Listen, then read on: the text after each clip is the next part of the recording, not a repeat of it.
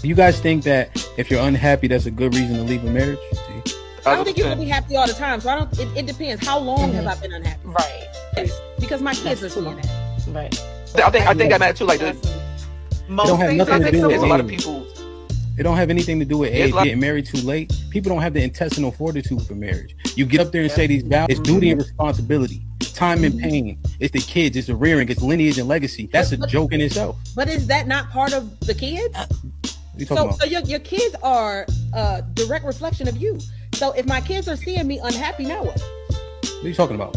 Because you said happiness in the marriage because you just said kids are part of it, right? Let me explain it to you. You're conflating your happiness with how the kids are treated, right? I'm not even talking about the kids. I'm talking about you being happy, right? I just said that about sex, so don't act like you can't do it about everything else. So now that we have a baseline with that, you can fake it till you make it in front of them kids all the time. Now, kids have discernment. I understand that, but happiness doesn't mean everything has to be egregious in the household. However, we know ebb and flow. Is that a thing, or are we dismissing postpartum? Postpartum depression. Do we have menopause? Right. And so you guys go through these ebb and flow periods where your happiness is intrinsically not working. But that's why I agree. But I'm just saying. But you put it on the kids. Like, no, answer my question directly based on happiness itself. I did, but I said it depends on how long I've been unhappy. Raising my kids in a house where there's no happiness is not selfish. That's not life goals. Just for the sake to say I have a husband. Are you serious? No, you made a commitment under the Most High God, right? Unless you don't believe. Who cares about the commitment if I'm unhappy and I'm dying inside? No, don't interrupt them, Melly. Sorry, Nikki, what you say? I'm not staying unhappy for 10 months. You talking about 10 years? Well, I've stayed unhappy for a very, very long time. But who is going to continuously stay in an unhealthy marriage where you're burning inside, you're dying inside, you done forgot who you are, you done forgot your self-worth, and you're just super unhappy, like depressed to that point, just to say I have a husband and I have a family? But I think that we know how hoes are created. Callie said it earlier. Something about they ain't had their daddy, their daddy didn't love them. That's one. Secondly, most of these hoes been hurt by a man. Just like these niggas that been hurt by women, they become hoes. It's the same thing. Savage. Okay, so this is what I'm saying. Even with what Callie is saying, the lack of love, lack, hopelessness, a deficit, desperation. That's all the same umbrella. I'm desperate for the love of a real man because a man never loved me. So I'm out there searching for the love of a man. But because I don't know how to properly find love from a man because I never experienced it. So now from these worst experiences that I've had and the damage that I've had from men, I'm telling you now, I'm only going to use them for what I like them for because there's no possibility that they could ever even try to love me correctly. And I'm so lost on love, so in the deficit, I'll be desperate. And a lot of women have penis. And the girl come up here, hands. Remember the girl that came up here who was cosplaying a man? She was a whole butch, calling the women male-centered up here. You're trying to become them niggas. Talk about worship when you think you're fucking up a storm because you're a man and you're acting like a man. That's male worship down to the ground. So the women who are promiscuous, are we saying they're all desperate? Majority. I'm not saying that, but I know. Yeah, I agree. I feel like in my point in my life, I feel like I was being groomed to cater to him. So at 18, when did you guys break up or stop dealing with each other? When I was 21, turning 22. So you were for about 3 to 4 years. How did you upgrade him? Oh shit. I think that I gave him a different perspective. Well, you also feel like after you dated him, I upgraded you, and then all these women want you after what I did for you. He was 18, bro. Like, you grilling him, bro. What the fuck? It's hard to imagine an 18-year-old girl upgrading a 28-year-old man, but then you left curious, what could you have possibly really done to a man that age? Like, you don't have no money, you 18, you don't have much knowledge, you 18. But what we're witnessing is cognitive dissonance. So there's no way you admonish the man by saying that you upgraded him and then in another breath say he groomed you. Those two things are diametrically opposed. Right? And then you said age don't matter. People could be wise beyond their years. However, when Tamia gave you the bail money about you being 18, you're like, yeah, I was just 18. Nah, because remember you just said that you had the wisdom and understanding of somebody older than that, which is what you would be able to bestow on him. Right? Ooh. So these things are conflicting when we saying them. Did you actually upgrade him or was you mad and talking shit to him because he cheated on? Are most of us cowards? Are most of us willing to kill and die for our wife and children? Are we willing to defend ourselves? Do we know what it looks like when shit is hitting the fan? Do we know when danger is actually upon us? How many dangerous situations have we been in to tell? Do we know who we are in these ways? I'm gonna just tell y'all this. If you are in a real life situation and a person approaches you after an aggressive conversation, get yourself in a position in which you can defend yourself properly. So don't stay in a position that doesn't give you any advantage but put you at a disadvantage. Don't ever do that. see people picking and choosing, you know? So if I'm going to approach you in an aggressive manner, then I should stay that way. Or else you look bad. That shit look corny. That shit don't look good for men. Because it's like, damn, is there a low-level threat of violence between men for real? But that's the word. We pump faking. We half stepping. That shit take away from our strength, our bravado, when we don't know how this shit's supposed to go. So this is a thing that I just been trying to process, man. Don't sleep on nobody. And be ready. Be ready as you can. The man says he got cheated on, and you tell him he's the reason why he got cheated on because she didn't feel like she was getting enough emotional support from him, and you justify him getting cheated on. And like I said, that's unfortunate. But the person that he got cheated on, you would have been like, "Girl, that nigga ain't shit." No, first of all, you don't know me, so you don't know what I would have said. I would have asked, well, what happened? What did you do? What did he do? I was trying to get the full story, but to just go on this "I hate women" train, I'm not about to do that. Like I said, give us the full details. But to just act like everything was just shine the rainbow, sorry, Uno, but it's more to it. Right. So I just want you to realize real quick, she was emotionally deprived, and you think then she entered a relationship with him. But no, you can't add that speculation on. What we do know, based on what he shared, and somehow you're saying he emotionally deprived her. You think that correlates? Because before she probably sexually had that experience with that man, she probably emotionally attached herself to him. Why would you think that? Because as y'all like to just say that women just go and just be loose and just have sex. You do. Remember we had the conversation. But the majority of women, they are going to emotionally, the majority of women going to emotionally attach themselves to a man.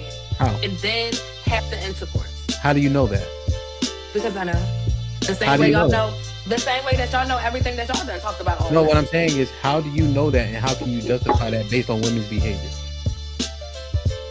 Because it's statistics. Somebody do the research. If she has a dream about me cheating, am I at fault now? You did that shit. You did that shit, nigga. You did that shit in your past life, man. Damn, boy. So he got hit with a honey bun and it's his fault. Okay. That's like a boomerang. I mean, I don't know his situation. How much would you say yes or no? Well, she let another man put his penis in her vagina. He didn't ask her to do it. She just went and did it because or whatever. So, I mean, I don't know how necessarily it's his fault unless he, maybe he's seen the signs and just chose to ignore them. But other than that, like, I'm pretty sure you left after you found out. Yeah. So, yeah, he did the right thing. Stepping away from it. So, is that an assurance for a partner? Is that an option as well? Like, fellas, like open book? Yeah, I got you. Real quick. Hey, fellas, if you dealing with a woman and she call you a partner, get up out of there. Okay. Yeah, let me see. Let me log in that joint whenever I feel like it. Yeah, I think that will work for sure. Yo, that accountability helps people too.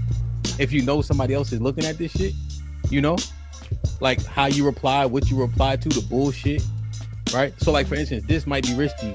Callie and I can see it, and my wife can see it. Now, I don't even really look at it that much because I know that they be looking at it. But also, bullshit get flushed. You know what I'm saying? It like take a weight off you, Right? Because temptation killed the cat. Pun intended. I don't even have a lock on my phone. You can pick up my phone at any moment and go in there looking and see text messages and all that shit. Don't get a password. You say delete it. It's gonna be deleted. You mentioned that one of the problems was that you have so much access on social media. Like some people can message you, DM, your DMs popping. Him looking at it, is that going to satisfy him that it's confirmed now, or is he just trying to confirm whether or not you're responding back and cheating? The con to that is that he gonna read all that shit the wrong way for sure. Every time. As he should. It ain't never all good. I was just gonna say something to the effect of, in terms of social media, although primarily I do it for content creation, if my man had an issue with it, I was at it, no questions asked, because I've actually been there, done that. It calls for strokes. Like somebody will punch you in your shit for talking too much and talking crazy. Just say that in the Bible. No, it doesn't say that in the Bible. That also equates to. I knew it. A fool lips enter into contention and his mouth calleth for strokes. Proverbs 18:6. Okay. Because I read this shit. I'm just saying I about did 5,000 times. Yeah, so what I'm saying is, well, you didn't know that was in there, right? Put him in the fucking bedroom. Get him out. So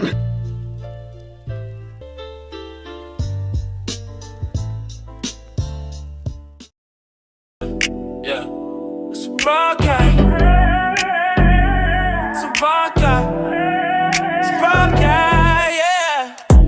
Like, share, subscribe, tell a friend, tell a friend. DJ HAMP about to go live again. So hit the likes, my friend, on your way in. First off, salute the chat. And to all new cousins, welcome back. Heard you searching for the real, well, this is where it's at. The latest topics and panels and brother, don't get sent to the bathroom. We got all the stats, too, back to facts in the morning or the afternoon. Tuesday, women's POV, 2 Fridays, dancing, jamming tune. It's a community of real, and we better than the world news. This might be risky, I hope you know. This might be risky, let's go, let's go. This might be risky, no, I love you, real, I love it. This might be risky. Salute to DJ HAMP, it's time to start the show. Salute to DJ HAMP, it's time to start the show.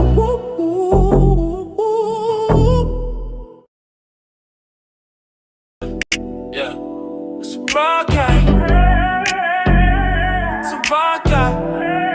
It's a broadcast, yeah. Like, share, subscribe, tell a friend, tell a friend. DJ HAMP about to go live again. So hit the likes, my friend, on your way in.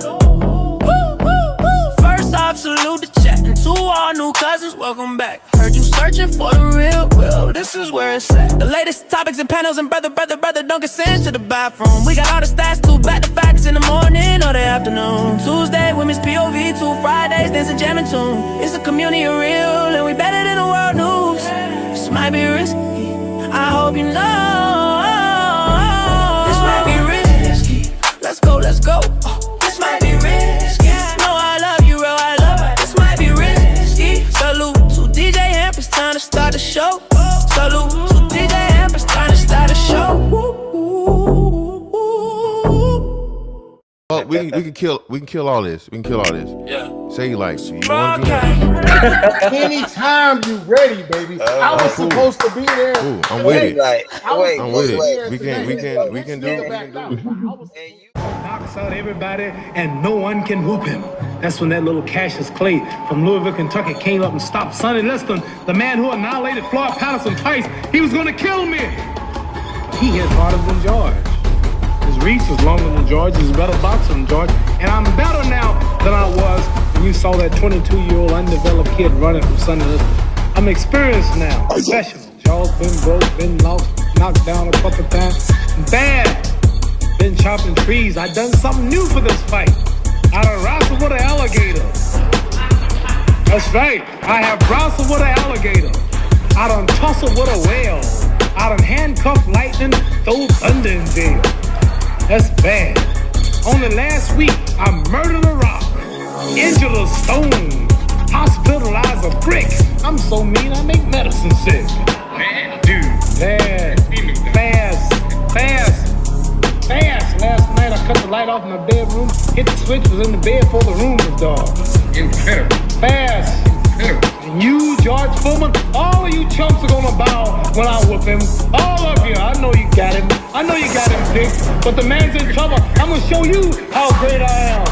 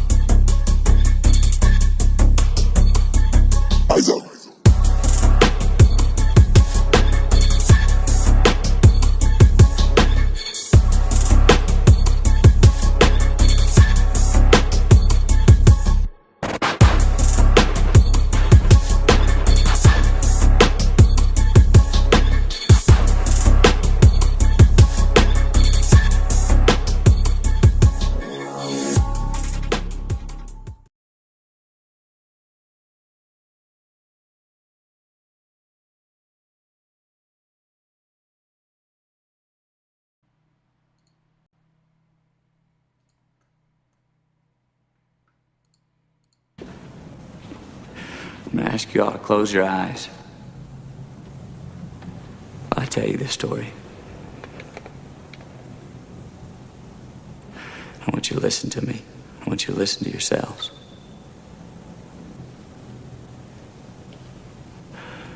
Go ahead. Close your eyes, please.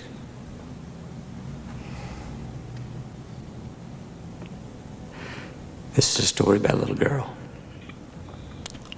walking home from the grocery store one sunny afternoon. I want you to picture this little girl. Suddenly a truck races up. Two men jump out and grab her. They drag her into a nearby field. And they tie her up. And they rip her clothes from her body. Now they climb on. First one, then the other. Raping her.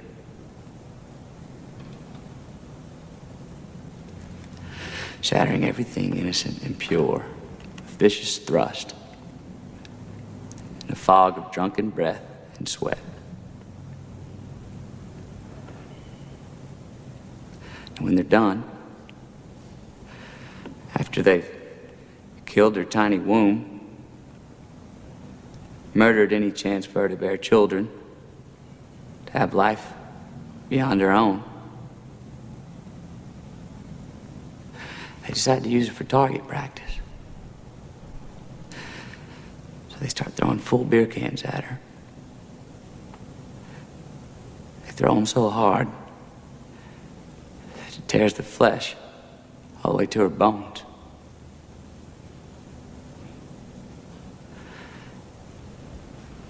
Then they urinate on her.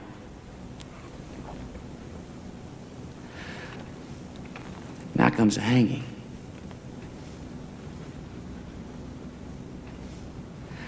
They have a rope. They tie a noose. Imagine the noose coiling tight around her neck. And a sudden blinding jerk. She's pulled into the air and her feet and legs go kicking and they don't find the ground. The hanging branch isn't strong enough. It snaps and she falls back to the earth. So they pick her up, throw her in the back of the truck, drive out to Foggy Creek Bridge, pitch her over the edge. She drops some 30 feet down to the creek bottom below.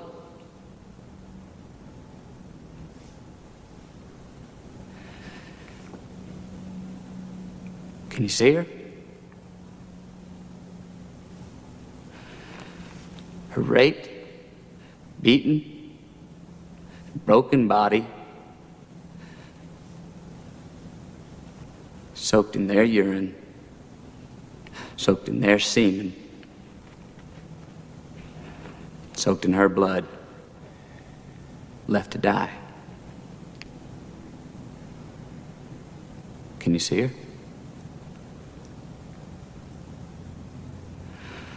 I want you to picture that little girl.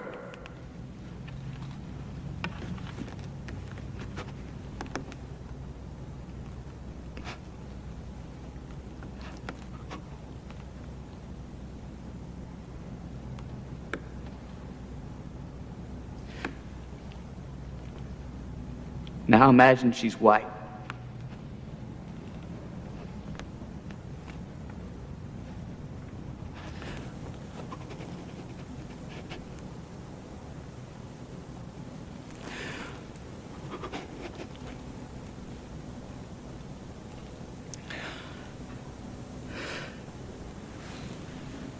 The defense rests, Your Honor.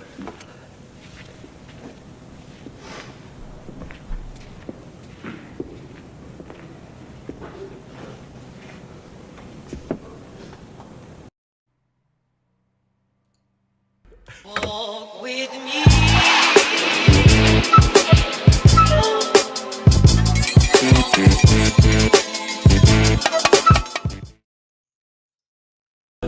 Yeah. It's broadcast.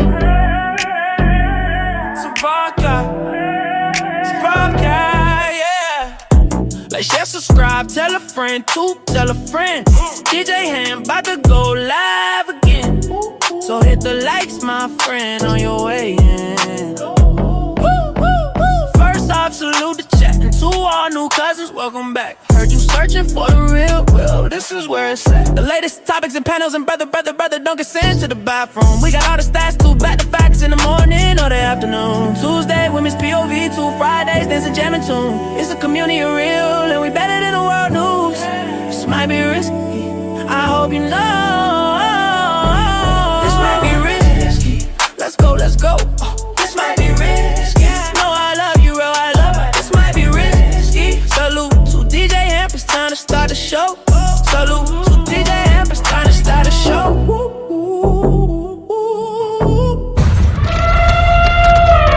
Run, it's a stampede! DJ Hamp, the stampede. DJ Hamp, the stampede. Yep. Like, share, subscribe, tell a friend to tell a friend. Hit that like button right now if you can. That helps the channel the most. It's been a hell of a 7 days, man. Salute to everybody in the building. We had defense rest yesterday. Closing arguments today. The jury will then deliberate. If you have not seen that scene, that is from the movie A Time to Kill, where a little black girl is walking home. She is then accosted, raped, and hung in the movie. Fortunately, in the movie, the branch breaks. The 2 men are arrested, but it is in a southern city or town to where there's a disparity in prosecution, judgment, and justice. And so the 2 men, correct me if I'm wrong, are exonerated, or they not even get to the point to where they're going to be tried because they know it's a jury of the men's peers in a skewed view of how things should go. How black life in this particular movie is lesser than, where the 3/5 is in abundance, you know, in the setting of the time of the movie specifically. So the girl's father kills the 2 men before they ever get to trial, because he knows and he assumes that they're going to be exonerated because of color. And so that scene you saw is the closing argument that Matthew McConaughey is making on the behalf of the father, who was played by Samuel L. Jackson. And he depicts the scene and asks the jurors to close their eyes, in which case they do. And he articulates, as you saw in the movie. And then at the end, he says, now, imagine that girl was white. And so now we fast forward to what we actually talking about.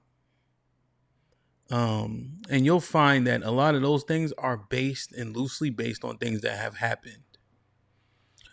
There was an interesting conversation yesterday being had about, would white people be responding how it is assumed most black people are responding based on what it is we're seeing,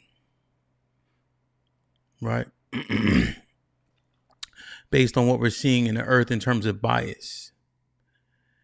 And it was said by a couple brothers on the panel that no, white people wouldn't respond in kind. But then when you have movies like that are loosely based on different stories, we mentioned throughout history where you have a skew in prosecution. You know, you have the Emmett Tills, Steny Jr., you know, just different things that you witness in where people have an obvious bias and racial skew based on who's being implicated, arrested, and charged, and who they tend to side with. You know? And so that was an interesting take that we heard yesterday. Right? That was an interesting take that we heard yesterday. So we're going to assess it more today. What would be the difference if he was white? What would be the difference?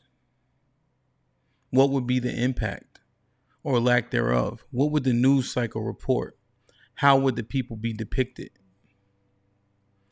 And so seemingly that's what we'll try to assess today as we allow for the trial to continue to unfold in terms of closing arguments. Somebody edify me if I have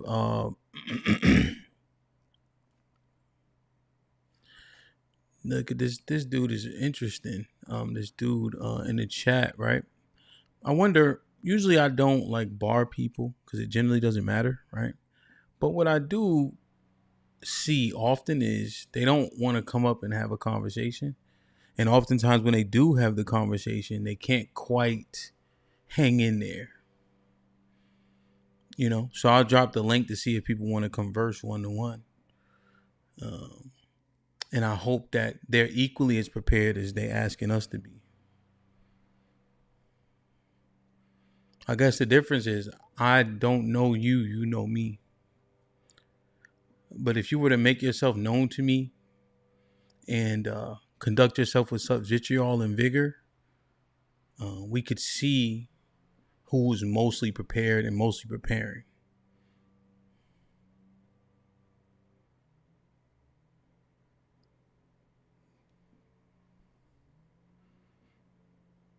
But notice, right? Notice how they talk, what they say, the pride and all that. It don't go unnoticed. I'm not for 1 second sleeping on anything.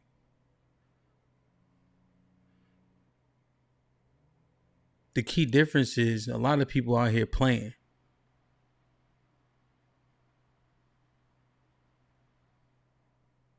A lot of people out here playing. This ain't funny to me.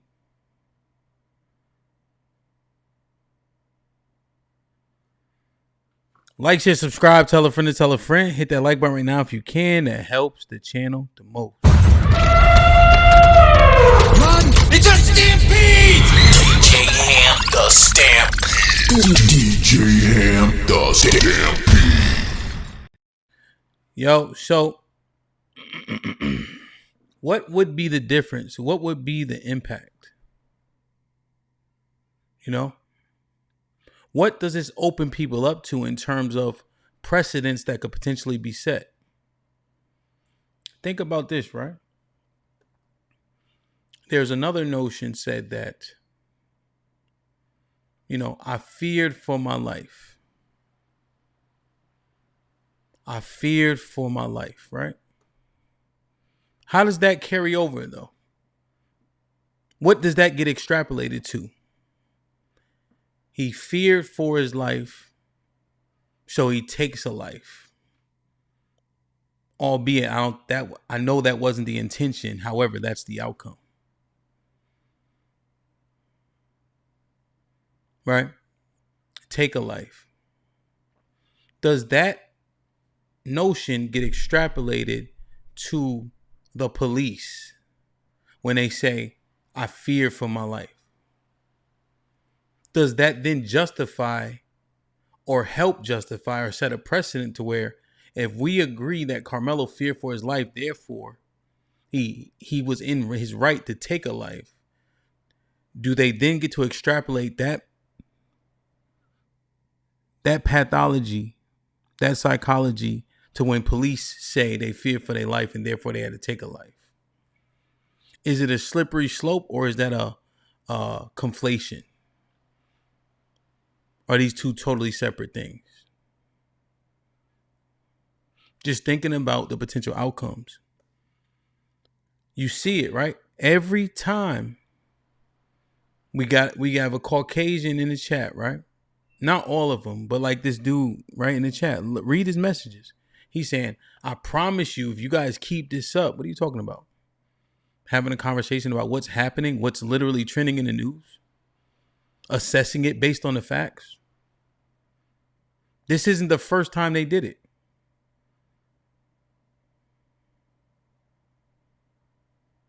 Pay attention.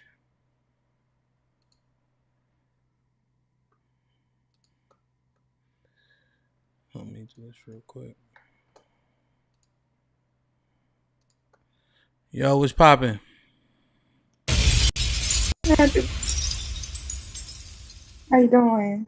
I'm doing bad. Doing bad? Yeah. You be like that sometimes. Yeah,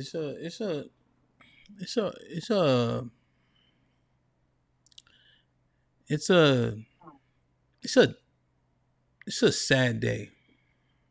Mhm. It's a sad day. I'm realizing more and more you gotta fight everybody.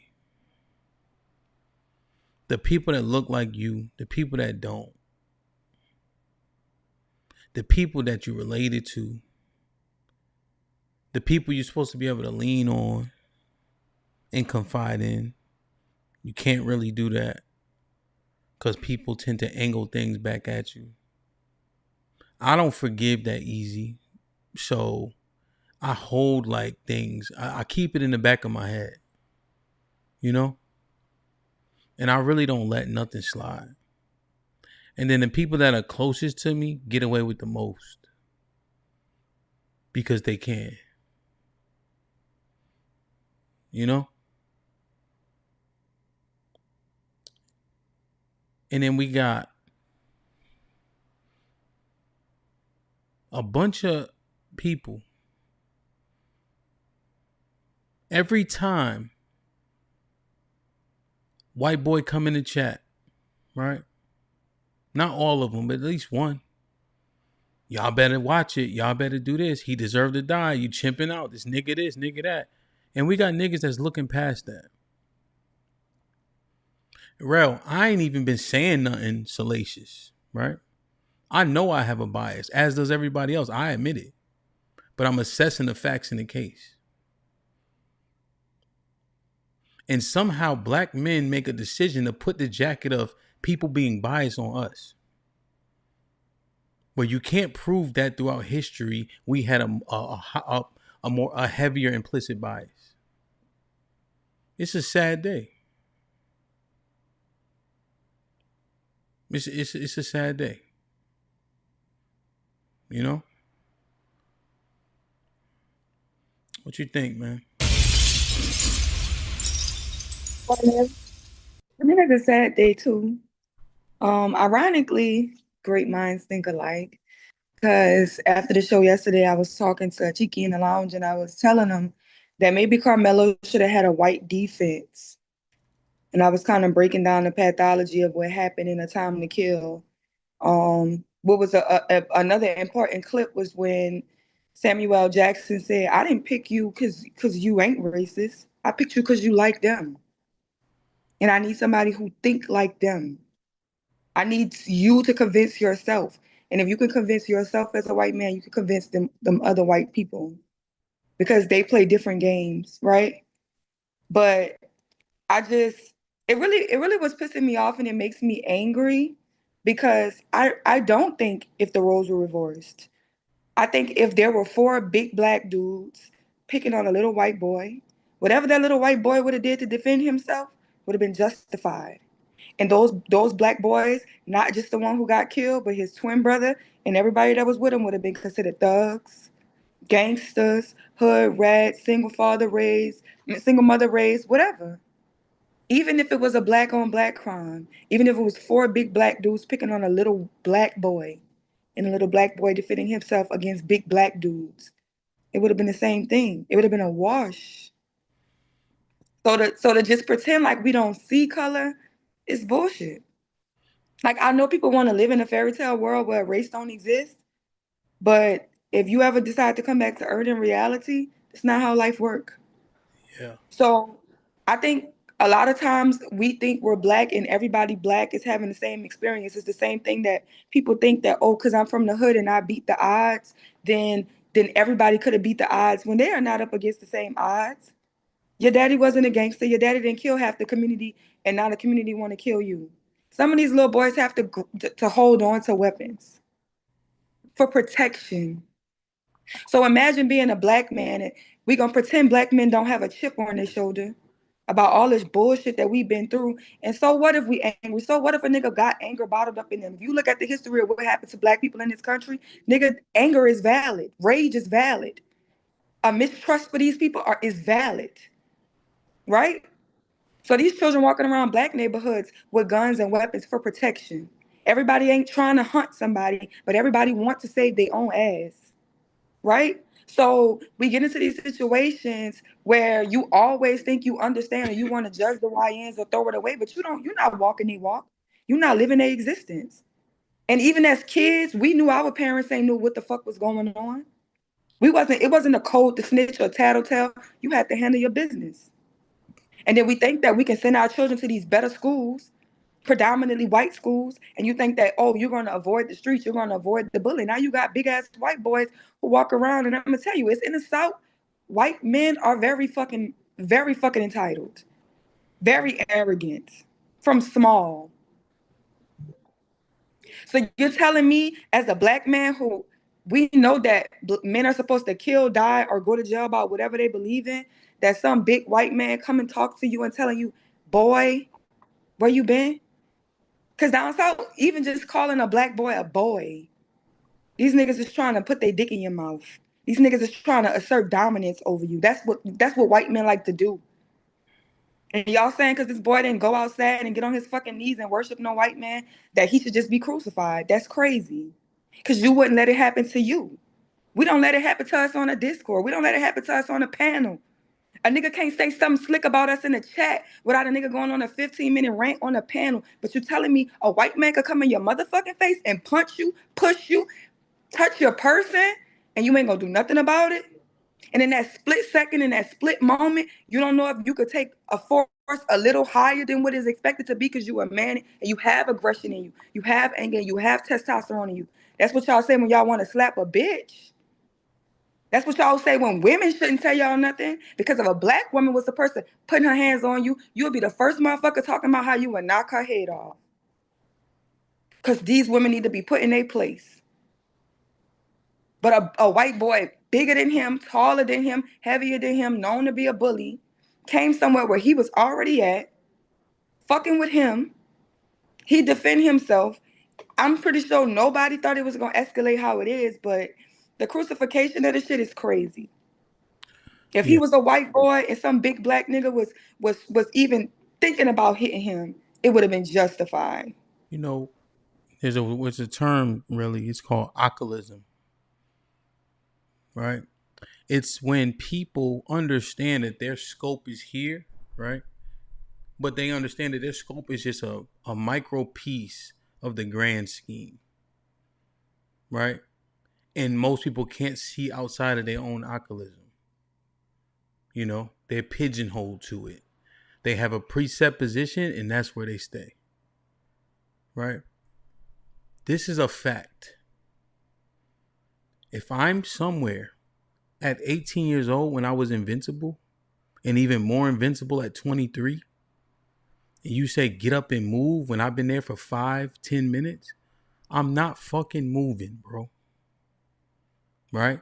How dare you? None of the men on the panel yesterday were moving, especially in a downpour.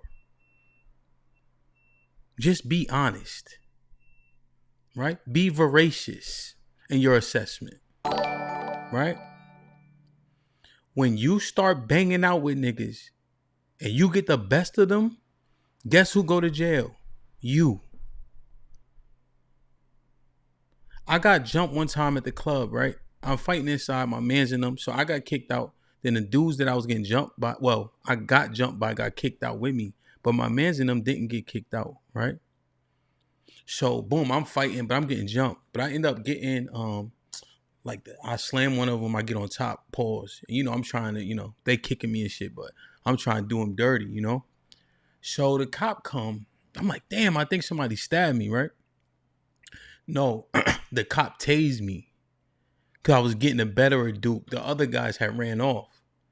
And I said, why you tase me? He's like, well, they ran and you was on top of him and you wasn't, I wasn't paying attention to them saying stop, So then boom, I say, all right, so I'm good then, right? Nah, we got to arrest you because we tased you. You know what I'm saying? And so it's so stupid. They put me in the same cell with him.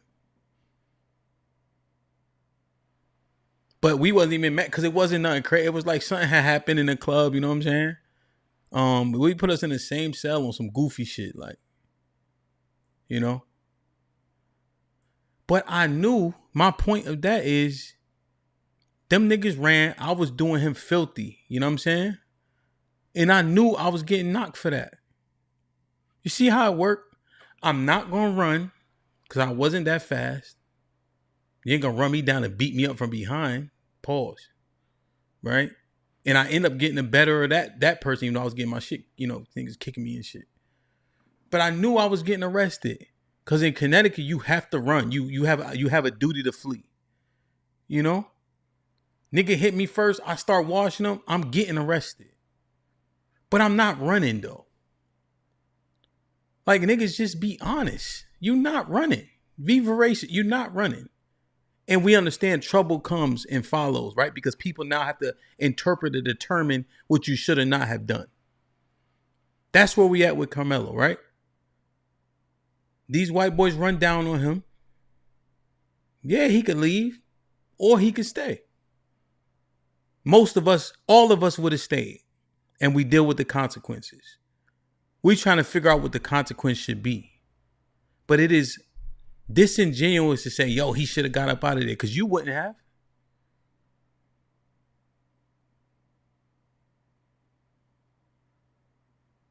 It's always easy to say what somebody could have done when you ain't in a situation. That's the easiest shit, is to see something from the outside. But like I said, it's the same people who can't compose it. If we can't even control our composures on panels, don't tell me what happened if somebody put their hands on you. You don't know until you in that minute. You got this chip on your shoulder, like we all do. When white people talking to any of us crazy, we like, what? Ain't we the generation of niggas who said we ain't our ancestors? Don't we got t-shirts like that?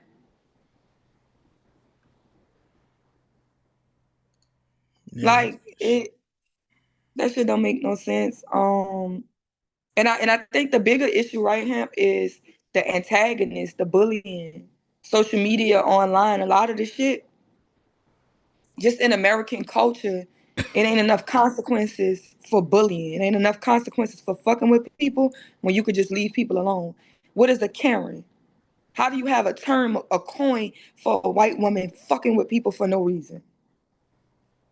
These people really be needing to be put in their place a lot of the time. So do I think that they gonna get this man a fair case? No. You know what I'm saying? I do think that he gonna get some time. I don't think the verdict gonna come back not guilty. I'm hoping for a not guilty, right? But he gonna get to live, and he gonna get to see another day, because he defended himself. He held on to his dignity, his integrity. He defended his fucking person like a man should. He got to go do his time served because of crimes against the law, right? Because the makeshift crimes that we make. But the nigga he killed, you ain't got another chance to bully nobody. You ain't got another chance to go fuck with nobody else. Because you talking about what Carmelo could have did, but I'm trying to tell you what the rest of them niggas could have did. They could have left that boy alone. You ain't no fucking teacher. You ain't no principal. You don't own the stadium. You don't own the tent. You ain't no literal authority at all. You ain't the police, the DA, the judge. You ain't none of them niggas. You just woke up as a white man, big and tall and strong, and felt like you could fuck with people. And you fucked around and found out. And to be honest, more of that shit need to happen. More niggas who fuck with people for no reason need to die. Shit, the world getting way too lenient. More of you niggas need to die. More of you niggas need to be stabbed to death. Shot execution style in the fucking head, in the middle of the street. More. Until people really learn how to leave people alone. Because a lot of drama and things that we get into, Hamp, it could be resolved. The people leave people alone. Niggas is building social media platforms, walking around thinking that they can make millions and get millions of views off fucking with black people. Off disrespecting black people. But we about to shun the boy who told him, nah, it ain't rocking like that. We talk all that shit about our ancestors being slavers and choosing slavery and living on their knees, and I'd rather die than be a slave and all that bullshit. And the one time a black man say, man, that white boy ain't about to fucking play with me and I'm willing to die, kill, or go to jail behind it, we demonizing him. That shit crazy to me. I'll tell you this. I'm for self-defense and defense of others, right? I'm for defending your pride and ego. Any man without ego is a woman. And I hope women understand what I mean when I say that, you know? And I am of the ilk where I'd rather duke it out because I want to show you, right? I don't need no advantage. You know, I'm kind of that mindset, you know? But I have a gun, I have a knife, you know? And so I'm of the ilk of where Pop said, use these, you know? Now, in the same breath, I don't expect other people to think like that. Like if I get run down on a nigga and he want to fight, I run down on a white boy and he want to fight, or I want to fight and he want to use a knife, or he want to pull a gun, that's within the realm of expectation in my head. Because there are no rules out here in these streets, at a track meet. Whenever we have an issue, you're supposed to escalate it to the police. When you choose not to, you are now committing a crime. Assault is a crime. Battery is a crime. You can't put your hands on people. And how you respond can be prosecuted. See, I expect that shit. I'm not expecting nobody to give me a fair fight. That don't make sense. You know? So that's how I process it, bro. I don't care about Esau and them, right? But the vengeance part, that's later. I'm assessing the situation. I really don't need neither one of them to be dead, right? That's not the outcome I want, right? It's still young people at a school. You see? But I do want people to be taught a lesson.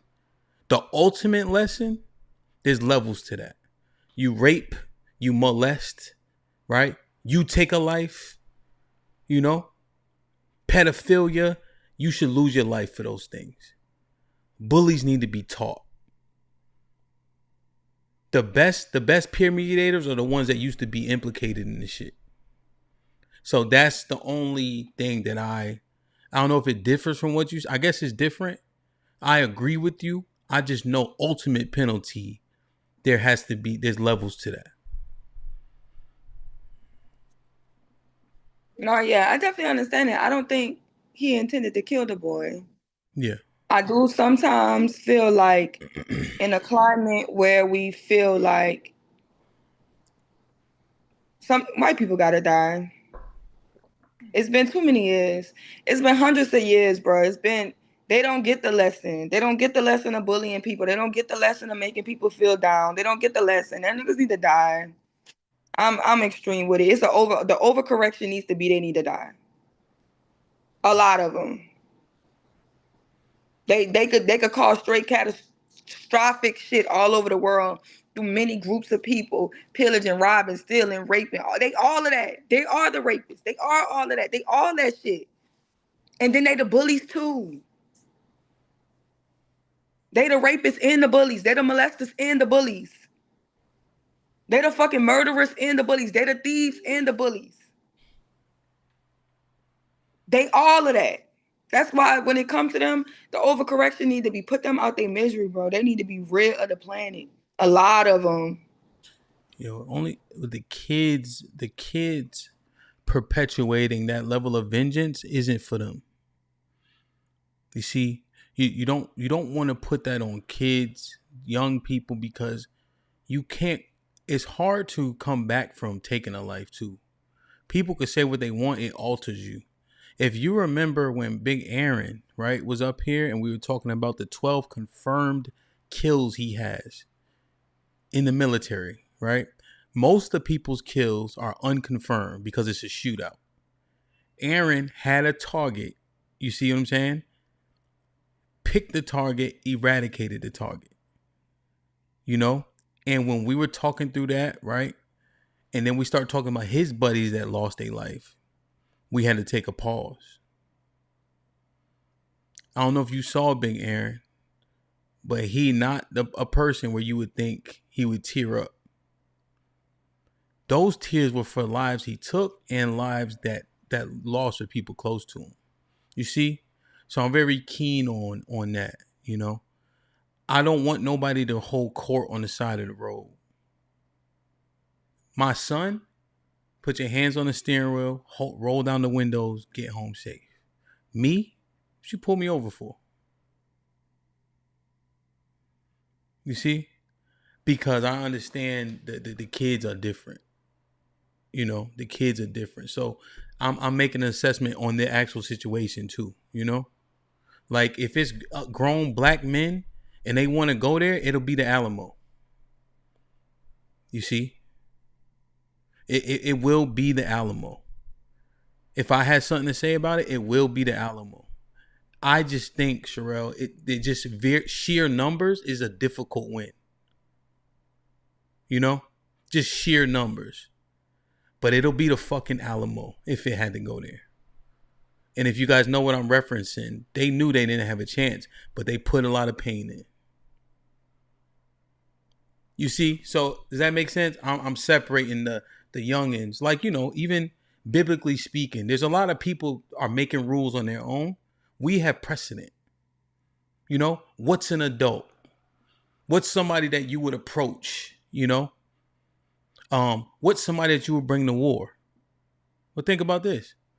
Pursuant to numbers 1 and 18, the men that were 20 and up paid taxes, went to war, were separated by their father's house. You see? So I'm not just making this up. The Levites, the priests who were 25, started to preside over the congregation.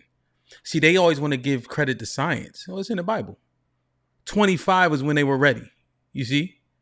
Not your brain was developed. Yeah, that might be cool too, but the Most High already told us. Right? At 25, you can start to edify people. You see? You know, science trying to catch up with God. Yeah, I know. But that's what I'm saying. At 20, that's an adult. Now you could look at them because that's when they started to have to do adult shit for real. It's biblical precedent. You see? So when I'm looking at Carmelo 17, they still got some growing to do. You know? So that's my take. What you think? No, I agree with that. I think it's unfortunate, like I said. Mm-hmm.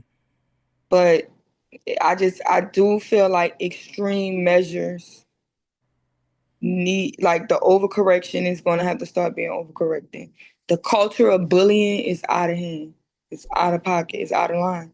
Yeah. You know what I'm saying? And this is my thing. That's not just considering this white boy. You know what I'm saying? Because let's talk about when we have the conversation, HAMP, when we talk about what the YNs is doing in the black community. Remember, Vine was 15 when he was catching bodies. Them little niggas on 63rd, 64th, they all teenage boys.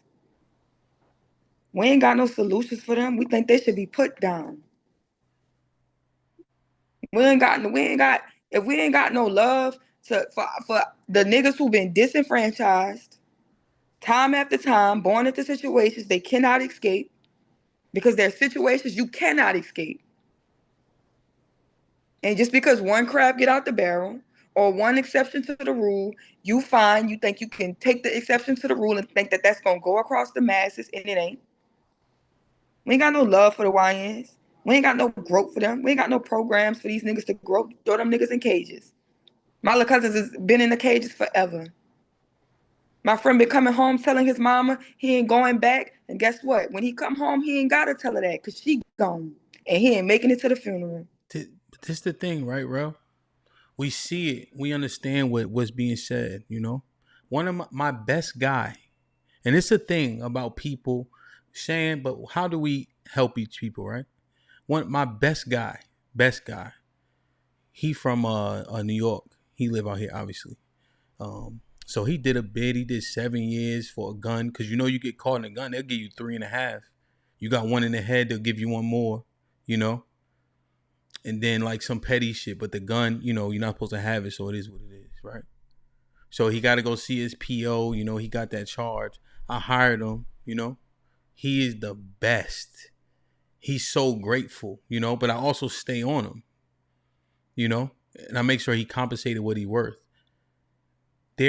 What opportunities do we give when people are coming home, when people are downtrodden and etc.? See, that's another big portion of it, you know? It gotta be more than just the internet. Because I'm telling you, if people don't have an opportunity to do shit, they go back to doing what they've always done. So, because you can't save everybody. No, definitely. I've seen that. You know what I'm saying? Yeah. And it's not a lot of opportunities. It's not a lot of skill. Like I said, niggas ain't really in. You think everybody getting an education in there? They not. Just doing shit, doing drugs, same shit on the streets a lot of the time, right? And I just do understand that it's easy for us to overcorrect. Do you understand that part? What I'm saying? Yes. When we looking at our black teenage boys, and we realize, hey, that evil in them. Even the Most High say, hey, evil in y'all early. Ain't no point in getting in the world. The sin is just in y'all. Y'all just gonna do that, right? So I just feel like the culture of people who mess with people for no reason, the culture of bullies, regardless of the boy race, all of that really needs to start having some type of overcorrection, right? Even when we talk about, oh, let's police, people be saying, let's police our own neighborhoods. Let's get the good black men to police their own neighborhoods. Why? When YNs ain't got nothing to lose. And you about to say men with wives and families should be protecting the neighborhoods. When these little niggas ain't got nothing to lose, they will kill your wife, kill your family, kill your kids, kill you in one sweep. And the police ain't, and there's no law to donated protect. $49.99 through Super Chat. I woke up and Sherelle was speaking 6:47. I agree with every word she said. Let's go. Let's go, Rel. Yes, it's me. You got the word today. Yo, I just want to be keen on. Nah. You know what? Finish your thought. No, that's what I think I was wrapping that up. Just this culture of people being destructive. And it's starting younger and younger, right? Because when do we look at them like they men? You saying 20, we saying 25. But if they killing niggas at 15, if they robbing niggas at 15, if they willing to take the lives of people, and we telling black men, upstanding black men with families, to police the neighborhood, and they ain't got a government to protect them. Y'all telling black men, go clean up the drug dealers. You know what? That's what they say, right? Oh, what HAMP? Y'all go do the YNs. What y'all gonna do? Fantastic. Go get the YNs. What for what? These niggas get smart. If I do them anything, I'm getting rocked. Yeah. The government ain't gonna protect black men, because you telling black men to police their neighborhoods. Nigga, tell the government let them. Tell them government let the good ones clean up the bad ones. Y'all ain't gonna let that rock, man. We gonna lose them all. Yeah, I understand. And this is an important part about actually trying to do it, So I'm a part of this organization called 100 Black Men of America, right? Where it's mentoring in impoverished or low income neighborhoods, and it's after school. There's not a lot of teachers involved and such. And I never forget this one boy. He was, oh my goodness, this boy was so hard headed, And so we got him, right? And so my buddy who did teach at the school, like, yo, you got to get out of here. Like you gotta go. We gotta get a little heavy handed, and because he worked at the school is different implications. So the boy in there, and he like throwing desks, shit like that, right? So I grab him, right? You like pin him against the wall, right? He like 16, 17, older a little bit. And he going off, but he can't get loose, right?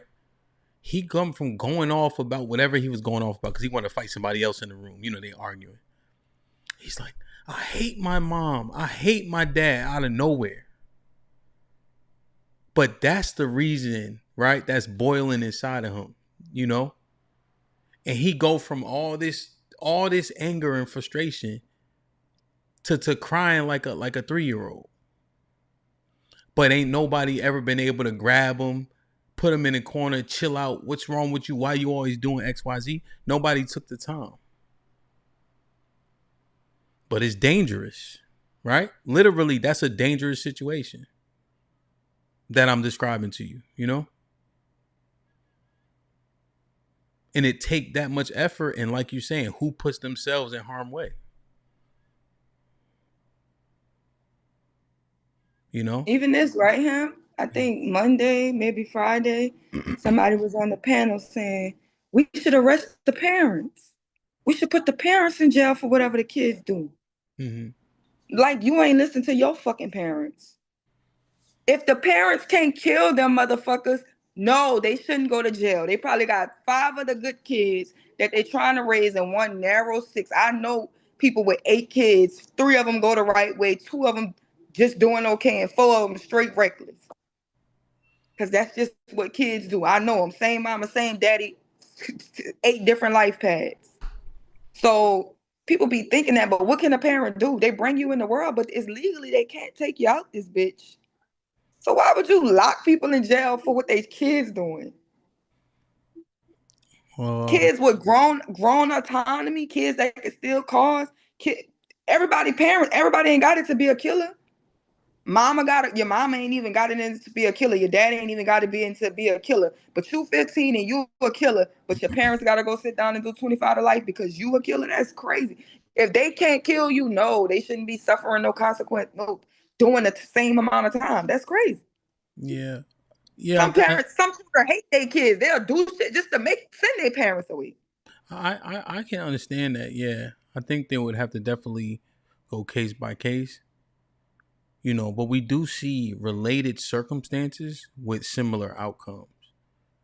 So there's truth to what we instill in our kids or don't. You know, so I understand what you're saying, right? It's a slippery slope. I just think that the accountability for a minor does extend to his parents. What that looks like is a discussion. You know, I thought I just seen Aaliyah. I don't see her. All right, I'm gonna put the link in the chat. We're gonna look at the transcripts too. But like, it's a sad day. Like, I don't care. Like, I don't. If I felt it, you know what I'm saying? I would say it, right? The boy being dead is disheartening. Like I just, and I guess I feel that way, and I'm saying feel because they babies to me. Being around 16-year-olds, 15-year-olds, 17-year-olds, you know, coaching football. Those are fucking like them niggas just be so dumb at 14, and then they be even dumber at 17, but they smarter. You know? Like my kids come up here, you know, when the kids I coach, half of them still say coach. I don't know if you noticed that. They still say coach, you know? Like, because they just always, you know, but I'm not disagreeing with the fact that, yo, you get handsy, you don't control your outcomes. You do not control your outcomes if you choose to touch people, you know? And I know it can escalate from hands to knives to fists to feet to guns. You know, when they shot up an affluent neighborhood in Buffalo, it can happen anywhere to anybody. Yeah. You know? And that's what I was thinking. I was thinking just the rationale of children. And don't get me wrong, right? You see toddlers and youngers cutting up. And I'm just saying, like, the way that adults be totally different and going totally different ways than what their families raised them to be. Mm-hmm. It would definitely have to be like a case by case scenario. I don't just think we should just have a bunch of locked up parents. Yeah. Unless the kids go to jail with their ass. You want to give it an honest assessment, though. You know what I mean? Mm-hmm. Like, yo, why was this nigga out at 1 a.m. and you ain't know where he was at? Like, they gotta be, I don't know, because you have to go to an extreme measure to get some type of fix, because it can't be 1-to-1 me talking to a young boy, Big Aaron, you talking to a one boy. You have to have more of an umbrella fix for, you know what I mean, to effectuate change in the macro picture. Aaliyah, are you there? I know she was at work. Go ahead, I'm listening. So what about the cases where it's like you think like they young, right? Mm-hmm. Do you just feel like, oh, they young, they all could be saved? No, I know most everybody ain't gonna be saved. However, we don't know who's who, and so that's the part that we kind of need to figure out. Because I know some young boys that If they would have been put out their misery a long time ago, there'll be less hell on earth. As kids, we'll let a 15-year-old catch 26 bodies. 26 people dead because y'all didn't want to kill one because of age. Yeah, that's what kids do. Kids disarm you. They make you vulnerable. You know. And your own kids do that to you. It's just a kid. You know, like, so I understand what you're saying, and I know why it happens. If that makes sense. Let me get Aaliyah in, man. Them crackers got to working hard, man. Aaliyah, what's popping? Hey, what's up? Hi, Sherelle. How you doing? I'm good. What you think, man? Oh, can you hear me? You can hear me? Yeah, we hear you. It's good. Nothing.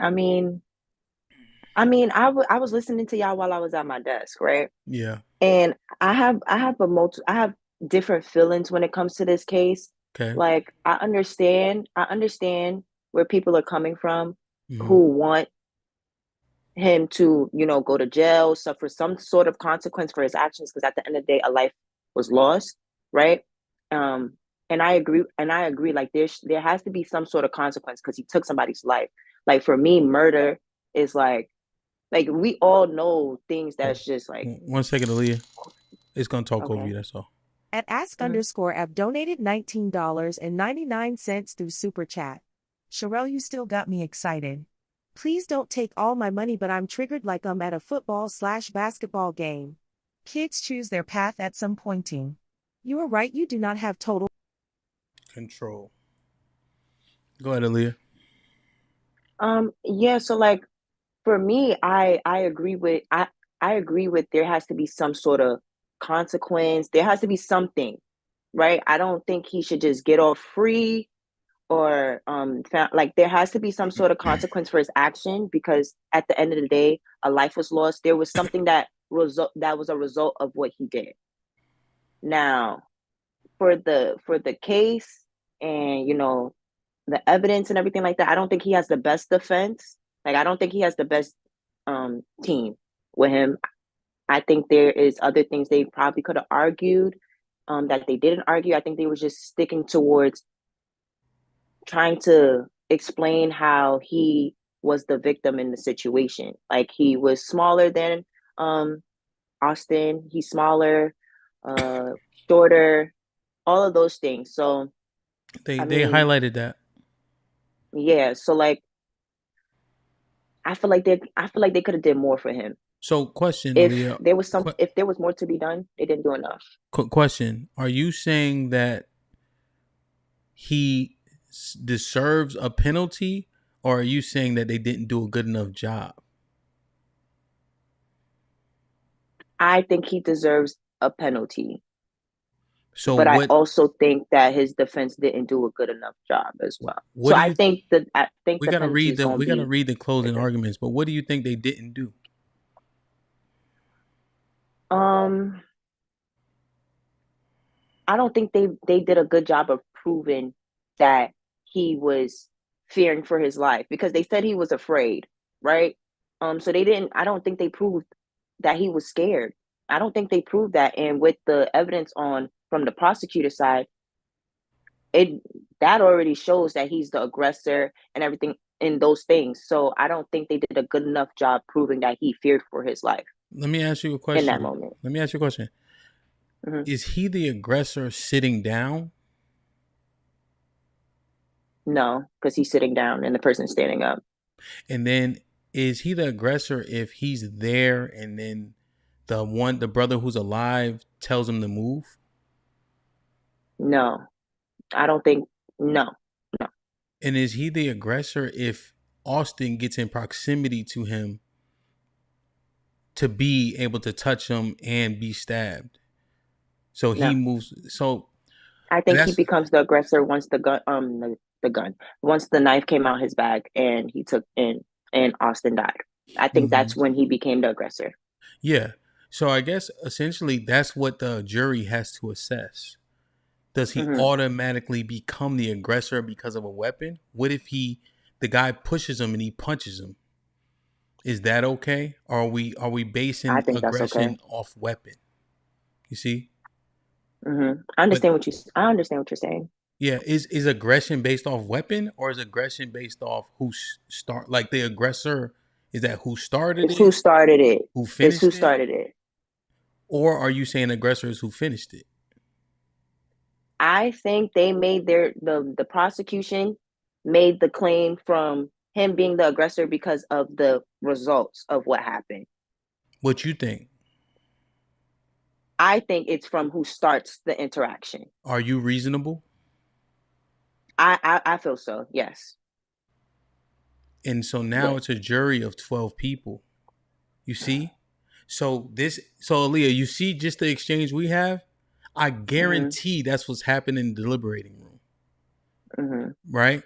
And so that's the part that now people are going to question. Well, he didn't start it. Do you get you need to hang a person? You need one person to say not guilty because it has to be beyond a reasonable doubt. And this is how I was explaining it to them. The fact that we had this cordial back and forth about the interpretation of aggressor is what seeps reasonable doubt, right? Because the burden is on the prosecution. It's like we kind of mix that up when we thinking about it, you know. So I think it's interesting. There was something else you had said. But you think he's guilty of something? I think he's guilty of taking somebody's life. That's a fact. Is that bad? Is that wrong?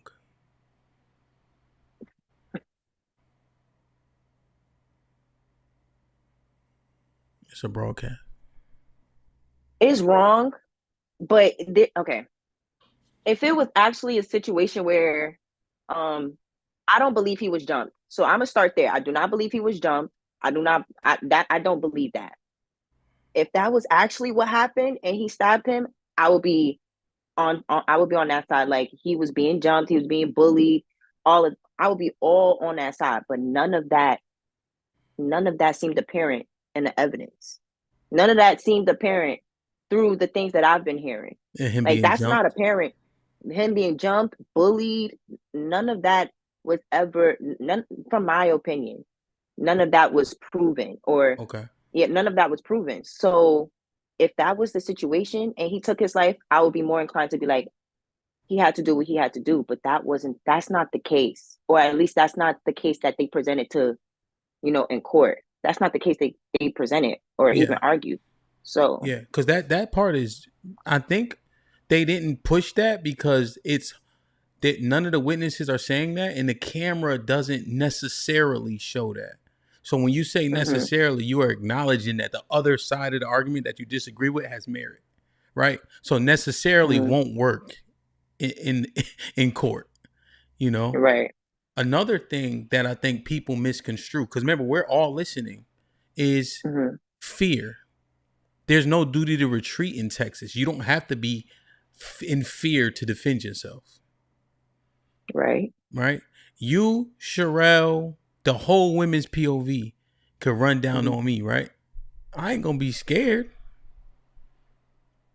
I'm like, y'all better go ahead. You have to have something.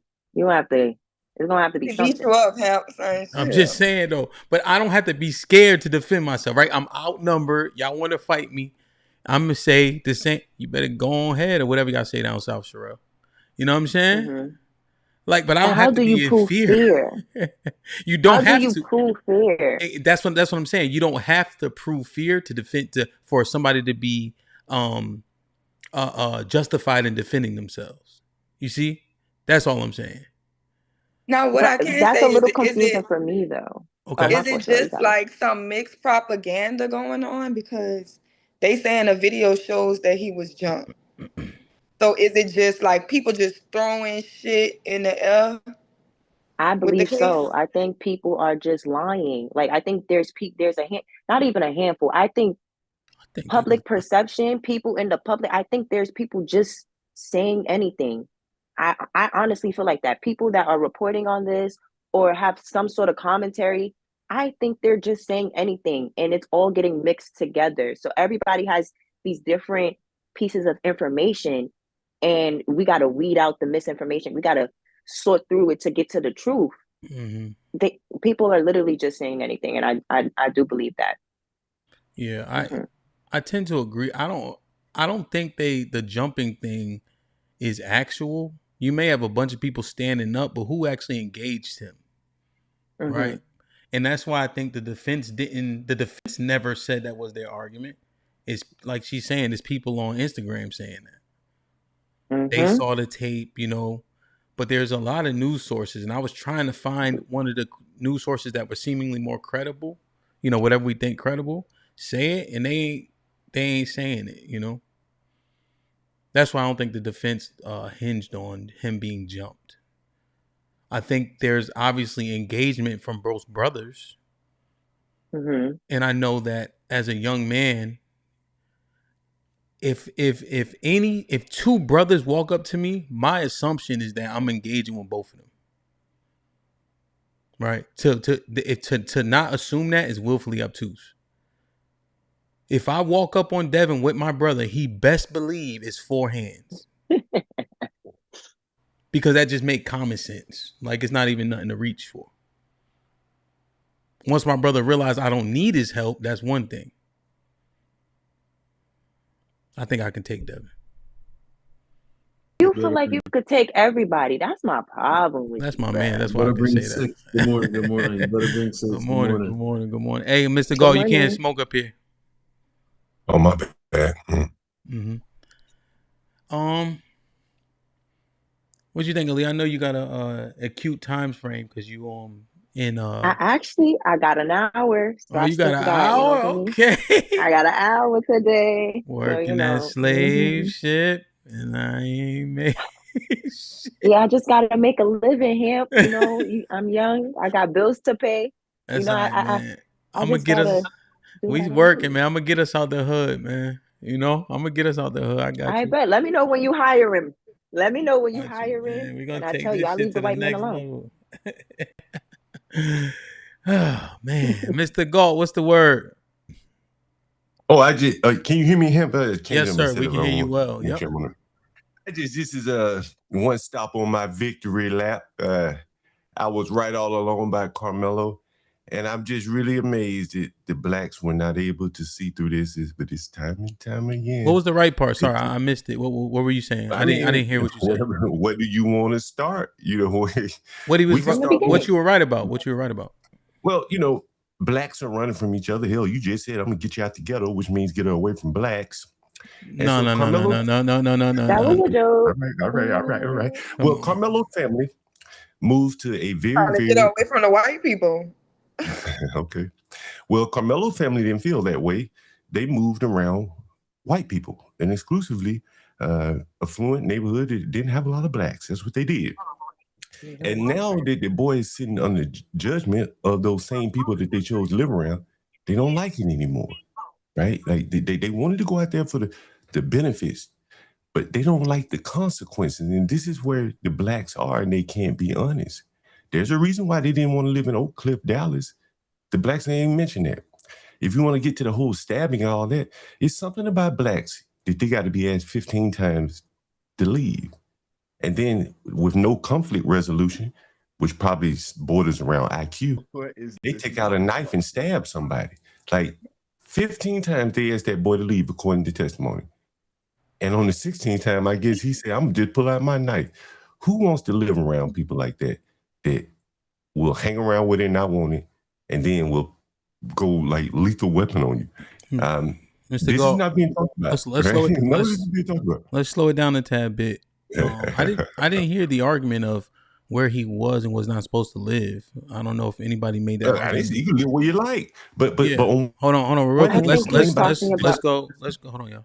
Let's go point by point, right? So I guess that argument is moot here because nobody was saying the demographic in which he lives in put him at a detriment, or he should or should not live in Oak Cliff. I'm sure that people up here. I'm saying here. You conflating what other people said to what Mr. Galt. Now I'm gonna say it one time, right? Because it's unnecessary for me to have to deal with. to talk while I'm talking is unbecoming, right? So now I'm just going point by point, you know. So I don't know where that argument has merit. That hasn't been said here one time about the demographic, you know.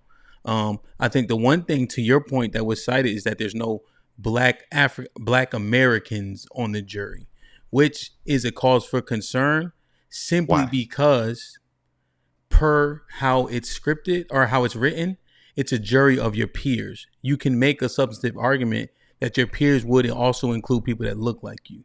But you're saying their peers are actually peers based on the demographic that they live in. So I can concede that point. All right, cool. So now let's move on, right? You see, you thought that was like a sticking point. It's really not. I understand what you're saying. Now, the second thing you said was what? Did he already get convicted? No, I didn't say he was convicted. What I said was the lack of conflict resolution, that you have to ask blacks multiple times, hey, man, get the hell away from me. Hey, man, get the hell away from me. Get the hell away from me. And then the blacks, they just, you tell them to move somewhere will make them stay there even more. It roots them. Gotcha. Telling them to get the hell away from you will make them do the opposite. Okay. 15 times they testified, they asked that boy to get the hell away from them, and he wouldn't move.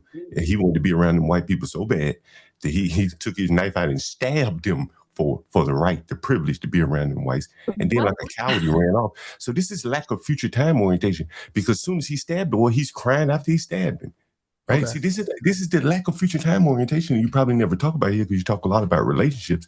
But this is probably why blacks can't maintain relationships, because it's the same damn behavior showing up in criminal statistics and in the relationship failures that you talk about. Same damn thing. It's overlap. You said what I talk about? On this channel, y'all talk a lot about relationships, and you know how seemingly blacks can't seem to maintain relationships. Yeah. And hell, I would say, look at the lack of conflict resolution within the men and the women. Right? In the song, it says everything. In the song, we talk about everything. Yeah, he hasn't watched in a while. I watch enough of you to know you talk a lot about relationships. That's probably what your channel is mostly about. Yeah, I think a lot. I think if you're saying a lot, I think you're saying majority, minority, you'll find a difference. But yeah, we do talk about relationships a lot. That's fair. I'm saying 50% of relationships, again, with 30, 40, 50-year-old people, they can't even, the men can't get along, the women can't get along, the mammies and daddies don't get along. Uncles, cousins, brothers, everybody's at each other's throat. These people are not going to be performing any kind of relationships. Hell, look at the lack of conflict resolution with Carmelo Anthony. So in terms of Carmelo Anthony specifically, right? Mm-hmm. So when you're saying they asked him to leave, what about the person that invited him to stay? But once you get asked to leave, man, get the hell on. Well, let me answer my question specifically, right? So if somebody said he can come under the tent, right? It's alleged to have been a downpour, right? And so now they're asking him to leave. But what about the person that invited him to come under the tent? Okay, he should have gone. Where was the rest of Carmelo Anthony's teammates? Where were they? I don't know. Okay, so he should have been with them. No, what I'm asking is this. What I'm asking is this, right? What about the person who invited him under the tent? Why does Austin or Hunter take precedent over that person? Well, as I said to you, once he was asked 15 times to leave, he should have went and found the rest of his teammates. Right? That's what he should have done. He said, well, yeah, I'm not wanting here, and my teammates over there. Why don't I go where my teammates are? Well, here's the interesting thing, right? The brother, real quick, right? The interesting thing is, right, when you're saying that he was asked to leave by the same person 15 times. What about the person? No. Well, you said I think. Can you confirm that? I don't want to say for sure without going to look it up. It's all good. But what we do know is he was engaged by the brothers, right? Who came over after he was already sitting there. One of them, yeah. So now I'm simply asking you, what about the person who invited him under the tent? Why does the people who weren't there when he first got there take precedent over the people that invited him? Well, why didn't they stand up in the trial and testify and say, we wanted Carmelo up under What do you think, though? What do you think?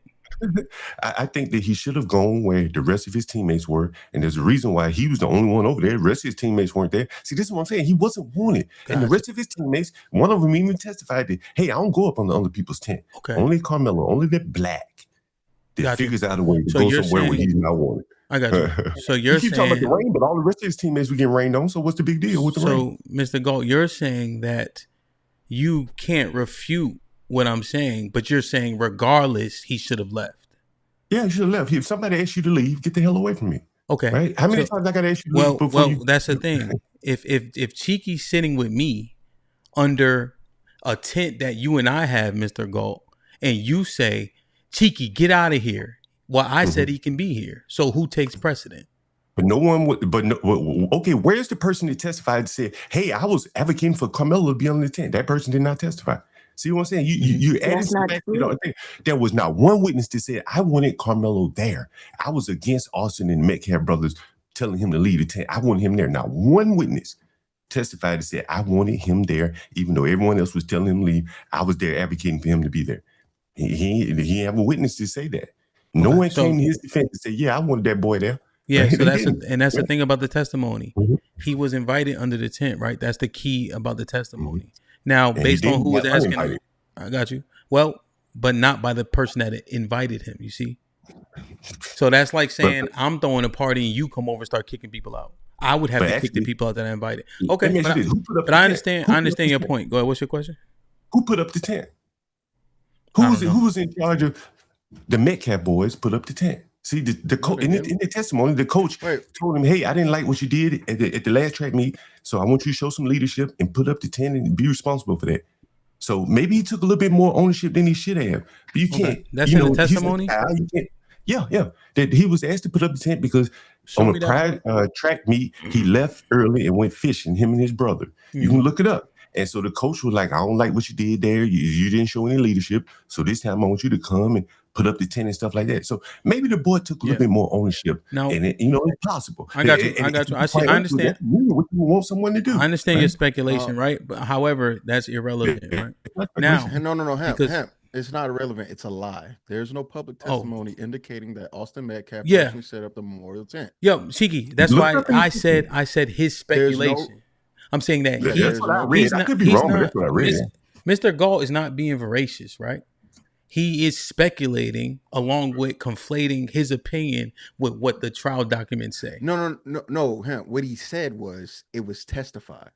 Yeah, I know. He said that. Okay. So I call it speculation. He just said, okay. Yeah, no. He lied. He's wrong. Okay. That was a coach. And then I think there was somebody that did testify to him. Let's just find it. Well, Aaliyah, don't assert that. Go find it and then introduce it. I'm looking right because if you say that, and now it's like it gives merit to something that we can just go find. Okay. You know?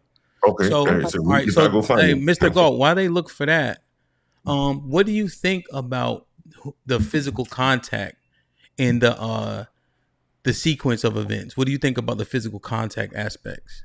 Well, as it was testified to, according, assuming that what was testified to is correct. Okay. As soon as the Austin boy, whichever one of the boys put his hands on Carmelo, it was a sudden, the knife was almost, it was like, simultaneously. That would seem to be like he was ready to do it. This is why I said from the beginning he would not testify, because it was a folding knife, which means that you got to open that knife. If he would have testified, you're going to have to be questioned. When did you open the knife? When did you decide to pull it out of the bag? When did you decide to stab the man? And I think it was disproportionate. That's why he didn't testify. His defense, I think they just didn't have nothing. Okay, so you're arguing disproportionate force. You're not arguing that the force was unwarranted. Yeah, well, what I'm saying is you got two football players. Yes. Cornerbacks routinely tackle tight ends who are 260 pounds. They'd be much heavier, 100 pounds sometimes more than a cornerback. They still have to tackle them. So from that standpoint, him going to a knife when confronted by a fellow football player, cornerbacks, they tried to say that Carmelo's a little baby. He's 6 feet tall, nevertheless. But on the football field, he has to be willing to go mano a mano with a Hunter Metcalf or offensive lineman that may be 300 pounds. Cornerbacks do have to take on 300-pound offensive linemen. So, do you know what they do? Do you know what they do to them? But what I'm saying is, it doesn't matter. But here's where you guys are a little bit out your depth as it pertains to football. Do you know what they do to them when they take them on? Do you think they take them on head on? But does a cornerback have to tackle Derrick Henry? Yes. Do you know what they do to them though? I guess they go low. Do you know the expectation? They go low on him, right? Yes, I mean, but a cornerback has to tackle Derrick Henry. Would you but, agree? Yes, in a vacuum, yes, cornerbacks have to tackle Derrick Henry. Yes. And that man's he's a head full of speed, and he's probably got 40 pounds over the average cornerback. Now, what does this have to do with a fight? Do you think all football players can fight? Like you as a football player, but you're making a false equivalency, right? Well, no, I'm saying these are two football players. We don't have to let you do that, right? So what happens is when you look at, but you have to use a metric that makes sense, right? So nobody's denying if Carmelo is tough or not, or if he's he's scared. But you don't have to be in fear to defend yourself. That's moot. Now, when you look at fighting, people weigh the same in order to fight each other. You don't think this is a fight altercation? Okay. Well, that's what I was asking you. That's what I was asking you, Mr. Galt. I'm saying he went straight to the knife almost immediately. So you're arguing disproportionate, not that it was unwarranted. I'm saying that the black was prone to violence, and he went to the knife way too soon because he's prone to violence. Okay, so what about how many times was he touched in your estimation? I don't know, maybe once, twice. Well, that has to matter, right? You knew somebody said they put up the tent. What do you? Like put his hand on him. Yeah. So did he push him then grab him? Can somebody substantiate that? Well, Carmelo said Carmelo told the police he put his hands on me, so we're gonna go with that. Okay. He put his hands. Well, what did they say in the trial? Did anybody pull up the documentation? How many times was he touched? The witnesses were all saying that it was like a push, a shove, but it arrays from like one to like. They're all saying that it was at least one touch. They made contact with each other at least once. But I haven't read anything that has a specific number. Did any of the witnesses? Because you got to get on camera. I know you're trying to smoke, but you got to get on camera. Or all of the witnesses. There you go. All of the witnesses testified that Carmelo didn't need to do what he did. Every one of the witnesses testified that. I'm pretty sure every one of the eyewitnesses testified that. And so that more or less lines up with what I'm saying. It was disproportionate. They said that the knife came out as quickly as the boy grabbed him. The boy had no defensive wounds. I'm talking about Metcalf. So it wasn't like he's trying to stab him to fight them off, and he finally got him one time, and the boy had cuts all over his hands and arms. Wasn't that. And I said early on, when you commit a crime like murder, and you're going to claim self-defense, the first thing you don't do is run. The second thing you don't do is run and ditch the weapon. That boy did both, and they used it against him in the closing arguments. That's admission in law of consciousness of guilt or something to that effect. I know because I was on trial and I didn't run, and I was able to use that in my favor. It's not admission in law though, right? That's not. But it is. There's a term for it. Mm-hmm. It's like a psychology. Psychology is what you're telling you. There's a term for it. No, but either way it goes. No. You can't keep doing that. Either way it goes, right? You're making false statements, right? That's important that we clear them up, and then you can say, okay, you're right. You're saying when people are like, let's say people are in interrogation, right, Mr. Galt, and you see them tapping their foot, scrambling with their fingers. They saying psychology is saying this person has guilt or is nervous. So that's what that'll say. But the law doesn't say if you are defending yourself and then leave after defending yourself, that's an admission of guilt. That's not. Can I read you what consciousness of guilt means? It refers to a powerful and highly incriminating inference that a judge or jury may draw from the statements or conduct of a defendant after a crime has been committed, suggesting that the defendant knows he or she is guilty. Indeed. If you run from a crime scene, if you run, the psychology of it, right? But you're saying that because you leave, that's a law. That's a law. No, I didn't say it was a law. I said that the prosecution can use that as an inference, right? Right. They could say, look, okay.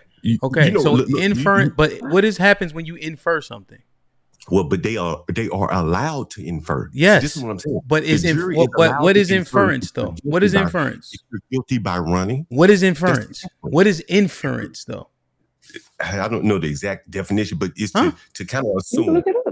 I can't define it, but to kind of assume to base what something you just off say? of the behavior. To Did assume. You say assume? But okay. Now, what about this, Mr. Galt? Slow it down. America, law allows. What about this? What about this, real quick? Behavior. What about this real quick? You said infer, assume. And now what is the jury's burden? Hamp, you missing the point. No. I got the point. I'm saying, what is the jury? What is the jury's burden? The jury burden is the prosecution's burden. Sorry, beyond the what? Reasonable doubt. Does assumption get you there? Wait. Hold on now. Does assumption get you beyond a reasonable doubt? No, but Hamp, what I'm saying, who you been talking to that you was going to do a victory lap somewhere? Hold on, Hamp. If you look up the closing statement, who he been dealing with? My victory lap here is that you blacks sit up here talk about relationships where you can't even get along with each other, and you got black criminals being raised up, and you got 50-year-old people sitting up here talking about relationships. So it's a victory lap for me. I'm married. But here's what I am. But I'm saying, I ain't say you blacks in you. You saying you black? Blacks in general sit up here all day talking about relationships, and they're raising criminals and shit. So it's like you blacks be better. But anyway, the bigger point I make. No. Well, you made an assertion. Who? I'm married. Are you married? No, I'm not married. I own property. You own property? Yeah, I'm the urban landlord. Yeah, I know you are. Your son is successful. My kids are doing great. Who you talking about? Very young. You talking about individual cases. Well, no. Let's talk individual because you're just making a blanket statement. I want to talk about individual because individual doesn't matter. All right, so you say sorry to me then. You wasn't talking to me then. No, I wasn't talking to you. Look at Devin. Hold. Let's keep going. You know you is plural, right? You do know you is plural. Plural, but look at Cheeky. You do know that, right? He's a young black man, almost 30 years old. He was in the Air Force. He works for himself. He's successful. So now we got three. Whoa. My brother Devin right here. Okay, he's special forces. He making $100,000 a year, over $100,000 a year. He's married, and he never went to school. They took him off his experience. And you know what's so interesting about this, Hamp, is they're great. I bet. Well, maybe this is an exceptional group of blacks, but when I go outside my neighborhood and I live around all blacks, ain't a damn thing I can buy from a black. I got to go to Mr. Chow. What is wrong with you, bro? Right? And I live in DC. And I bet you most of the blacks here are doing better than most blacks everywhere else. And we ain't got nothing but Mr. Chow's in my neighborhood. And we got $500,000 houses in my neighborhood. And the blacks, maybe they can go get a job from Mr. White Man, but they're not good enough, or they're not don't have the courage, the timber to open up businesses in their neighborhood. Have an honest conversation. And so that's why the Mr. Child shoot their children in the back. And that's why the Carmelo Anthony's of the world moved to Frisco instead of Oak Cliff, because they don't want to be around other blacks. They don't want to do business with them, nor do they want to live around them. So they get a little money.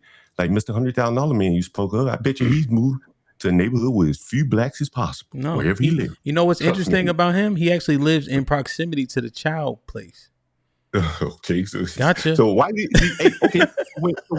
so when Mr. Child's place got ran out of business, did Cheeky take his $100,000 and go replace Mr. Child? Hell no, because a Patel bought the Child's place, right? Not one black stepped up and would say, "I'll take over the Child's place and run it." Not one black. Right, not even Cheeky with his $100,000. A Patel came in. Cheeky don't got the $100,000. Devin, you see, you're not even listening to the information. Well, y'all put it together. All right, Mr. Galt. Mr. Galt. Hey, Devin, what's up, twin? Hey, Mr. Galt, real quick. All right, so let's do this, Mr. Galt. Hold that thought. Let me get Devin in, and then we'll come back around. But Mr. Galt, that victory app, I think it's in quicksand. I'm already thinking you blacks need to stop talking about relationships. You're gonna see how foolish it looks with your children out here raising hell. We probably need to focus on something. I think you misunderstand the value of relationship. Hey, by the time you get 50, if you ain't figured it out, it's over, man. Just no, because Mr. Galt, I think you made a profound point when you said relationship and then conflict resolution, right? Yeah. You do it in house, that then you could then extrapolate that modus operandi to all your relationships, business, pleasure, family, children, etc. So I think that's very important. Let me get Devin in, and then we can finish talking shit. Devin, what you think, man? That's crazy. To say you're doing a victory lap when a black kid is about to go to jail and somebody's dead is insane. Well, I told you so, Mama. I was right. Hold on, Mr. Galt. Let him state his premise, and then you can jump back in. Go ahead, Devin.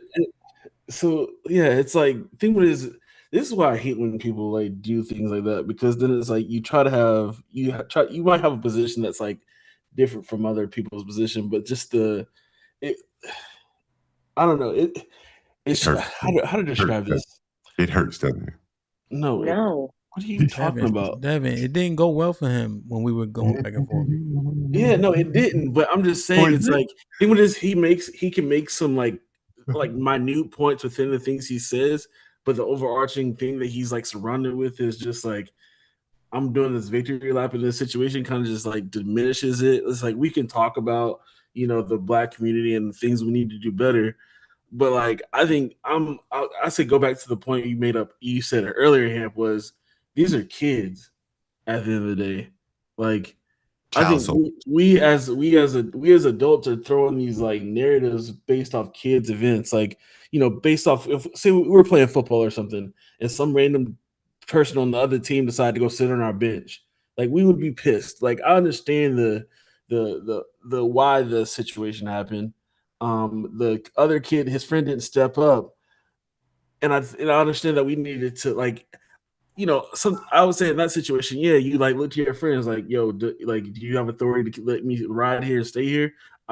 His friend didn't help him up. I think that kind of, I don't even call him his friend anymore, because if it was his real friend, his friend would have stepped up and said something, or it would have been like, hey man, yeah, that dude's an asshole. Like, I don't want to deal with it. Like, we'll talk later or something like that. But his so-called friend or fake friend didn't do that. Don't you think Carmelo should have just left after 15 times being asked to leave? Bro, I get it. Yeah. I think that's right. But coming from you, it's like your sentiment behind it. Your sentiment behind it is crazy. Like, I agree. Like, that's the thing. It's like, I agree with that statement, but like your sentiment behind it is like insane. Like the idea that you're doing a victory lap and you think this is a funny situation. Yeah. Listen to what you just said, bro. The fact that I said it, you can't take it. I make these blacks go it doesn't. crazy. No, because you're it's not you. It's your words. It's the words you're putting together, and then Mr. John, do you have immigrant parents? I get asked that all the time. Baby, I'm from Alabama. I'm from Alabama, from baby. Alabama, born and raised. I know you want to call me a tether. I know that's where you want to go.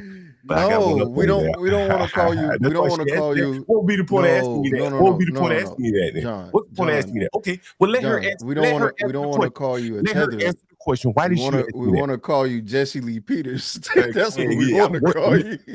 Worse than Jesse Lee Peterson, because I show how blacks live. Jesse Lee Peterson can't show you how blacks live. He only can talk about it. I go in and out of blacks' houses.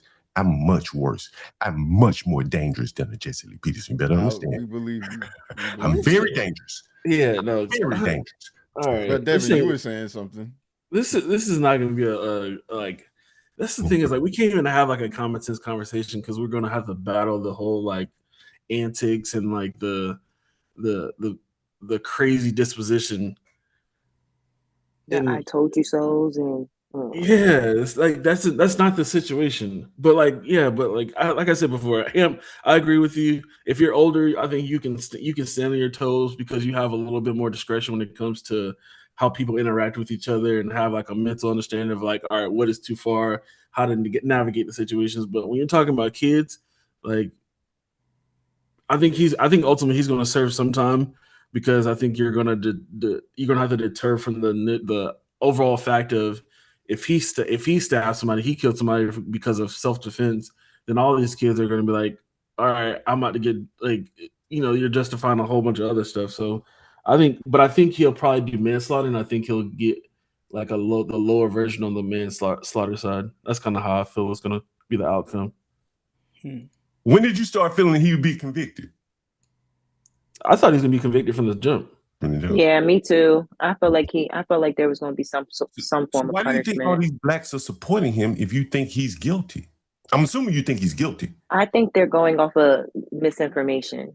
Do they're going off of him being jumped and bullied and things of that nature. Would you want your child going to school for Carmelo sitting next to Carmelo in class? Just out of curiosity. Yeah, absolutely. You would? Okay.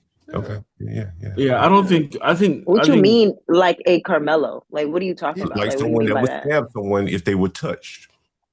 Blacks. I think. What they are. Would you want your child sitting next to someone that would stab someone under the minor provocation of being touched? I'm just curious. No, thank you. No. Okay, what are you talking about? The creepy white kids in your school that nobody talked to? We're talking about Carmelo right now. We're talking about Carmelo. It's like the same likelihood. Would you want your child sitting next to someone that would behave in the fashion of Carmelo? But I wouldn't. Yeah, you know. Yes and no. Like if we had yes that information prior, then no. If Carmelo got found not guilty right now and he enrolled in school and they sat him right next to your child, would you feel good about that? There's the same demographic. There's a certain demographic of white people. We call them school shooters because of how they act. Carmelo. I ain't talking about no white school shooters. I'm talking about Carmelo. No, it's the same context. So, like, why are you Carmelo? Would you want your child? I wouldn't want my child to be around anybody that would inflict harm on them. Yes, because Carmelo didn't show anything like this before this event. Do you think? Would you want your child sitting next to Carmelo at Morehouse College because he goes to Morehouse? You would? Okay. It's no right or wrong answer. I'm just asking. Yeah. Okay. I'm just asking. Yeah, I think giving this child already is. People who are mute. My bad. Let me get the crowd in real quick. As Ava the $2 says, track is different. The coach said kids mingle. Iceman with the $2 says speculation. What are you saying? Oh, special ops personnel in the building. Ooh-rah. How you say the last one? Ooh. HOAH. Yeah, cool. Man, wow. That enthusiasm, nigga. You fuck up a wet dream. Sean Brewer with the $5 says why he goes to the chest and not just wave it or hit him low. Same thing they asked the police to do when they encounter criminals, remember? No, Sean. People know police are shooting to kill. Yeah. And plus, I think the fact that's again is like why, to your point, he doesn't know what he's doing. He's just swinging. He's not thinking that intricately. No. He ain't swing. He poked. That's not what was described in the trial, but I know he stabbed him one time. I'm gonna read these. He hit him in the heart. That's not a slashing. Hold on, y'all. Let me finish reading these. As Ava the $2 says, he ran to get away from those beating him up. As Ava the $2 says, Carmelo's shoulder was broken while trying to tackle. Mr. Chad with the $5 says, John must not know Oak Cliff is white people in Dallas. This ain't the 90s, old man. Oak Cliff is old money and new money. Brandon with the $2 whatever says, the ghetto neighborhood is. Please leave, John. Go. Why they calling? The blacks can't take it. They want to live in a cocoon. Why are you calling us blacks?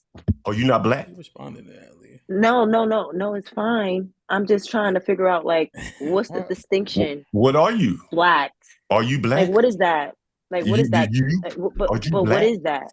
Well, what would you like me to call you? Aren't you black? Who cares, bro? Black lives matter, right? Black. No, it's just the way he's putting emphasis on black. What's wrong to make with that? somebody feel a way. What's wrong with that? Did me putting the emphasis on the word make you feel a certain way? This dude is who he is. I got a few more. Sophisticated jerk with the $10 says, why does he say blacks like he is from Scotland? Callie Bev with the $5 says, I love living amongst my people, and it isn't ghetto over here. Expand your purview, sir. She probably got a 2 block. Is this boomer trolling? No, I think Mr. Go is like 49, 50. As Abe with the $2 says, where is Galt from? Quote unquote, the blacks. He from Alabama, he just said.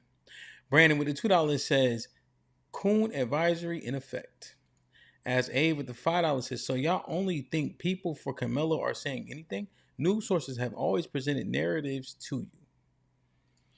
Rainbow Kid with the $5 says, I agree with Sherelle, and it ain't too extreme. Y'all ain't finna gaslight her on this. GA Muscle with the $2 says, LOL, never mind. She just said, yeah, it is. Josh with the $2, appreciate you. GA with the $2 says, so school shooters justified because they got bullied? And then as Abe with the $2 says, Austin had him in a headlock. Ali, I know you gotta go. What you think? So I was listening to what's his name, John, and he did have some compelling argument for, he had to be asked 15 times to leave. Why didn't he leave? I think there was something else that he said that I was like, I didn't think of it like that, or like that didn't cross my mind. What was it? I just can't think of it right now. I can't think of it. Okay. I can't think of it right now, but it made me think twice. I just don't like how he's presenting what he has to say. You don't like the way I said the blacks. it's not even the black, like just that part. I think you're share, you have a good, like you can have a good point. It's just how you're presenting it, how you're like the victory lap, like I told you so. I don't like I don't like that. Aaliyah, what's the good point? I bring it to rough. What is the good point? So the thing about the 15 times is, did we substantiate that? Oh, the conflict resolution thing. The conflict resolution skill. What for who though? For who? For what? The blacks. I They feel the like ones got all the shooting and killings in their neighborhood. Think about this. I've been in white in men I've are. been in situations. Well, like what about this, so, Aaliyah? like, Right when you're saying conflict resolution and you talking about volume and per capita, white men are 28% of the country and commit 58% of the rapes. Okay. So what are we predicating on the lack of conflict resolution on? Crime, arrest record. What do we? No, I'm talking about just handling. I'm talking about this situation and him handling this situation. Nobody needed to die.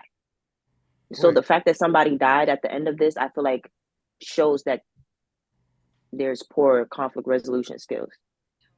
Right, That it's lacking in this situation. He's not making this situational. He's making this general.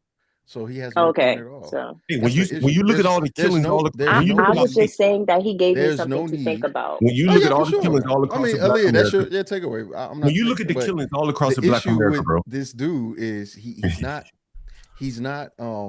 making statements that seem to be accurate to the case or everything that he's saying when it comes to the case. He's putting it in a way to either justify or demonize somebody because he has some anti-black or anti, he's just against black people, it seems like, or he just has a negative view on black people. Yeah. Because everything he's saying has nothing to do with the case, but he's just literally projecting what you don't think conflict resolution. You don't think conflict resolution has anything to do with this case? He forgot about what he introduced, right? He's saying that the boy got shot in the back because the Asians had poor conflict resolution. Is that what he's saying? Because he would have to be consistent. No, that's not what I said. I'm asking for consistency. That's what I'm thinking as well. See, I think the Asian got off for shooting the boy in the black because people are really sick of blacks, man. Black fatigue. You see what I'm saying? It has nothing all right, HAMP. And everybody, I'm gonna get out of here. Have a good night. Have a good rest of the panel, y'all. Yeah, you too. Blacks, man. This dude is not. Man? He has no logic. He has no objective. He has no objective measurement for logic. Do you think black fatigue exists? He's an actual. Oddly enough, he's a black racist. Do you think black fatigue exists? Do you think black fatigue exists? Do you think black fatigue exists? Whatever you're going to say it is, no, I don't think so. You don't think black fatigue exists? Okay, I'm just asking. I'm not challenging you. I just asked you a question. What about y'all? Anybody else think black fatigue exists? All I got to say is after this, y'all better get off my back. No, see, and this is my issue. Hold on. Black fatigue is this? I'm sure we all know who we voted for and what party you probably lean with. Never voted a day in my life. So I'm asking you the question again. Does anyone believe black fatigue donated $19.99 through Super Chat. Drop John, please. I make you money, help man. I'm back on my victory lap. I'm out of here. No, we don't even have bounties on yet. Yeah. All right. I hang around here. Send more money. Leon trying to force me to turn the bathroom on. Open the bathroom. they go keep sending money. Make HAMP open up the bounty. Blacks.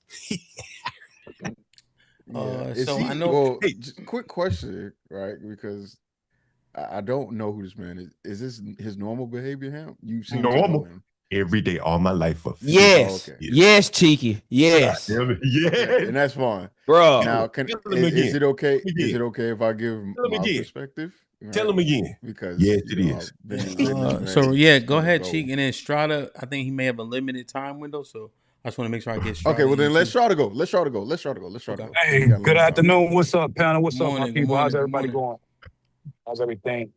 First, I want to say that the antics of John proved to be a bigger problem than anything Carmelo did or didn't do, because the fact that he thinks it's funny is probably the most alarming. I don't necessarily like Aaliyah's take either, because what normally happens is if the burden is always finds themselves scenarios you're going to shrink Black people to a point of non-existence. If we can't even sit and or be without being disrupted, the moment you give an inch, they're going to take more miles. And when you got coons up here that justify only point is breaking up. So relish in the fact that right about the biases of Black people. Man, can y'all hear me now? Yeah, it's the headphone, I think. Yeah, let me take my headphones off because this is important. Give me 1 second. My apologies. This is important. Yeah, very. I think people like you are the problem. You Blacks need to learn how to prioritize. Yeah, you're the problem. Hey, my headphones in. Problem right now. Hell, you want me to make a problem with you Blacks? Hold on, Mr. Go. You gotta hear what he was trying to say. We couldn't hear him good. Go ahead, Strider. Check. Maybe turn the Wi-Fi off because if you're walking around. Got you. Oh yeah, that definitely do it. Yeah, so let me put my headphones in the case. Give me 1 second, y'all. My apologies. All right, what about now? Yeah, much better. Sound a little better? Well, great. Angry Snowman. Check. I mean, yeah, we can hear you better. The link is open to everybody, right? Let's just see if you can defend yourself when you have to have a face-to-face conversation. Oh yeah. So real quick, like I said, people like John are and will always be the problem. There's nothing you can do about those type of people because they relish in the idea of being right about their negative biases amongst people that look like them, and they can't be changed. They can't be helped. But the problem with always conceding to white people that push boundaries is that it'll never be enough. I'll land there. Yeah, I think that the beginning what Sherelle was saying makes sense. There's got to be a level of fear. There should be a healthy dose of fear for instigators, and people who bring problems to people who aren't causing any problems. There should be a level of fear, and we should support it no matter the age range, right? I understand this idea of, children are quote unquote innocent to the world or whatever the case may be, but we should definitely have some system to implement and encourage fearfulness of instigating issues, right? There's no evidence that Carmelo Anthony went looking for trouble. There's evidence that somebody who has nothing to do with that man went looking for him, right? In this issue, that's always going to be my problem, regardless of what's happening. If I invite you to my home, DJ Hamp, and somebody's that is there, right? Regardless if they live there or just there in the area, tells you to go, you don't have to go because you've been invited. That's just simple. That's a simple thing to do. No, there's no authority. Austin Metcalf had no authority to kick anybody out from under the tent, right? Because there was no cult that, based off of the information the coach gave, that was normal culture to share a tent, especially if there's downpour. So he had no authority. There is no environment or culture that doesn't allow for him to be there. He was invited or was asked to be there. So under no circumstance does somebody have a right to kick somebody from somewhere when they don't even have the authority to own that. And that's the issue. That's the problem. That's the real problem. The real problem is there is a level of entitlement and authority that white people have in a lot of ways, and particularly in the South, that's going to cause problems with anybody that is just not acknowledging of that authority. All right. And that's part of the problem. So regardless of the age, it's a mentality and a psychological issue, I think, is resolved. Hold on, John, 1 second. The only thing I would say is one of the things is about those track tents are not that big. So if you want to get under the tent, I would say your teammates are first come, first serve, are the first ones that get under that tent.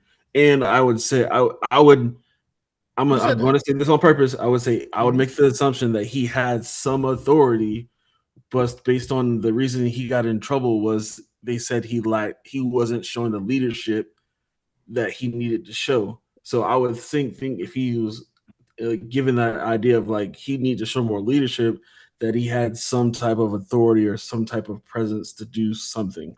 And I don't say I wouldn't. And then I think I'm just correcting some of the things. I think you're kind of like you're like adding things in there that aren't necessarily true. Where it's like he went looking for him. No, he went to his tent. He went to his own tent.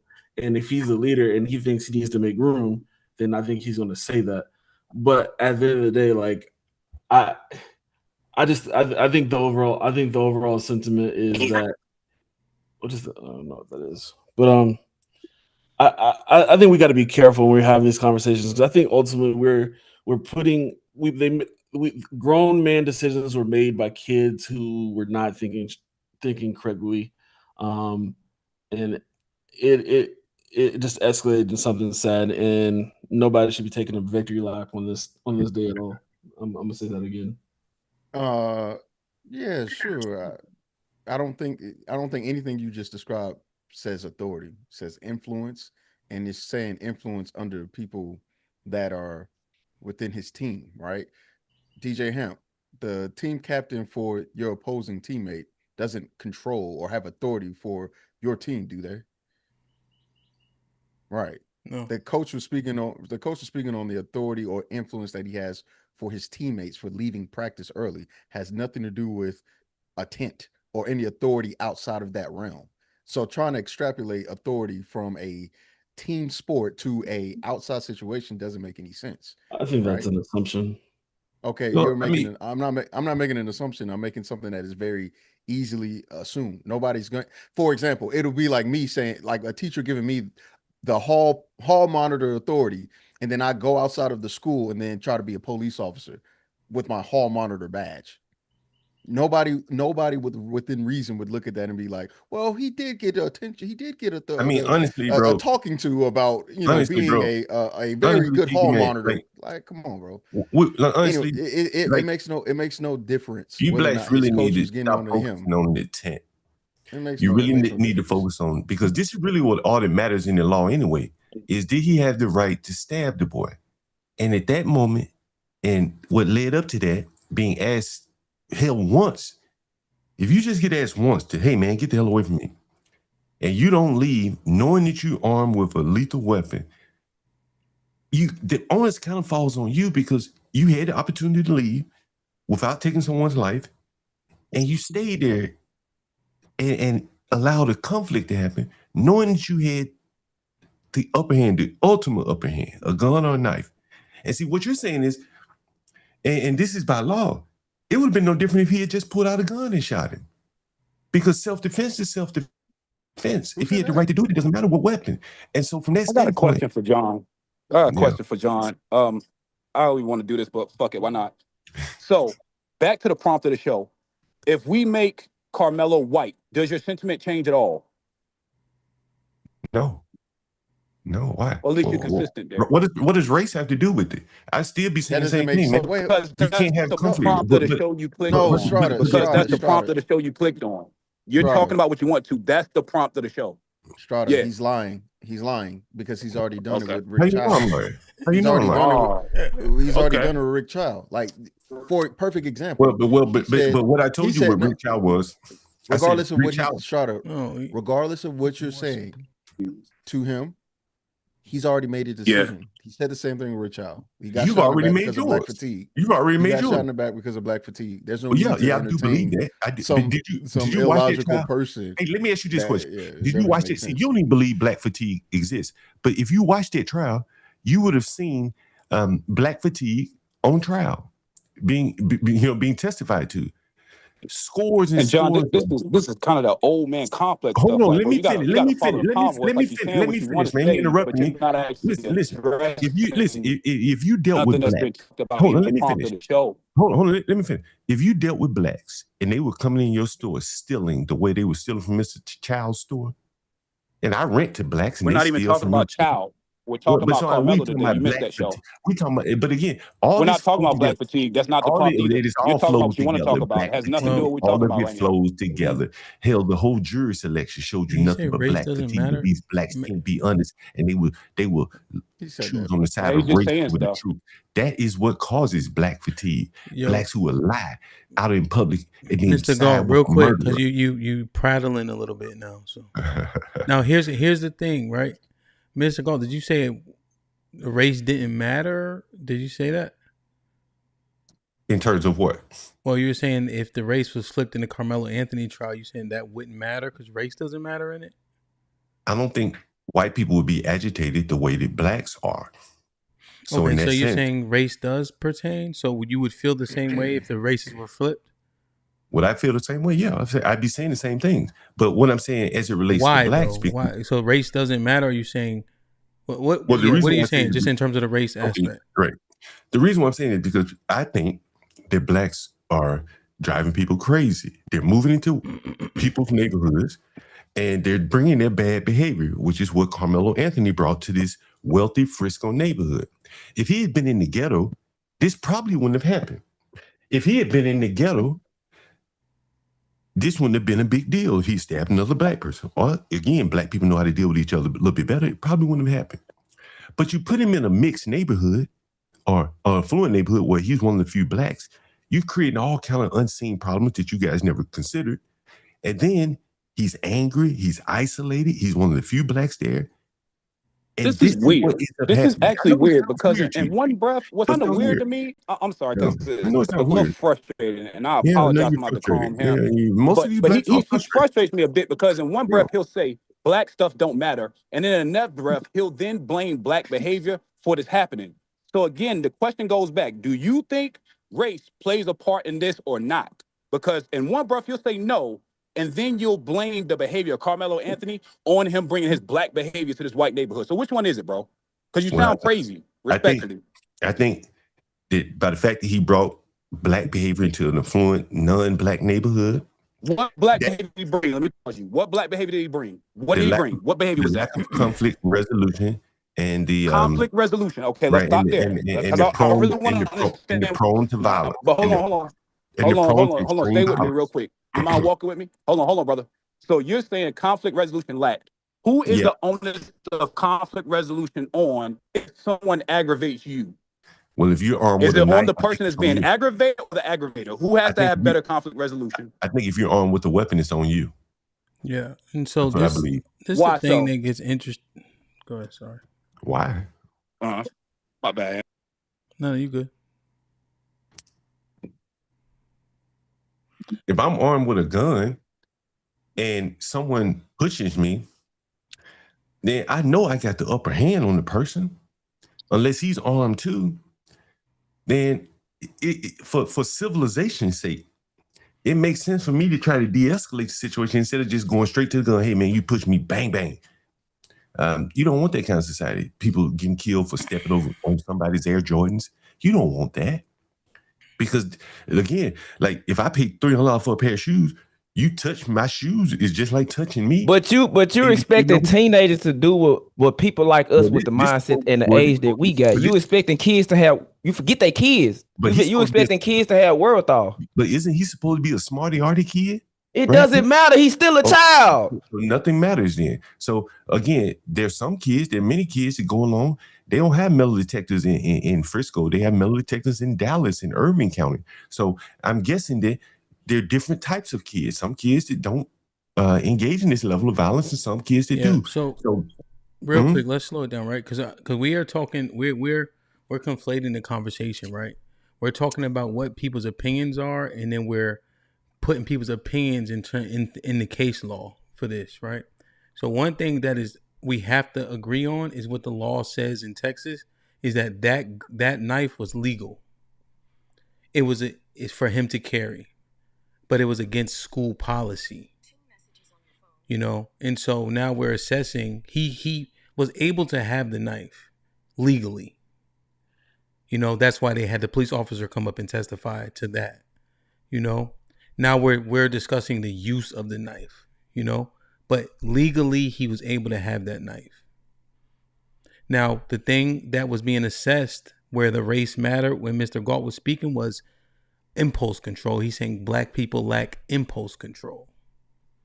So now if we flip the races, Mr. Galt, do you believe that white men lack impulse control?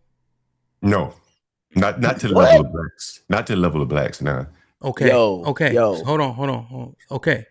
So if that's your belief and then the white guy used the knife in that instance, would you find him to be using that knife more justifiable because they have better impulse control? No, I was still saying the same thing. Like that person engaged in violent behavior that was over the top. I would say the same thing.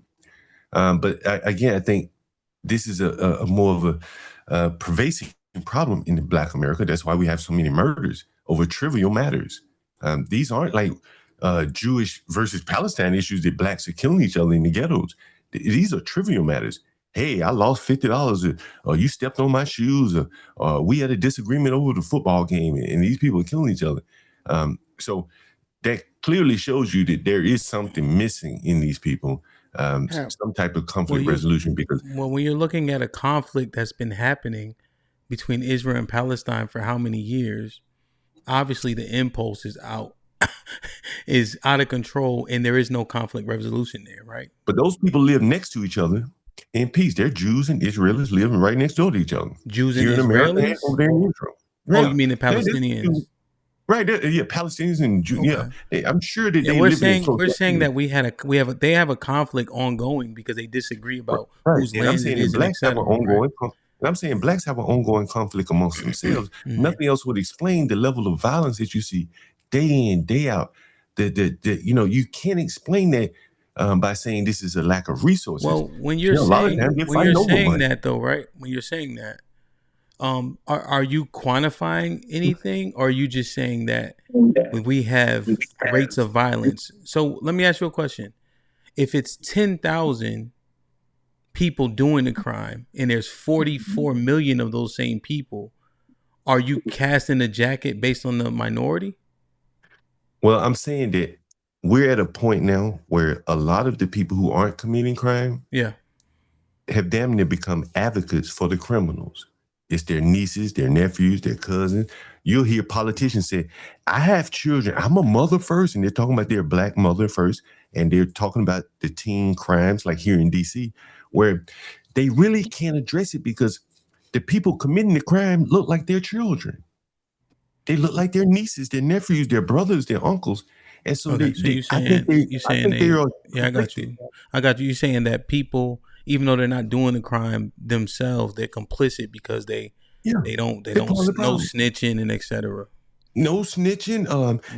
Coming up with we need more resources. No, I got you. I understand the point, right?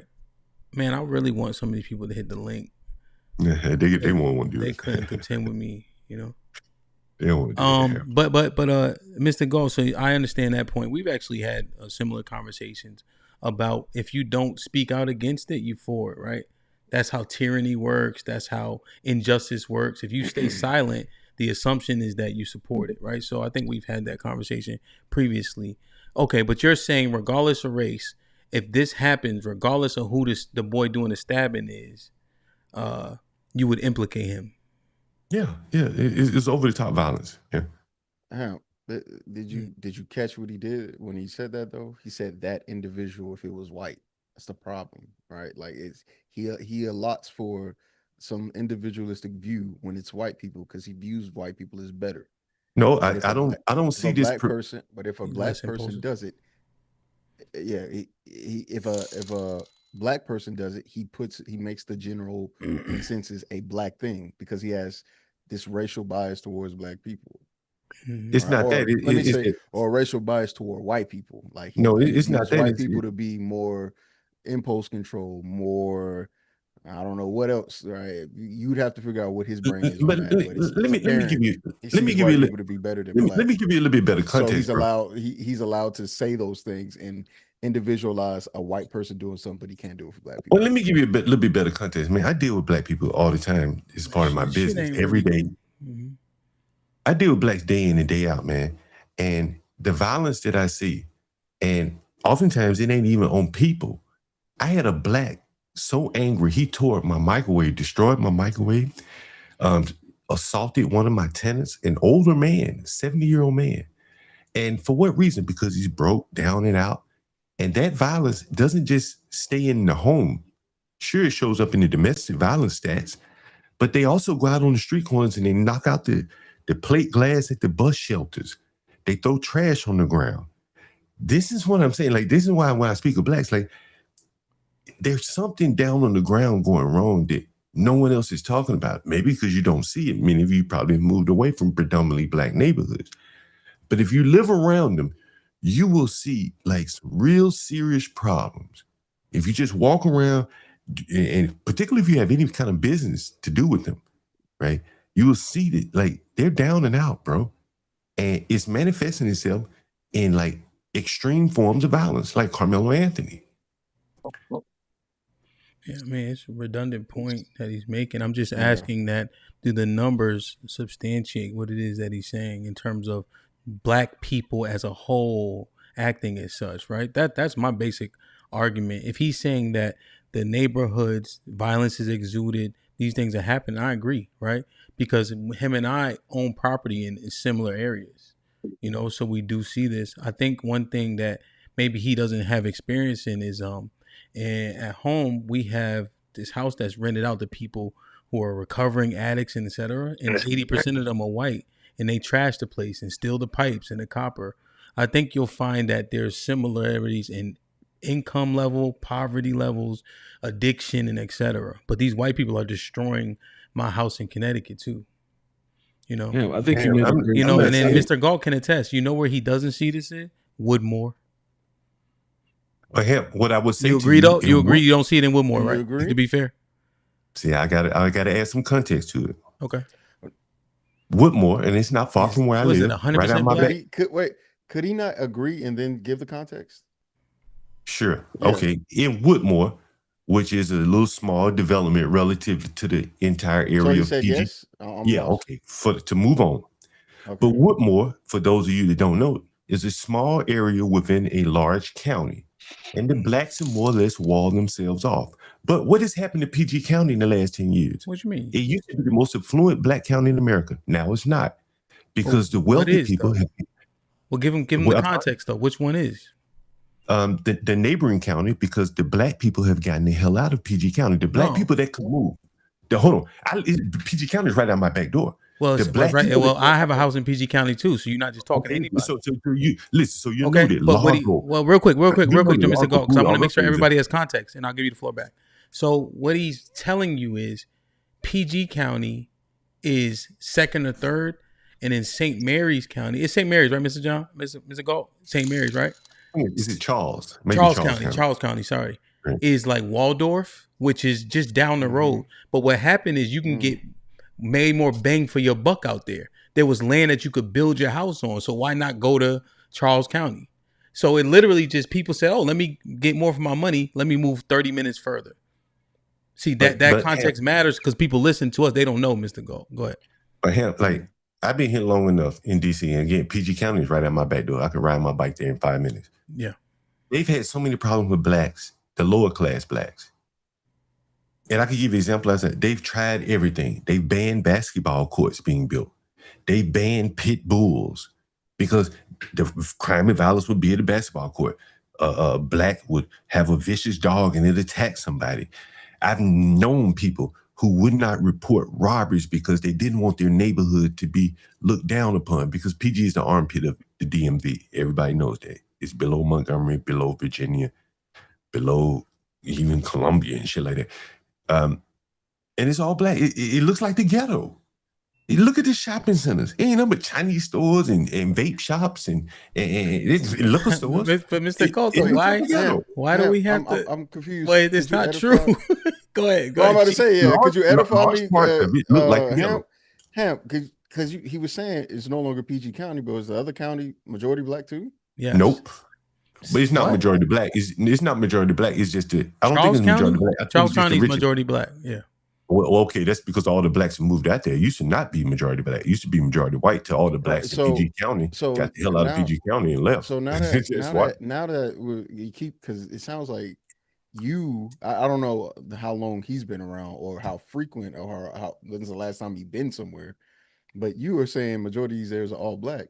That doesn't that negates everything he's saying now, which is black people this, black people that, black people can't do this, but so those areas, if they're black majority and those are the safest areas, still, even if PG County dropped from HAMP, are those the safest areas? Yo, this is the crazy thing, right? Like I coach football at Charles Herbert Flowers High School. It's damn near 100% black, most affluent part, one of the most affluent parts, and you have Suitland, which would be a little bit more rough, right? Poor, but generally speaking, guess what the median income is? Okay, good. I'm glad you brought that up, Ham. I'm glad because people, we're trying to give people context. What'd you say the county, Mr. Galt, is what, 90% black, 95% black, probably?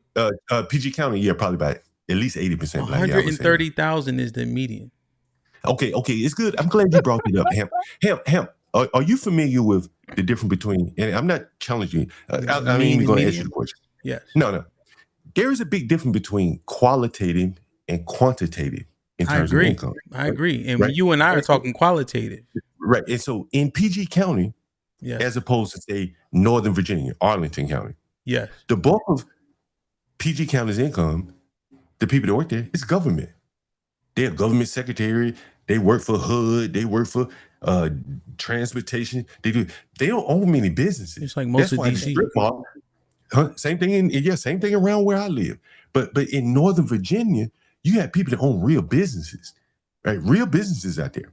There's no businesses in PG County, very few, as it compares to say Northern Virginia or Montgomery County. What do you mean businesses? What do you mean? So what I'm saying is that income that you speak of, that 130, that's government money. Okay. They have government jobs. Okay. They're nurses. They work at a government-funded hospital, and hospitals more or less are just government-funded. Okay. It's not private sector income. I've been doing business in the ghetto for about 30 years now, and what I've realized is what is the point of that though? What are you saying to say that? My point is that it's artificial, in that there is no private sector market. There is no private sector economy for black people. Think about it. If I wanted to build a house right now, I couldn't find and I know you're gonna somebody gonna say, well, I know one, but there isn't an ecosystem of blacks to build houses. There's an ecosystem of Mexicans to build houses. There's not an ecosystem. If I wanted to buy a liquor store, I don't have a group of people that will help me run the liquor store. I understand what you're saying. That's why Chinese and all these people own it. And so so what you're saying is your opinion on how people should earn their money, right? So what I'm saying is you and I happen to be real quick. You and I happen to be entrepreneurs, so I have a similar mindset. However, that's real money. And that's why they're able to afford the things they can afford. People often argue, Mr. Galt, if you ever heard this before, right? DC is damn near recession proof because it's so much government there. You heard that before? Because there's so many jobs that aren't going anywhere, you know? So that's just us, like on how we see the world, but that doesn't determine artificial money or not. Here's the thing though, Ham. Like there really isn't, and I've been here a long time now. There really isn't much different between the person on welfare and the person who basically is on a government job welfare. If you got a whole damn county full of government workers, nobody's trying to open up a business, do anything. And so the quality of the income is lower. This is crazy. I'm telling you. This is the thing, right? If he's going off of, he's saying qualitative, right? Right. And he's bringing up what he thinks, and he's giving anecdotal examples about what businesses do or do not exist, right? So now what'll happen is if I start talking, because I also live in PG County, and I name 15 businesses, what happens? Because you want to qualify. So let's qualify. Okay. Name 15 businesses in PG County. I'm going to name one. As an example, there's one lady. She's actually doing a good job. It's called Her Fitness. She expanded from 5,000 to 10,000. Now she had 15,000 square feet. And most of her patrons, like 99%, are black. There's a tropical smoothie that my boy Travis just opened up in PG County, right next to Forestville Mall. The mall has 3 clothing stores that are black owned, and there's a Foot Locker across the street. There is a what's that shit? The icy shop. It's called you know what I'm talking about, Mr. Galt? It's an icy, like Italian ice. Rita's. Rita's, right? Rita's, the Rita's is owned over yeah. there. I don't know if you know where Forestville Mall is. That's black owned right there. DTLR, Downtown Locker Room, is black owned. You know, there's obviously you know there's soul food shops, right? Do you notice what you just mentioned though? What you missed? You asked me to name businesses, right? Not all them black businesses. I wanted you to look. I wanted you to change it. What kind of business? Look. I wanted you to name the businesses to prove my point. And I want to see disprove your point. Okay. None of those businesses really that's not you didn't name one construction company, a roofing company. You didn't name an electrical company or electrician. You didn't name a plumbing. You didn't name a carpenter or flooring. You named the superficialities that blacks spend a lot of trivial money on. But to be fair, right, because you and I talking for real, right? You know what I mean? We ain't just throwing shit out. I'm naming stuff that you can go substantiate, right? I know plenty of plumbers. I know an HVAC technician that helps me work on my houses. I have the same electrician, right? Mr. Eric, as an example, he's the same electrician that helps me with all my houses, but you don't know him. But you can go look at the Ritas that's on Forestville Drive. You see what I'm saying? That's why I'm naming it. What about real estate, Hamp? Oh, Hamp, what about your real estate? Hey, Hamp, do you know any liquor store owners? Hey, Hamp, do you know any liquor store owners in PG County? No, I only know one in DC. You know, where is the liquor store in DC? It's on where is that? You know the rec center. Well, it's a bunch of rec centers. It's on Deanwood. You know Deanwood? You know Deanwood? Yeah, I know. My buddy owns a property over there. Yeah, I forget. It's one of the side. Go ahead. You do get my point though. I understand your point, but then I named several businesses, right? Right. But and again, the fundamental skills, are missing or lacking. You would agree with that, right? Okay. If I wanted to, I had a Mexican call into my channel the other day. He's looking for a room for rent, and he said to me, and you've heard of Clark Construction, you here in Maryland. He said the Mexicans dominate that construction in DC. This is what he said. They do. They do. They're he a was lot. He was telling me about a Mexican that makes $80 an hour here that just got here from Mexico, doesn't even speak English, and he picks up women in Southeast just like that. He doesn't even speak English. $80 an hour. Now, when I walk around Martin Luther King and Malcolm X, you know where this is, right? In Southeast DC. I live right around the corner from there. Yeah. I see all these unemployed black men where construction is going on all around them. They built hospitals, arenas, everything. The Homeland Security they built right there. Yet I see all these young black men.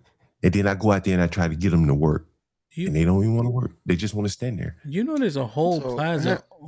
I'm talking bullshit. Not only that, but I'm just looking things up. So there's several different black-owned construction companies. J.D. Clark Professional Services, Forensic Construction Group, Warren Builds, Richmond Enterprises, Tuckman Barbie Construction Company, Atkins Construction. All right, man. You don't need to go through the whole list. You don't know what you're looking at. Oh no! Hold on! Whoa! Wait a minute! I'm just saying he's looking for things. I got you. Right, and it's easy to find, and he's asking for black-owned construction. So here, hold on. Let me finish. Ahead, Prince George County has been one of the nation's largest and most affluent majority black counties, and county officials have actively promoted minority-owned participation in public construction projects. If you're it sounds to me, Hamp, what it sounds to me like is no matter what, right? This is what. So when we start having these conversations about black people and black things, you'll see this because I'm sure you can see it in the chat. Hamp, let me ask you a question, Hamp. Because there's no need. Let him finish. There's no need. There's no need. But look at your chat. What you see is your audience. Nope. Be quiet. Right. Jeez, I'm speaking and I didn't interrupt you. I thought we. What you'll see is your audience is primed for this type of behavior and thing. I don't know what it is. I don't know how you garnered it. And I'm not putting this on you, but they are very anti-black and they are very anti-black women and very conservative. And anytime you see this behavior, you're going to see them show black up. women. And they'll never come up on the panel because most of these people are cowards. I'm here. And facts and information is always going to disprove. But I'm here and make them look foolish. I'm here because whatever it is that they're speaking on, all it takes is a simple Google search, or even thank God for AI, because it even makes it better. It gives you everything and the number to the business, and it'll disprove everything they're saying because all they are idiots with talking points. Generally speaking. All right. Hey, Hamp, can I ask you a question? Hey, Hamp, can I ask you a question? Sure. Where would you rank the Hispanics, blacks, and whites in terms of economic progress here in America? Well, if you quantify it, yeah, go ahead, sorry. What would you say? Whites on top, clearly, income, right? Yeah. What would you say the blacks and Hispanics? As of right now, based on the numbers, the last time it was processed, black people are still over Latino. I bet you dollars and donuts. The way that Latinos live, it'll be 3 working class men living in one bedroom. I just had a phone call just the other day. Mm-hmm. No, Mr. Gold. So if I answer your question, I answered it based on the quantitative numbers. I think that I think that how they culturally exist, they're gonna surpass us if we don't get our families in order and structure in order. Would you say that they are better? That they are more employable? That dollars to donuts. You see a resume from a Ramirez versus Trayon or Traquan or something. The Hispanics are gonna get the benefit of the doubt. Would you say that's fair? What industries are you referring to? Retail, construction, retail. That's probably 40% of the economy right there. What else is left? Restaurants. I guess that's kind of restaurants, retail, construction, dishwashers. You find that we work in very close proximity. Oftentimes when you go to restaurants and etc., you'll find the Latino brothers in the back of the house. You'll find the black brothers in the front of the house. You know what I mean? Like whether it be servers and etc. And then oftentimes they're cooking. But I do their cultural prescriptions are admirable. Family, raise your kids, etc. Right? Ain't nobody. Do they have a better reputation? I would say yes. I would say just based on the propaganda, I think so. I mean, I've talked to a lot of people. All it being true is the different conversation, but in terms of what most people think, it seems like right now, based on my anecdotal experience, is that black people are looked at as, like you said, the fatigue shit. They can sue you for racial discrimination. Hispanics are unlikely to sue you. They're a little bit louder, things like that. Hard to get along with, lack of conflict resolution. And what I'm saying is that they're making themselves almost like persona non grata in the employment workspace, because the last thing you want is a black person accusing you of racial discrimination as a white person, because how can you fight that off? Well, you say I'm not racist. How you prove I'm not racist? And here's the thing, though, right? And this is the good thing. I'm glad you brought up qualitative. And then, Mr. John, we're gonna get out the way so everybody else can talk too. All right, because me and you've been talking a lot.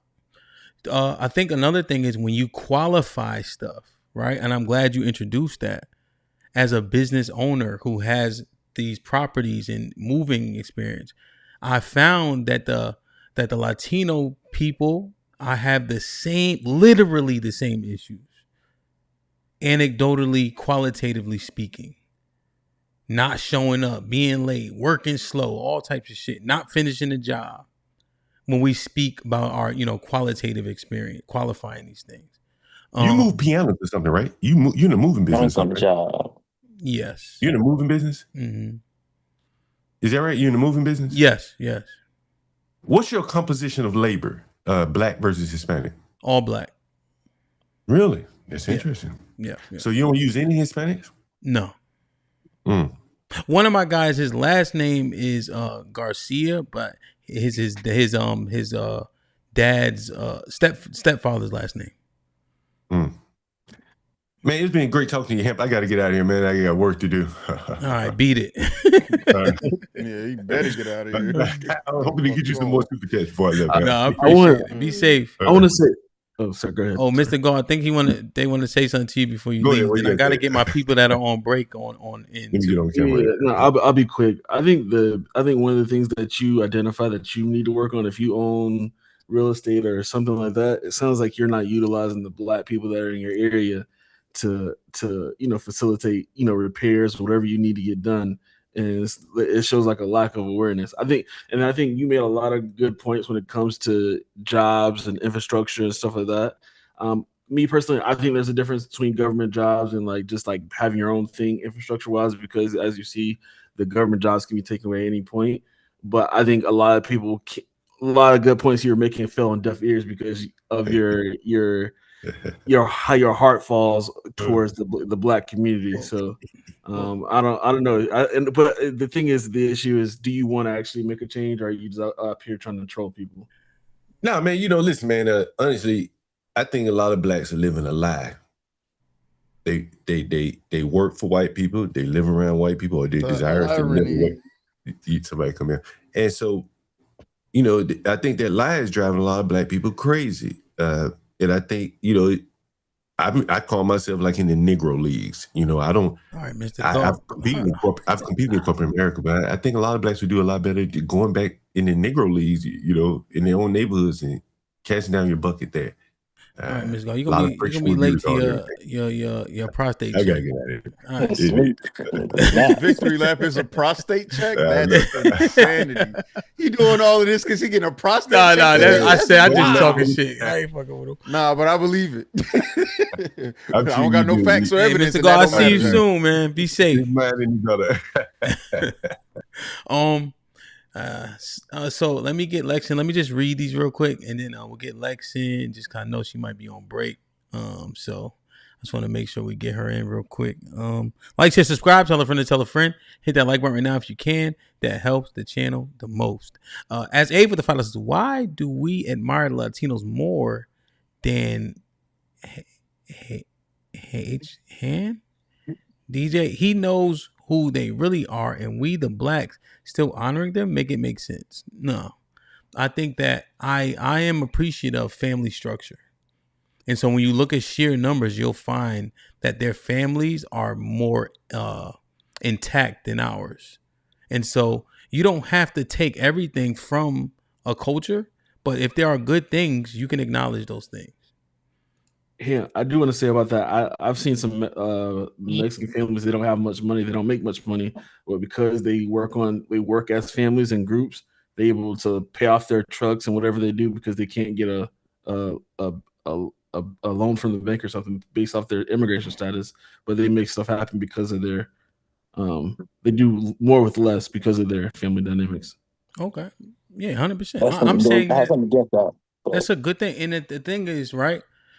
That point, a lot of those constructs came up from before desegregation and all that, right? Like they call it a susu.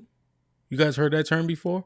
Where literally it's a group of families that put a certain amount of money in the pot, and then one family per month or every 6 months takes that money and then they're able to invest it, because you didn't have access to capital. It's just that we kind of lost those prescriptions.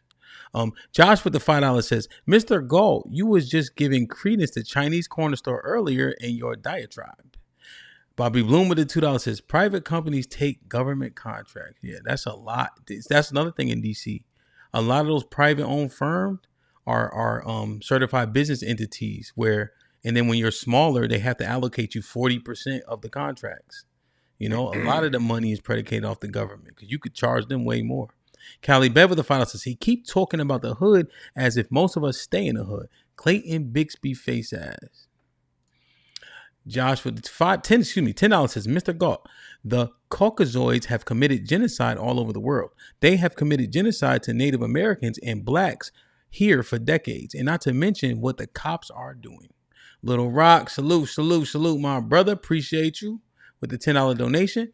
Josh with the $10 says, he is totally disregarding what the white boy exuded negative behavior first and then disregarding the entitlement the whites have have to do what they want. Sean was popping with the $2. Says, Hamp, John have a goddamn point right there. Which one was it, bro? Sean with the $5 says, funny as John is, but is he lying though? Because we get money to go live around majority white folks because we know why we leave the hood. Now, Sean, that's the thing though, bro. When you really look at these affluent neighborhoods, there's plenty of them that are predominantly black, you know? And a lot of people, black people, move there, you know? Like there's a complaint about like Calabasas, right? Which is affluent and black, but it's far. So it's just a lot of shit. Like, you know, RNC with the $10 says, Hamp, South Carolina expert pathologist testified it was possible. Okay. I accept possible because it's a low barrier. Possible. Cyrus was shot in the back while pointing gun at the unarmed man. Prosecutor admitted Cyrus had the gun in his hand before being shot. Black Man Unfiltered with the $2 says, put me and John on the undercard. Let me help the world. Mo Liz with the $5 says, the moment he said, you blacks, I knew what time he was going to be on. Leon tried to get Mr. Gard up out of here. Sean Brewer with the $5 says, Chess, come on. He tried to unalive him just like the police. Bobby Bloom with the $2 says, John is an addict with low impulse control. As A with the $2 says, Austin had him in a headlock. As A with the $2 says, they were beating him up. Okay, I think I read all of these. Yes, I did. Like shit. All right, one last one. As A with the $2 says, DJT, Donald J. Trump president. Lex, what's popping, man? Howdy, y'all. I wanted to answer the question. Can y'all hear me okay? Yes. Mm-hmm. Okay. So if the races were reversed, of course, it would be different. Like, I understand why that was a question, but y'all know what the truth is. Secondly, I don't want him to be convicted. I don't even want him to get like something lesser than manslaughter. No, that knife that he had was a utility knife. He didn't have that knife as in, oh, if he need to, then that's what it is. He lived in an area where it's nice, but at the same time, he's a athlete. They travel and they go to other places, and some of those places where they at ain't always safe. Not saying that's what he had it for, but there's like a plethora of things for him having that utility knife, which is legal. And the fact that it wasn't something that the school says that they can have, that isn't breaking the law. Now, if y'all want to write him up and hold on to his diploma or something because he had that, that's different. But no, I don't want him to go to jail for nothing. At the end of the day, all the stuff that, first of all, whoever he paid for his defense, there's so many other angles that they could have went at with this, and they were trying to go one angle or maybe three, and there were so many others. And I think they failed him in that defense. The prosecution, we know where that was at. It's basically down to the race. A black boy did something to a white boy. That's how it is. I love Texas, but that's just how it is. Like, we know what it is. And I don't know why people trying to make it seem like it's something else, or that he had the intent. Everything. They do that to us all the time. They trying to figure out why this, why that. Like, nobody asks no questions why they taking pictures with guns. Nobody asks that. Nobody asks why, when your coach texts you in the morning and said to come be a leader, that you felt like being a leader meant, if somebody is under our tent, I'm going to rough them up. Exactly. Why was that the thing? Why not showcasing being a leader as far as, hey, you know what? I'm not going to handle this the way that I would like to handle it, because obviously the way that I handled things had my coach questioning my judgment. That's why I wasn't even there to actually participate in the activities. So you took it upon yourself to do something and you effed around and found out. That's just what it is. So I'm so, a child is a child. I try to not to see color with a child, but at the same time, I'm black first, everything black. And I'm going for everybody that's black. So that's just what it is.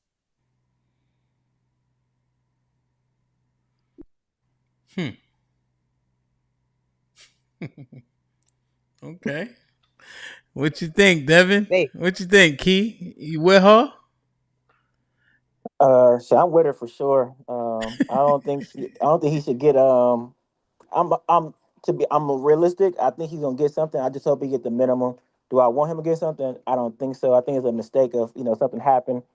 And I think it's based on race a lot of times, and we act like it's not. When if you listen to the other side of people that's right now, that's white people, they're fighting ways of trying to make sure he gets convicted as well, and they're talking in ways of trying to kill him and want him the death penalty and things like that. They're not seeing him as a kid or anything like that. So it was crazy when we have the mindset of doing the same thing for one of ours. Then the blacks and all, it's just dumb, man. It's just a dumb situation, and by him being an elder, and that's scary too, being an elder, and I would say doing well for himself, they would use him as a token where they use him. Oh yeah, that's correct. You see, you're doing something good. You're doing when it's not the overall of the what it is. It's yeah, it's stupid. But I'm for sure down with it shouldn't have been a. Hopefully he gets the situation out of it though. Yeah. Or less charged. Yeah, Key. I think they're saying that they added manslaughter. I want to read the transcripts of the final arguments with you guys if I get a chance to. What I'm noticing is you give a honest assessment, it doesn't matter, right? Because that person who's listening to you's presupposition reigns supreme, right? People are not good at oculism, meaning understanding that their perspective is just one in the grand scheme, right? So Lex can say what she says, you agree with her, articulate why, right? And then Mr. Fantastic and I will start conversing about the facts of the case, the jury instructions, the burden of proof, and people think that I'm saying reasonable doubt is what's needed, that it's like, let's let them off, you see? But if it doesn't align with what the outcome they want, they can't even hear what you're saying. Most people. Yeah. And I'm saying most people. Now, the portion that seems to be the biggest part is that part, Devin and Cheeky, of like you stab somebody, you gotta go to jail, right? I asked Aaliyah, is killing somebody wrong? I think I asked her. And she kind of answered, but that's the question on the table. Is killing somebody wrong? Are you talking about morally, or are you talking about within this context? Okay, within this context. Yeah, I would assume within this. Yeah, just within this context, like you defending yourself to what extent, right? We want things to be how we want them to be. Yeah. I'm wondering, Key, who's walking around in the earth? If I'm walking around the earth and I'm putting my hands on people, there's no way I have an expectation of a response. Exactly. That's the part. I would never, growing up, I knew, they tell you all the time when we grew up. I mean, keep your hands to yourself. And the reason for you tell you keep your hands to yourself because somebody might give it right back to you. And that was always understood and always understand in our community. That's why some people don't understand that too. In our community, we understood that. Okay. I don't think other communities understand you keep your hands to yourself or not. No, but that's what happens. I think people understand that though, right? So if a man was to rape my daughter and I kill him, that's wrong. No, that's not help you out. I wouldn't say in this situation he was. I would say it's unfortunate but wrong. Yeah. Oh, my bad. Yeah, I think that's. No, I was just saying. I just think, generally speaking, it's unfortunate and wrong. Like I don't think he should have stabbed the kid. Yeah. At all. Like that shouldn't have been. I don't think that that's reasonable. A reasonable thing to do. But given the circumstance that he is a kid and kids do unreasonable things, this outcome should offset the unreasonableness, right? Like perfect example. I don't think that it's reasonable for somebody like some. If you look at another case, there's a kid that raped a girl and got off scot free. Now, if we can justify that, or we can find some level of reasonableness behind that, then I can find some level of reasonableness behind somebody defending themselves, and in that process, they escalated the threat or escalated the I guess the violent part. So yes, I think it's wrong, but Okay. he's a kid. And this is what we keep. And the reason why I'm asking that question, right? And it's I put rape and then killing the person who did it in the equation because it's mostly men up here, and most men are saying, yeah, if you touch my daughter in that way, I'm gonna try to do you, right? Yes. But we are looking at this case legally and morally at the same time, right? And we're trying to parse through. Yeah. But I would say I would add to that part is I say it like that's the impulse that I would have, but I also understand that it hurts us also as a community if we think, okay, things aren't going to go to a courtroom and we can pass judgment without the courtroom, because ultimately it saves us as a sense also, because then we actually get people to see our story, see our evidence. Fuck a story. You break. If I know you did that to my daughter, I don't need nothing. I don't need nobody else to see the evidence. I don't need if it happened to happen, and I need to know what after it happened. I'm gonna deal with it how it need to be dealt with. I mean, I can just think of it. I don't have a daughter, but do anything to my son.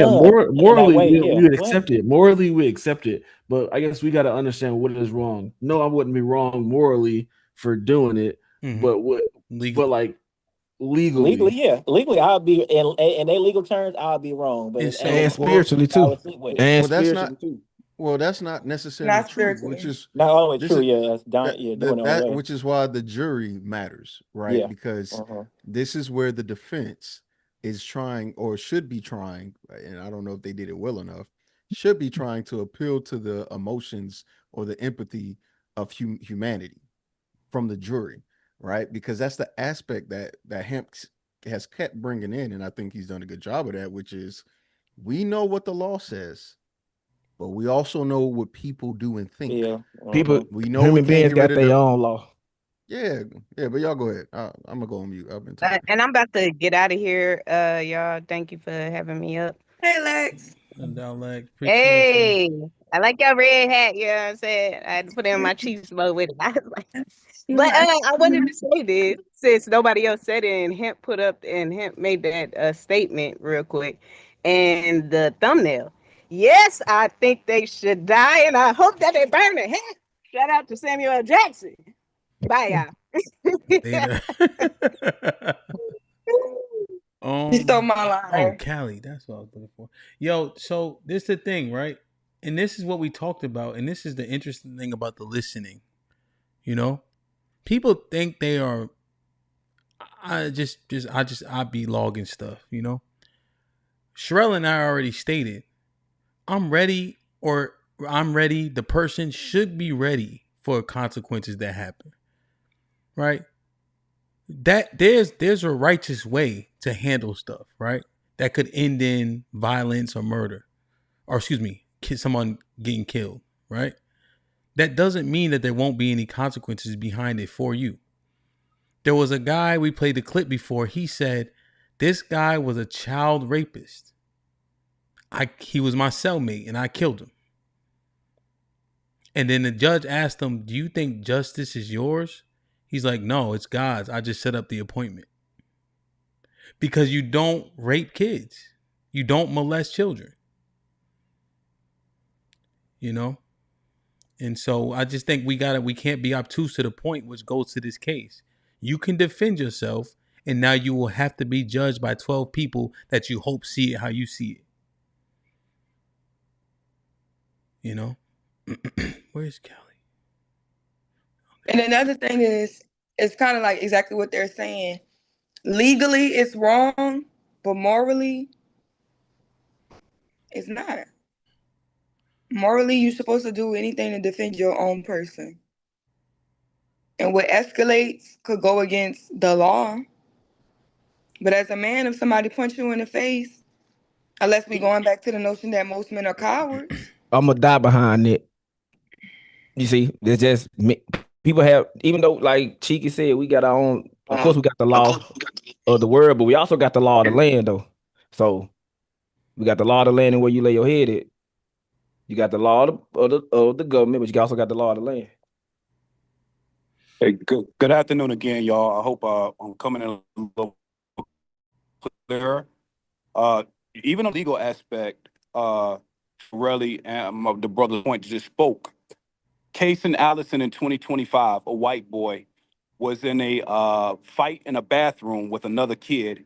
He had a knife on the premises, and he unalived the guy. His defense was I think his plea was self-defense, and he got 10 years involuntary. But he was originally charged with the same thing that Carmelo Anthony was.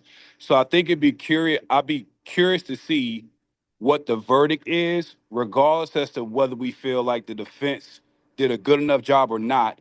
We have precedents. So to answer Hamp's question, if we have similar scenarios that where two teams get into an altercation that leads to something deadly, and we already have sentencing, I'd be curious to see how the results line up with that case. Now, granted, he still had to do 10 years, and I think they changed the charge from murder to, I think it was either involuntary manslaughter, or it was another lesser charge than murder. So to go back to the prompt, we have case study that shows us what happens when you change races of these people. It's already happened. Now, whether you get the same treatment, we'll see. But I would say that based on what I could research and find, that case is the closest one-to-one you can get with teenagers in Texas. You said that was the kid white, you said? Yes. Yeah, a guy name was Allison Kason. And man, I bet that wasn't a national story, right? Nope. That right there shows the alone of reason of it's racial, why it's so big of a national thing. You feel me? Where something like that, the same things at the school grounds, stabbing a knife, nothing changes. Only thing changes the color of the kids. If you know that's what you're saying. So. And I think that's deliberate though. I think it's deliberate. Like because I was overseas when I heard about what happened with the Camilla, and man, we got into it with Marines and everything about it. I'm like, why am I arguing a situation I know nothing about? It ain't no race thing to me. I just look at it. They kids, bro. Like 2 kids died that day. At the end of the day, 2 kids lost their life today. Carmelo was a kid for the rest of his life. If he beat this charge or whatever and he served 2 years probation, he still got to compartmentalize the fact he killed somebody as a kid. He got to compartmentalize it the rest of his life. Yeah. So, and the fact that when I saw the media push it out, I said they finna immediately make this a race war. The black people finna do it, the white people finna do it, while the people in the middle gonna have 8 points and prove it. And it went like that. I don't think, and it's just crazy. Like y'all keep forgetting that kids, bro. Like, and it's not giving past the kids. It's just to understand that kids make stupid decisions in hasty situations. Adults make stupid decisions in hasty situations. Most people have never been in a situation where their life was on the line, where they looked their killer dead in the eyes, et cetera, et cetera. So you don't know what you would do as a 45-year-old man who never been in a situation. What you think a kid gonna do if it gets pushed to that limit? So all this would have been an open case if the media didn't play a role in this. If the people that don't really have all the facts, they don't know what really going on, they just word of mouth, and it's very biased depending on what race you are, whatever, etc. It's just crazy, and I think people keep forgetting the foundation. Like, man, it's just crazy. Here's one more thing I want to add to that layer, the Kason Allison case. Kason, I'm sorry if I'm not pronouncing his name correctly. I kind of did a search before I came up here. Another thing that was interesting was that all that was premeditated, and he still got that charge. Meaning him and the guy had an altercation prior to, and they agreed to meet in the bathroom. So that's not even this case. Meaning, he didn't even, Carmelo had no intentions of, I'm gonna meet this guy and whatever happens. No, that happened literally spur of the moment. So I'd be curious to see if a white boy, a white teenager in Texas, can plan to go in a bathroom, leave with someone's life, get 10 years. I'm curious to see what they do with this black boy that was somewhere that, again, turned hostile. I wonder how they treat that. If you get 10 years for And purposely whether going to the bathroom, you feel me? on the website where the updates are, they're saying he can either have murder, manslaughter, or not guilty. That's what they're deliberating on. Okay. Yeah. Yes. So it's not just if you don't get the murder one, he get off. Manslaughter is in the deliberation. It can be in the verdict. But they said not negligent homicide though. Yeah, no. And that's from the link Devin put in the back chat. So yeah, I'm reading it. He put the resource in the back. I got a question, really. When did they change that, or was that always the case? I just didn't know it. These are the jury instructions. Okay. Just now. Or today. Gotcha.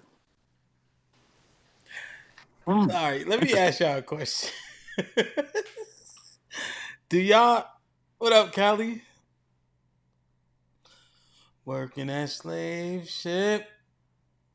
Yeah, you know I'm working. I got my glasses on. Got my We banging that on. red today, huh, y'all? You know? You said you got them glasses from Wawa. Is that true? No, these are my son's glasses. Yeah, He got Wawa. I knew it. I knew it was something. Hey, y'all have Wawa I knew they was stolen. So let me ask. They don't have Wawa in Atlanta. Y'all up north, nigga. She know what Wawa is though. So hey, help! Can I ask you a question about what somebody said in the comments that you didn't see? They pay. Did they pay money? No, but it's actually a good. I wish they had it because it's actually a good question. Well, just super chat. They don't pay for it. Yeah, why didn't you just frame it as your own question? You're right. I mean, because I ain't. They no, I ain't. Because they would have known. Like, well, look. But yeah, it's damn. Just super chat it. That's all. They know the rules. It's $2. Hey, so what y'all think, man? Or Callie, what you think? I am first of all, hey everybody. Good morning. How you doing? I am very relieved that manslaughter was included in them jury instructions. I believe that I think it's more appropriate. Nothing was intentional about him killing them and everything like that. If it was intentional, then it would have been a whole lot of bravado afterwards instead of crying and thinking that he ain't gonna die type stuff. I also think that the jury is going to come out that way as well. Just given the facts of the case, you can't label him the aggressor and he was the one that was walked up on.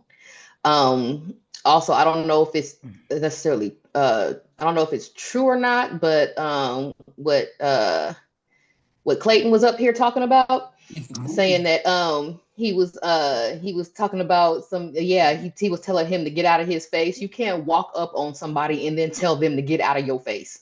That's not how that works. You know what I'm saying? So obviously they initiated the whole contact and everything like that. And where was he gonna go to? They wanted him to go sit out in the rain. Yeah, that was straight up picking on and bullying. You know what I'm saying? And who's gonna sit there and just get punked like that? You let somebody punk you, they're gonna keep punking you, and that's just how it goes. And that's why they felt emboldened to go on ahead and do so, because ain't shit gonna happen until shit happen, as we find out.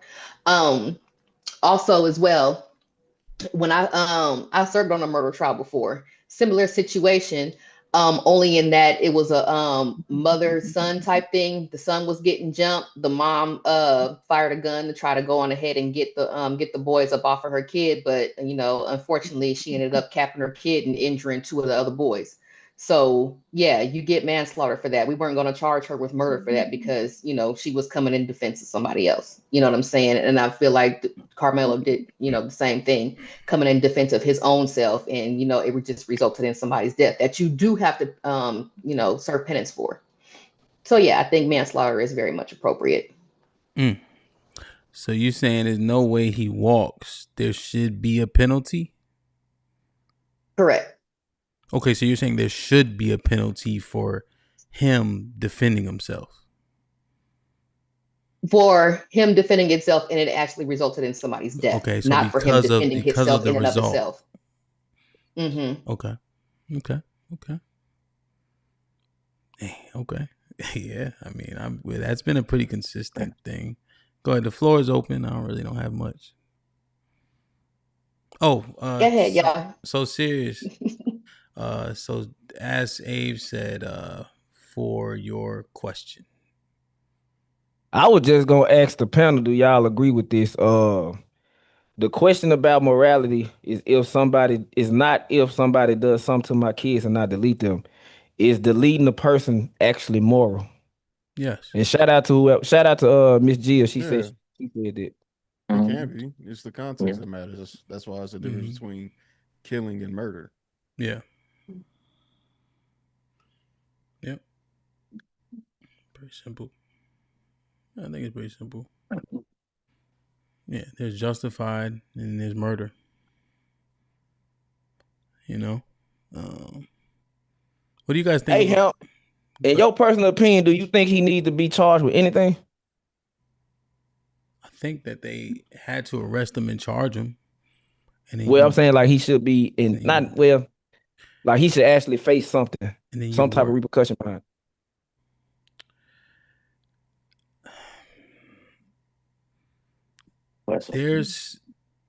I'm not really for the weapon. I know you not. I know. I'm saying like the weapon thing kind of throws me, but also I haven't been at a physical disadvantage often in terms of how I see things, Yeah. So I don't really know like, oh shit, this nigga's wild big. Like pause. I never really thought like that, But I know that if it's me and I'm about to get in a fight and shit, I expect people to do anything, bro. Shoot, jump, stab, punch, all that shit. I think the one part that I'm wrestling with is the main part. If it touch me again or do something again in that part, right? And now you preemptively ready the weapon. I'm just thinking through it, Okay, so 9th grade or whatever like that, I got expelled from school because I had a knife at school, right? Mm-hmm. These hoes was trying to jump me or whatever like that, and I, told them hoes the same thing. They didn't know I had a knife on me until after the fact, and that's how they found out because they told on me, talking about Beverly got a knife, so I ended up getting expelled. I think the school took mercy on me in that, I never did pull it and never did use it because they never did touch me. I called they bluff. You know what I'm saying? Because they didn't end up touching me. Huh? What school? Sarah High School. Oh, okay. The other thing, watch the series. The other thing too, just on because Callie kind of what she was saying. So where I'm from, you have a duty to retreat. You know what I'm saying? So like, if you want to claim self-defense, you got to be damn near cornered. Yeah, it's how it is for us. Yeah, so I guess my view is like this is combat, and when you fighting, both people go to jail too. You know what I'm saying? So I kind of have that like outlook. Like if Sherelle punched me and I punch her, we fighting. It ain't no she punched me first. That's not how it works. And I think most states kind of work like that. Yeah, Tennessee like that too. Mm-hmm. So I kind of look at it from that way, And I'm saying that in combat there are no rules in the street. You see? So if I pull a hammer, if I pull the banger, if I use my hands, we both getting arrested, and then what the charge is going to depend on the damage that was inflicted. You see? So that's how I kind of reconcile it, But that's having wherewithal though. Like some people can't even think past the situation. Most people don't think past the situation. Yeah, they don't think past the situation. Yo, you ever notice people be like, I only shot once. Nah, you shot 1,000 times. You just was in a, like people don't even know how many times they pulled the trigger. You only know the fatal shot they got there. Mm-hmm. So it's a lot, man. It's a lot. It's a lot. Yeah, but I'm like, even if he wanted to leave, where was he gonna go? He was gonna go out in the rain, and both boys are standing like right here on him. Was he supposed to, fall backwards on the bleachers type stuff and roll away? You know what I'm saying? Do a barrel roll away or something? Where is he going? I don't know how Texas law is, but in Tennessee, that's why early before I got on the phone, I was gonna say because what happens before the altercation, during the altercation, and after matters. So in Tennessee, even if it is self-defense and you run and dish the gun or dish whatever weapon that was used, you done for. Like your defense is gonna have to like But he didn't run though. He didn't run to get away though. He didn't run to go to hide anything. He went literally to another adult literally after the situation. So he didn't run to literally go anywhere to literally get away. He wasn't trying to escape. If anything, that he was trying to escape that area where there still was other dudes he there. he was still on camp. He was still on campus when they put him in cuffs. Still on campus. Okay, see, that's what I'm saying. Waited with the teacher and everything. But I'm just saying, like in any situation, is if you lead a situation, it's gonna be harder for you to prove that self-defense is the case. You know, that's the thing in Texas, right? Why it's so serious is there was a guy who shot a lady in Houston 3 days ago. He said she was attacking him and he shot her, killed her. He turned himself in. He hasn't yet been charged. It's been 3 days. So that's what I'm saying. Texas, like the stand your ground stuff, the duty to not have to retreat and fear isn't a qualifier for self-defense is like why this case is much more substantive than he had a knife and then boom, because how Texas interprets murder and etc. in self-defense, you know? So I think what they interpret I got a similar case. Okay, Hamp. What about the Saints player Will Smith? Yeah. Now that was my family member that he got into the altercation with Bear that killed him, right? Bear took this to appeal because Will Smith brandished the gun and they got into a shootout. But they charged Bear with the murder because they said it was overkill. You know what I'm saying? But I mean, you understand, niggas have switches on the guns, the bullet's gonna come out. Right? Now nobody's gonna take that charge, but they just gonna say how many clips is in them. It's like you overdid it or whatever, right? And they just didn't get a fair. So remember, I was telling you, we just got one of the a black man in the criminal justice court. He the judge now. He was actually the lawyer that represented Bear, who didn't get a fair trial, right? And then when we started realizing we couldn't get a fair trial because of the judges within the system, he ran for the criminal court judge and he just won recently, right? But yeah, so yeah, John Fuller, that's my guy. Yo, I'm telling you, the people are not perfect. So you just saw the Murdaugh. Did you guys see that? Murdaugh in South Carolina. I think didn't his conviction get overturned or like reassessed because they said he killed his son and all that. It just depending on who's deliberating, who's defending you, things can definitely skew. Let me get EBD and Lee in. EBD, what's popping? What's up, yo? What's everybody doing? Been following the case, obviously, ever since we all heard about it. So today shouldn't be any different. I think, I don't know, I've been paying attention for the last hour and some change, so I know what's been said, but I think it's pretty safe to say that in this country, the laws work to protect some people and to persecute and punish other people for the same action. We've seen it time and time again. Two people get into a fight. If one's black and one's white, we know how law enforcement sees the situation. We know how the courts see the situation. We know how the judge sees the situation. And we know how the lawyers paint the situation. And we know how the media portrays the situation. So I don't know. There's really nothing that would shock or surprise me. I mean, we see Kyle Rittenhouse who deleted two people. He's out in the world free to do it again.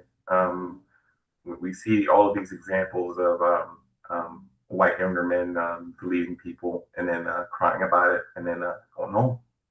So, I mean, for what I expect, I know he's going to serve some type of accountability, some type of time in jail, just because But I'd be shocked and surprised if there was a not guilty verdict based off of any type of law that we seem to overlook that applies to black men. EBD, is your mic in?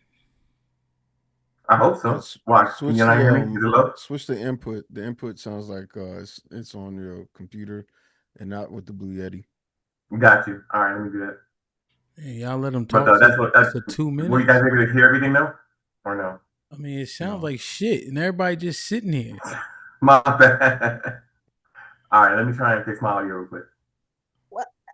I agree with your overall point, EBD. I just think that using Kyle Rittenhouse is just a bad example because he was actively being attacked by more than one person with actual things that can be used as weapons. So that's just a bad take. I'm saying just use another example. I'm sick of hearing about Kyle Rittenhouse. His take is simply the escalation of weapon, right? So because what's being argued here is if he fights him, I don't think a lot of people have an issue. Like, let's say they got in a fist fight, the dude Austin hits his head or something. People are assessing that differently.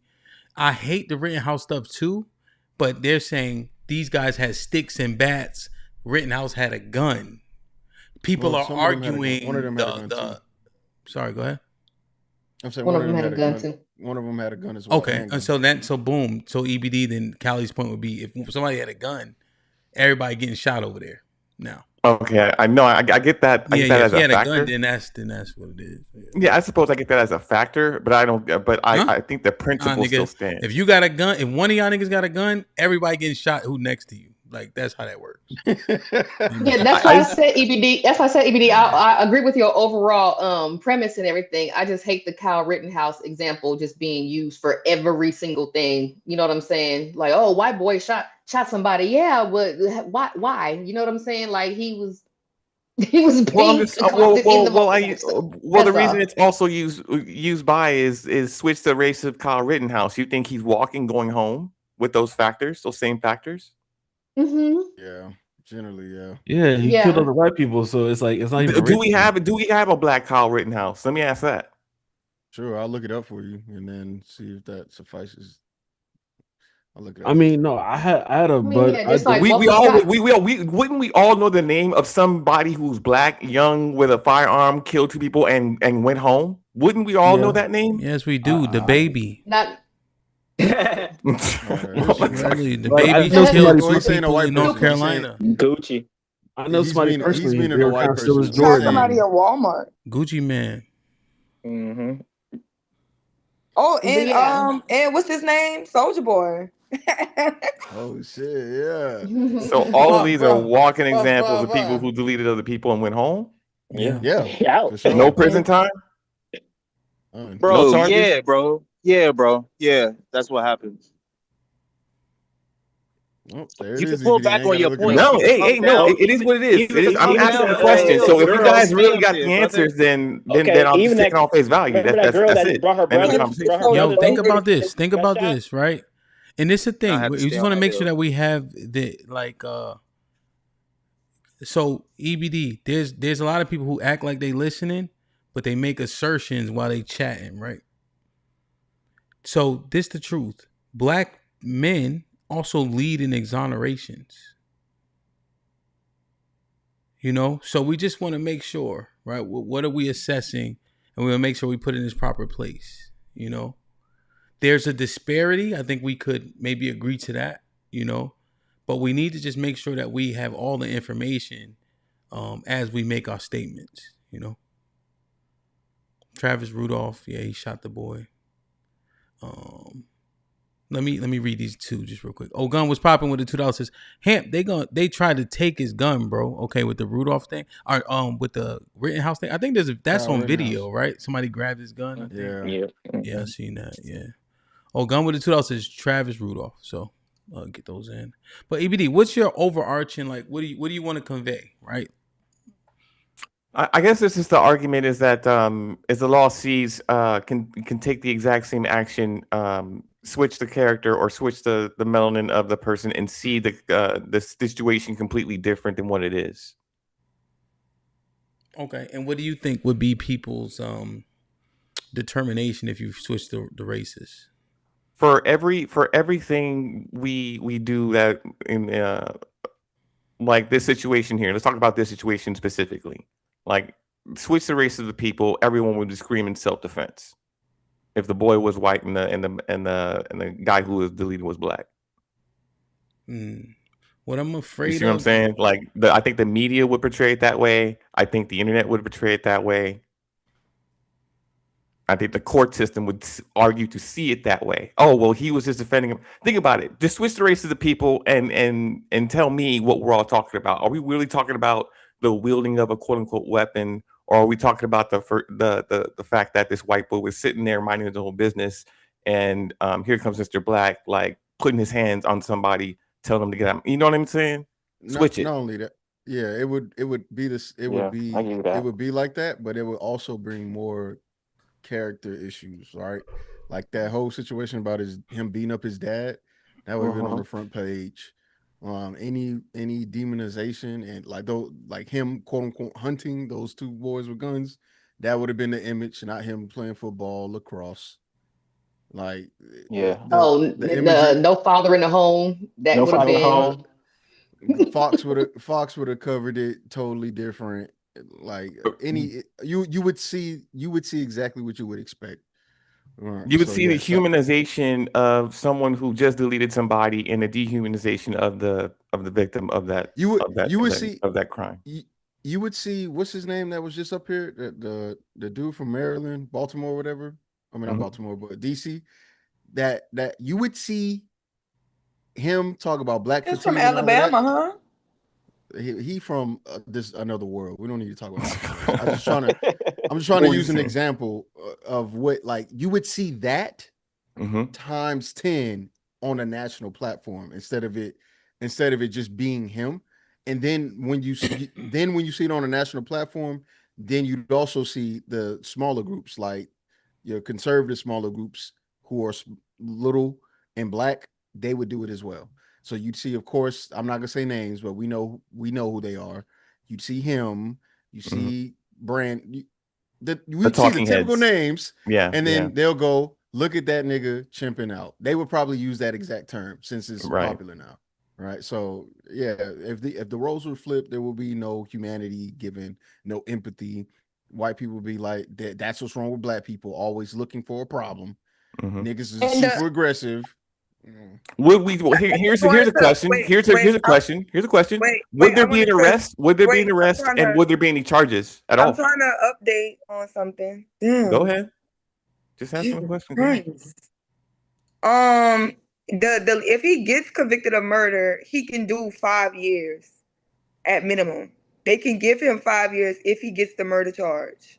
So it's from 5 to 22 years, 25 years.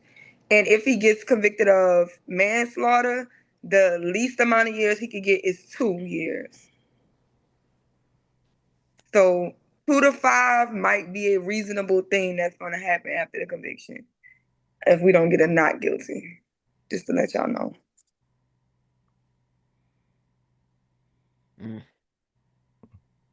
5 years is a lot. If they do Tom, would they include Tom Serve? Was he already in jail? I don't remember looking that up to know. Wait, for the thing is 20. It's 2 to 20 for the manslaughter. It's 5 to 99 for the murder. 2 to 20 is manslaughter? Yeah. No, murder is 5 to 99. I thought. Yeah, the murder is 5 to 99. The manslaughter is 2 to 20. Okay. My God. Yeah, bro. man. That's a wide range, bro. Go ahead. How old was he? Is he 17 or 19? 17. I think he's 18 now. Go ahead, Lee. What you think? Well, first off, salute to everybody on the panel, man. I hope you're having a great day. And in the chat, I only got this red shirt on so I can match Sherelle hat. I'll just say that. You know,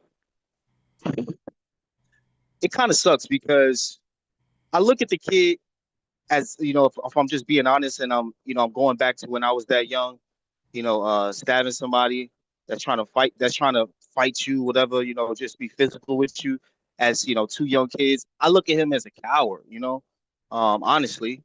I know 2 dudes from my neighborhood that got stabbed by a kid like this. Who was, and it's kind of crazy because it was like the same thing where they were acting tough, and I remember one I was there with, and we had to get the dude off him and shit. We held him down till the cops came, and I remember him acting tough, and I was like, why he acting tough for? Like, this dude not normally tough, and I learned a lesson that day. not to try to pick on people.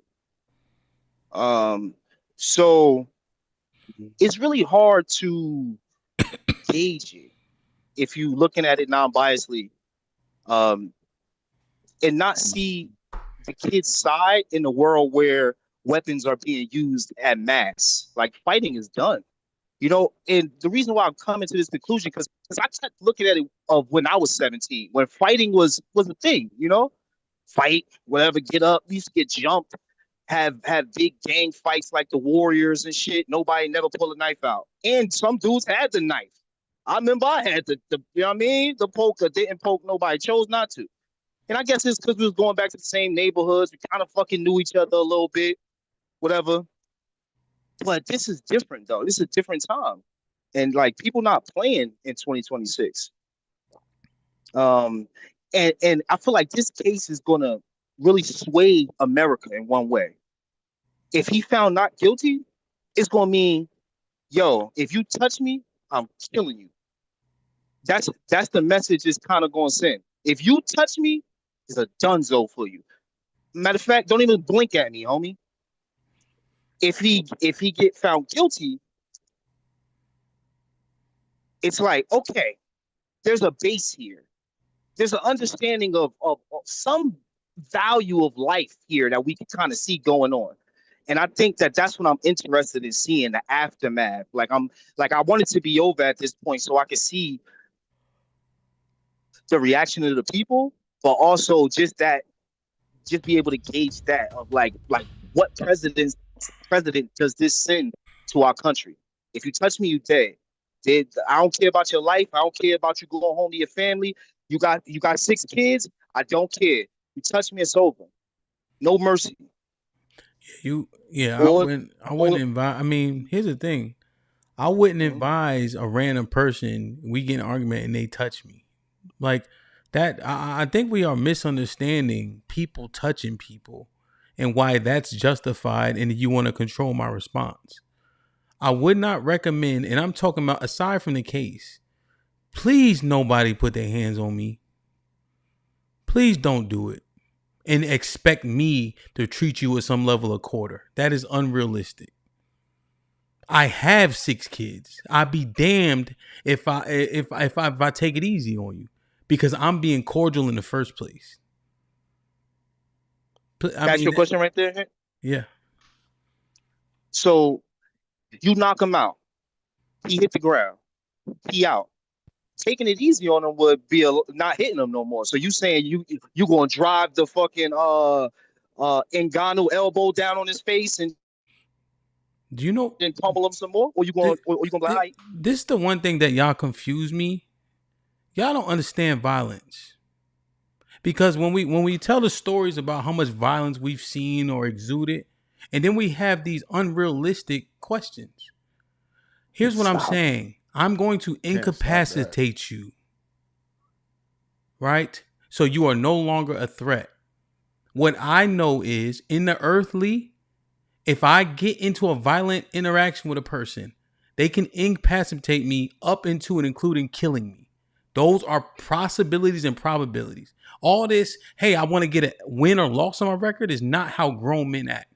If I need to put my hands on you, that death is a probability in that equation. That's how I look at it. You're right. That's why just real quick. That's why I'm kind to people. That's why I try to be cordial because I don't want it to go there. You know what I'm saying? Correct. Go ahead, I'm done. Now, Hamp, you've been in fights, right? Yes, sir. Would you say that people giving you grace? And I just want you to be honest. What you mean? And I'm not saying you never are not honest. I'm saying like did they try to beat you to death in your fights, or did they why are you still here? Is kind of how I look at it. And look, this is all I'm saying. And me too. And every other man that has had a fight, right? Probability that I can. Yo, there's been times, bro, where I got stomped out. You think kicking people isn't? You think kicking somebody? Okay, so kicking people in the head. What do you think that leads to? Okay. Yeah, I'm just saying. Like, but look, people me and aren't you conscious. got back up though. Yeah. Did you lose conscious? All praises to the Most High. Yeah, later. Right. Did you lose consciousness though when they was Almost. stomping you out? Almost.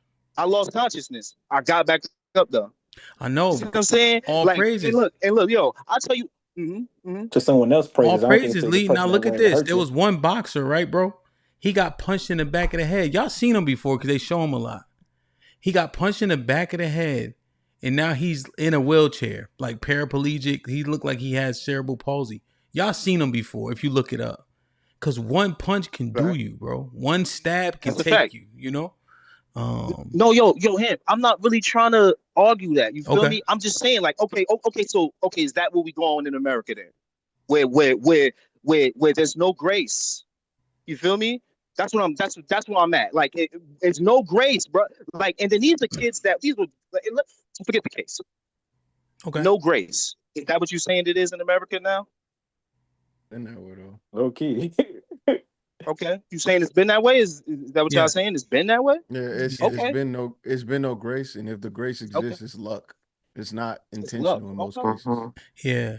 Lee, like the people who stomped you out till you lost consciousness, they didn't wait to see if you woke up.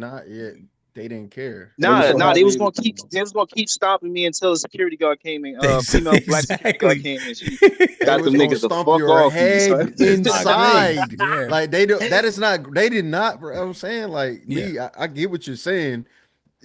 You would like to think that there's some part of humanity that will be empathetic enough not to kill you. Hold on. But what? There's a verdict? I think they may be misunderstanding. Golden Pipe said that verdict was too quick. It might be murder. Is she saying the jury's done? Hold on, let me see. I got this shit on. She may have just been like saying, maybe trying to say something different. I just stopped y'all just because that's important. If there's a verdict. I got you. Yeah, already. Yeah. The getting stopped out shit is excessive, and I wish I had the shank on me them days because I'd have definitely poked them dudes. No, the verdict not in. Yeah, it's not in yet. Nah. No, they saying wait. So wait, hold on, y'all. The verdict is in. The verdict will be read at 2:05. Is that real? 2:05 is 3. It's 3:00.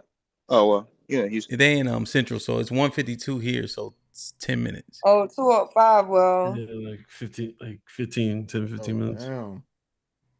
Oh, they reached it up. Oh shit! What do you think it is? Yeah, they reached it. Okay, Shaw said they. Oh, they found them guilty of first-degree murder. Oh God. Wait, they found him guilty of first degree? Says after 3 hours of deliberation. Wait, I'm looking at this. It will be read at 2:05. Wait, what? Okay. Where? Yo, this the shit about not having no news coverage. Look, guys, let me make sure. What are you I'm reading? on Bing.com. I typed in Carmelo Anthony verdict, and it says after 3 hours of deliberation, the jury found Anthony guilty of first-degree murder. Let me see where this is coming from. Hold up. I mean, this is on there. This is not even on the website. This is actually. All right. No, ain't no verdict. Oh man, I don't know, bro. Okay. Y'all right. It said it has not reached the verdict. You the misinformation machine. Wow. That's not the case, man. You don't have to drop that one on me. Yeah. Jeez. All right, jury. Okay. All right. Listen, y'all can see my screen, right? Yes. So I got you. at 1:45, jury has reached a verdict. Officials announced a verdict has been reached in the case. All right. They started deliberating at 10:54. It is 10:54, 11:54, 12:54, 1:54. 3 hours. Yeah. It said it has not announced the verdict. Okay, so they reached the verdict, but they ain't ready yet. Correct. Yeah. They So just 1 minute ago at 1:45, officials announced a verdict has been reached in the case. That's not good. No, that's not bad either. It's three not options. bad either, though. It's hard to say all that stuff because even I think the defense didn't do that bad. I feel like they picked a lot of holes in the witnesses in the stands, like a lot. So the thing about it is when they go deliberate, sometimes they're just like, I'm not trying to be here forever. If we don't get all guilties, then we're not gonna argue it. It is what it is. We respect everybody's opinion. We get out of here. If the only reason it lasts so long is somebody's like dying on the hill. So to say that's what makes it better for him. Yeah. Somebody need to be dying on that hill. Shit. No. I think I just want to make sure I hear Devin's point clearly. The motherfucker may say, I ain't budging out of the 1 out of 11, and now the jury's hung.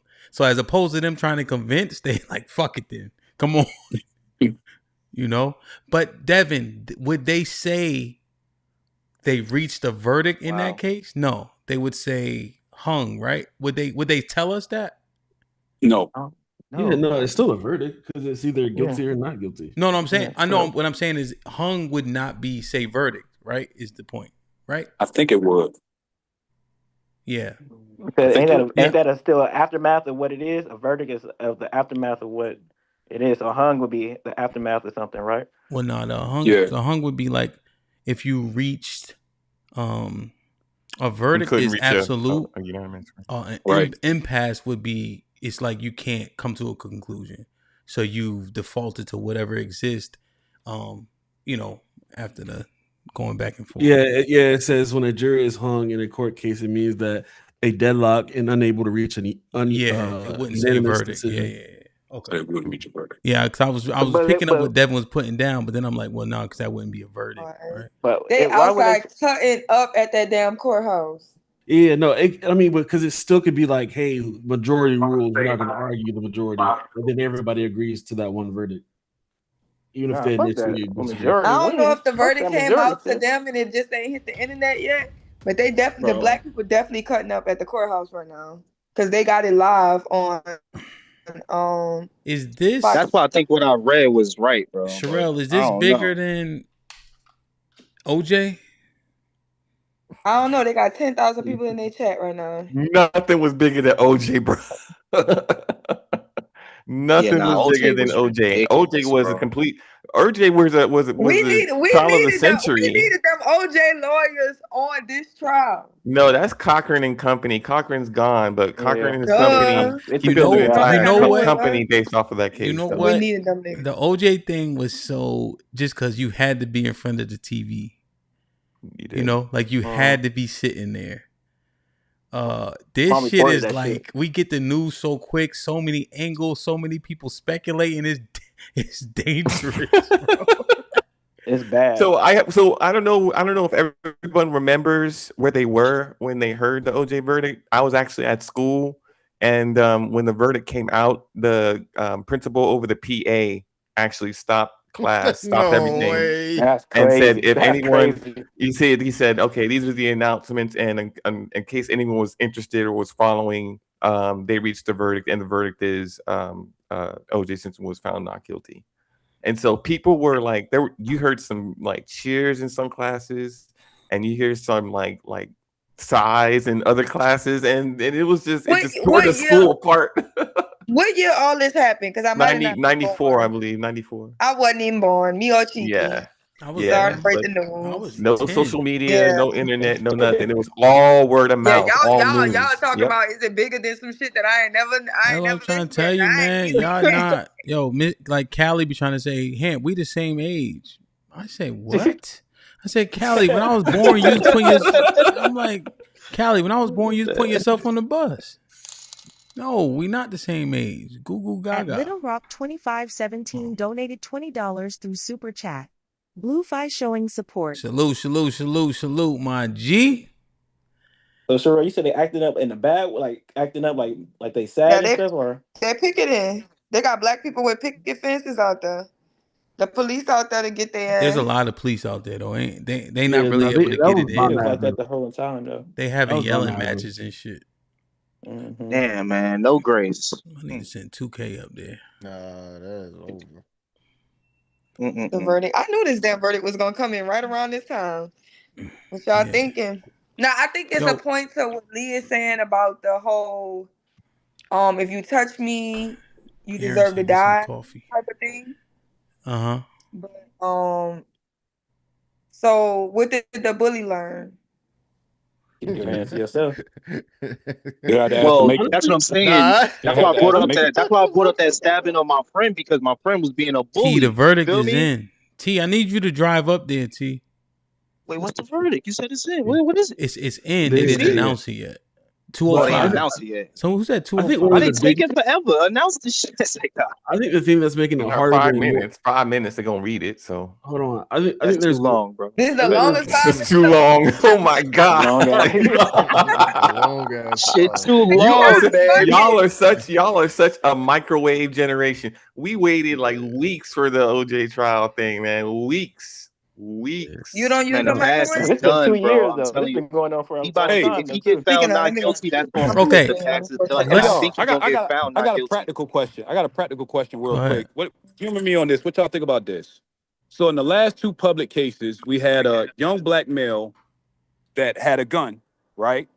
And he was unalived with the child case. This young male had a knife, Hold up, I'll be and back. now he's charged, right? Mm-hmm. So what advice are we giving black boys in this world if we're saying that everybody's on that type time? What's the practical advice for young boys? If I go quickly, comport yourself appropriately. Be kind in the earth, even up to the point of being slightly meek, right? Because a person who's willing to be meek knows their threshold, knows the level of violence they can exude. Now, if somebody pushes you to that point because of how you conduct yourself, it'd be justified, and you give them hell after that. That would be my advice. Yeah, I would say that's how I feel exactly. Where if like I know if I went in on you and I got a hold of you, you deserved it. Like I feel 100% confident you deserved it. Just because, like you said, how you act yourself. And ultimately, I think this case, the whole issue of this case, I don't think it would be too much of an issue if it was indulged. I think the only reason why it's like controversial is because it's kids and the amount of violence that I guess we could either be putting in the hands of kids at this point. It's a good point. I think that is the biggest threshold of concern, and I think the debate. I don't even think it's race. I don't think it's about. I think it's about the age of the kids, because I think if they're older, I think it'd be okay. I think because they're younger, they're just not trying to set a precedence. They got a white man and a black man going at it on the camera. No, race has everything to do with this. Hey, I think you need to share your screen, Cheryl. Yeah, hold on. If you change the race of the people, it changes the whole thing. I mean, for real. The verdict, the trial, the arrest, everything. Why though? Race has everything to do with it. Why though? That's how this country was built. Well, it's not even, I wouldn't even say just this country. I just think that everything within these past couple of years, especially regarding like politics and stuff, has been super divisive. Right. So it bleeds into this as well. Like, you know what? All of this is, it's all based off of that. Like, this is the most, not the most, but I'll say this is the most divided we've been modernly. I have a serious question. If they come back and say not guilty, he walks free and clear, this whole thing about them being racist and all this other stuff, does that make you kind of take a step back of your prejudgment of the situation, even though no, because we know what happens to him after. He's never gonna live the same kind of peaceful, respectful life among planet Earth again if he has a not guilty verdict, even though he deserves to be. That's not true. What you'll see is you'll find white people still have a high sensitivity to race because they still think in race. So if he does get off, what you'll see is I'm sure you'll see an uptick in white people rhetoric about chimping out, and you're gonna see social media, especially for white. Fox is gonna go crazy. We got a minute. Hey, Aaliyah, get up here. You were just in the back. Pause. We need to make sure this panel is full when we get this verdict. Lee, get your $6 ass on camera. That Jack Daniels be kicking Lee ass, boy. Is that Lee's drink of choice? Yeah, whatever's in the store. That's it. He don't give a fuck. Lee bend his back to get a drink. He don't give a fuck. He got shades on. You already know, man. It's 87 degrees out here, man. All right, Yo, I got 87. That's it. Hold on, y'all. Let me get Mon. Hey, Mon. Everybody say hi to Mon, please. This nigga need it. What's up, Mon? Good. Everybody say hi to Mon. Because Lee, he don't participate if everybody don't say hi to him. Feel me? God, Lee. Might want to feel special. Now, before they read the verdict, though, I want to say that I would think it's a win if he get like a manslaughter in a like a 3-4 year type joint, I think that's a win. That's a dub. Yeah, that shit crazy. I might cry if he get a murder. I'm sorry, y'all. Oh no, I think they'll maximize the penalty as far as they can push it to try and set an example. I think he's gonna get let go, bro. He be Like, I be telling my son, cynical. I would be telling my son. My bad. It's my turn. Hold No, up. I was just saying, I would be telling my son, like, listen, this whole trial, we showing as much remorse as possible. Like, we want you to seem like, and I hope you did not want him to die. You did not plan for that. You crying whenever you get the opportunity. And whenever you get the opportunity, you looking at, you saying sorry to his parents. Like, we showing as much remorse as possible. We want that manslaughter with the least amount of years possible. That's what I've been coaching my son to say, to do. I mean, I would want that. I just don't think we're dealing with people who understand grace or even see our humanity. So why would we expect it from them? I'm so Strata, you glad need to they charge your didn't do damn the, phone, Strata. We need one more person to hit the link. Hurry up. What'd you say, we need Tiki? one more piece of the hit the link. Tiki, you were saying something? 100%. You gotta go. Oh, I'm at 1%. My bad, y'all. No way. No. He about to miss it, bro. You got it? Or they already read it? Did they read it? It's 2:06. I'm refreshing. Steve, we want the screen on the screen? That'd be dope. So.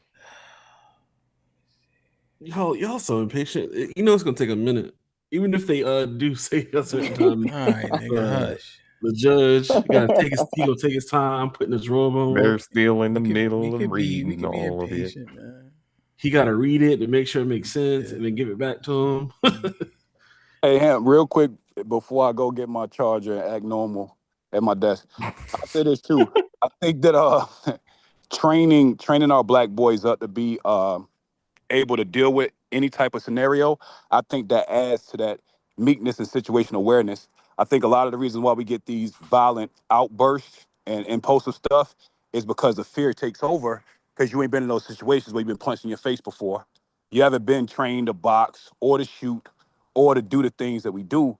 So your emotions take over. So I think that, training our young men to be not militant in soldier form, but to have the discipline and know discernment can help alleviate these things from getting this bad. So I think on top of comporting yourself, we got to make sure that we're empowered and strengthened to the skills to make you slower to do impulsive shit. Yeah. What do you also think about making sure that our kids' digital footprint is always sound? And like, for example, make sure that anything we post on the internet is always going to be positive, because just in case you ever, whatever you run into in life, job interview, a case like this or whatever, like, I want, when anybody look up your name, I want them to see you feeding babies, kissing babies on the cheek, donating money, all that type of stuff. What do y'all think about that? No, I agree with that right there. I got a little story about, not a story, but I got caught up because I was smoking weed on social media, a job that was like real good. I'll be looking back like, damn, if I still had that job right now, I'd be making like stupid bread. But by me over here doing something stupid, then somebody saw it and told somebody else, then everybody was pretty much, job gone. So yeah, for sure, that's why for sure, I haven't got my son even social media yet. He about to be 13. He asking for it. I'm like, man, I don't think you're ready, because just knowing how the kids like to show everything on a doing everything. So yeah, I agree. Keep refreshing. Yeah, I would suggest to say self-employed so you could practice your freedom of speech and stay true to what you're saying and be as honest and racist as you could be. Fuck them niggas and their money. Nah, every year you should probably get into the habit of like cleaning up your social media of all the toxic shit that you may have posted, if you posted any, and then just keep the positive stuff. Only if you're business presenting, if you're trying to transition from being a younger person to an adult. I think when you sanitize your social media, I think you go from here to there. But when it's children and when you're younger, who's really going to care? You're not working corporate. It's inconsequential when you're younger. It's just when you're older, you start behaving more responsibly. So Not true, because even even in a child case, where everybody used that, like, oh, he had the gun the day before and everything like that. So you gotta, so you gotta really, you still everything. You gotta, even as a kid, everything matters.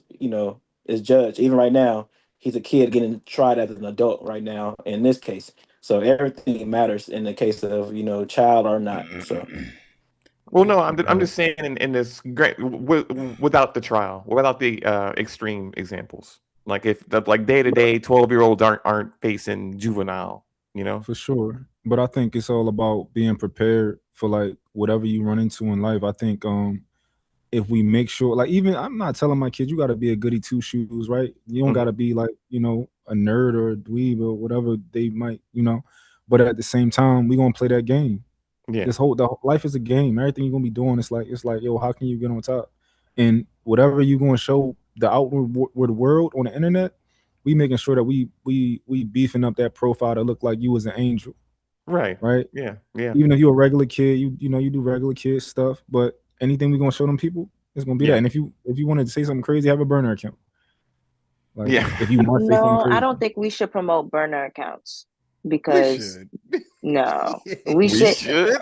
we shouldn't. I think we need to age restrict social media. How about that? Let's age restrict. Ooh, okay. I That's agree where with I'm that. at with I it. agree with that. I agree with that. That's where I'm at. I don't Yeah. even want kids or younger people on social media because they are in discourse that doesn't pertain to their everyday life. They're in adult conversations and they're still in high school. They're Okay. still freshmen. They're not involved in adult life or have Right. adult responsibilities to even be having those type of conversations in their own groups. Like, they're not involved. So I just think we need to age restrict social media altogether. I think that's a root of a lot of our problems. We be talking to little I kids. didn't even think about that. Yeah, that's I'm not mad that's at that, but that's a interesting. different All of conversation. them. All of them. No, but it solves All right, so no Purge the solves a kids lot. off. It solves actually, Purge now the that you children mentioned off it, of all of them. it solves a So lot no, of issues. Okay, so no, EBD, how so about this? How about we no age restrict YouTube. Roblox? We'll age restrict YouTube. We'll age restrict everything because Let's that's so start. easy to Actually, do, I don't know let's right? about start everything, with but Because social Roblox. media, no, yeah. Start I'm with just Roblox. I'm just Start with saying, right? Roblox. These are wishful thinking, right? But what my position is that you're not proposing a bad thing, but I'm saying, like, all right, let's control the controllables. Like, let's do what we can do, right? That's all I'm saying. Like, I would love. Listen, I hate Roblox to a degree, right? The kids love Roblox, but I wish that it was just a little bit safer. However, I can't snap my fingers and make it safer. I can't snap my fingers and age restrict it. So I'm just saying, like, work with what we got right now. And I think that I think that I'm not. If your kids have a positive social media, it's not going to do anything but work wonders for them. Right? It's not. I don't think it's a net neutral benefit. I think it's a positive benefit. How did everybody get the verdict before CBS? What the hell? They keep on saying They just fired somebody from CBS, so that could be what they're dealing with. Who knows? Is the verdict in? People are saying stuff in the chat, but They saying Mellow for the win. That's what I'm saying. It ain't They out say he yet. won? It ain't out yet. The verdict ain't out yet. Oh. It can't be. I They think, saying manslaughter. I'm looking. I'm refreshing this shit. They say stop playing with a nigga feelings. Shut the fuck up if you don't really know the verdict. Hamp, this is one of them things where you may not just look at the chat. Like, don't just Yeah, just keep all they're refreshing, doing buddy. is searching it up, and they keep seeing that he said he could possibly be found guilty of manslaughter. Yeah. Keep searching, just refresh it, man, because I don't trust him to. Yo, yeah. I mean, we're just talking about mitigating factors, The thing about this case, which kind of goes against the mitigating factors, is they didn't display much of him being an ass on the internet, right? But you get yourself into a physical altercation, right? They arrest you based on evidence they have to do so. You have to fight the case. Mine's simply saying when you fight in that case, hopefully you don't have anything incriminating yourself on the internet. Like they're using that stuff against the builder guy, right? Literally, oh, you just said this a week ago on Twitter.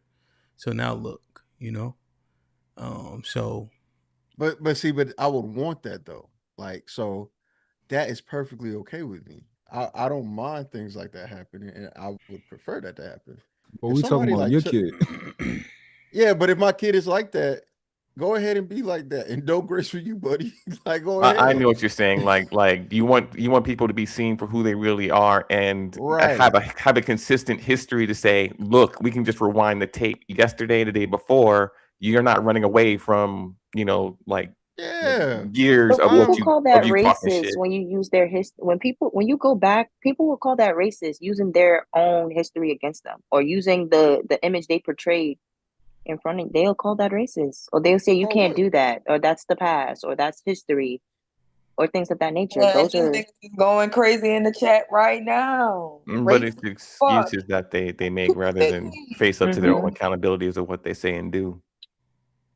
Yeah. Well, It's a listen, man. deflection. What's the firing squad? Oh, That's well, probably Who that's shooting? the Like, people, isn't they it? line Death by They up line in up a and shoot. line. Yeah. That's what they say they want them to do to Carmelo. That's what the white people in there spamming in the chat on Fox. I'm telling you, Yeah, they I were in expect that. they were on so in TikTok in that universe there were a bunch of white people in groups talking about how Look, they want the death and penalty see, and all that crap. and see, here's the thing: Fantastic algorithm is not showing him that, right? Because for whatever reason, all he's seeing is black people and white people ain't. I'm like, bro, I don't know what you're talking about, but white Right. people are definitely tuned into this trial, and they're hoping they are hoping this nigga is getting life, and if he get life, he gets stabbed up in prison. I don't know what like. No, you good. Go ahead, Keith. Yeah, the funny part about it, a lot of people on the white people side saying the prosecutor did a bad job. If you listen to it, they thinking the prosecutor did a bad job. So it's like two sides of the same coin. Like that's why I kind of it's nervous when they said they didn't have no cameras and everything in there because you getting everybody on side. You're still getting a biased side as a journalist. Every journalist is not a journalist is biased still. Doesn't mean they have a certain side. That's why you got Fox News, CB. Like everybody has a bias on it any way it goes. So it's just crazy. Yeah, so I hate this thing where when black people are doing something or white people want to do it. That I'm so tired of that narrative. It's just not true. Don't worry about the chat. Chat's gonna chat. That's part of the internet. Nigga said paper No, beats. because I want an answer. I know, Before I but go back to my desk. Before I go back to my my desk, I want an answer. I can't. They gonna fire. Who said that? Don't say that. Wait. Don't say that. Don't say Tell that. him give you a call. Don't say that. I'm gonna put all y'all youngsters in a DeLorean and send y'all back to 1995 where you had to do dial-up and have to do a hand exchange with a server and then wait for the page to load for at least 3 minutes. Oh man, just to see y'all reaction. Old I people love and it. y'all wanting us to suffer. They want us to go through what they went through. Didn't y'all work hard so we can have a brighter future? What the fuck? No. They worked hard so they can have a brighter future. Right. Hey, bro. And all they can think didn't. about is how they walked into school in the snow. Okay. This nigga EVD was 5 when I was born. He ain't trailblazed for me. Wait a minute. You're older than EVD? No, he's 5 No, years he's older not. than He's me. not. No, I'm older than him. He's saying EBD was 5 when he was born. Yeah, so I don't know, bro. Old people just If I was 2 when you was born. Maybe when we all get older, we'll feel the same way. But I don't understand old people. No way, no fucking way. Because there wasn't a time or a day where you couldn't look up and click something instantaneously. That my whole life was none of that. What? EVD, you don't even know what I'm talking about.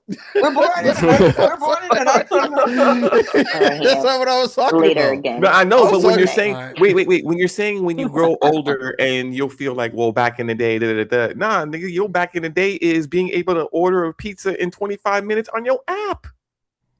That's your 25 years ago from now. My 25 years ago from now, you looked in the phone book, you looked up the number, you cut out the coupon from the phone book, you call, you that's it. Took about an hour for your pizza to come to you. Now it comes in like 20, 30 minutes on an app. You don't go nowhere. Should I use something else? Like, should I go to Fox News or something? Like, what? You should have multiple tabs open from different sources. I'm saying, which one should I show? Like, I'm looking at this one because this been the most like. What about BET or something?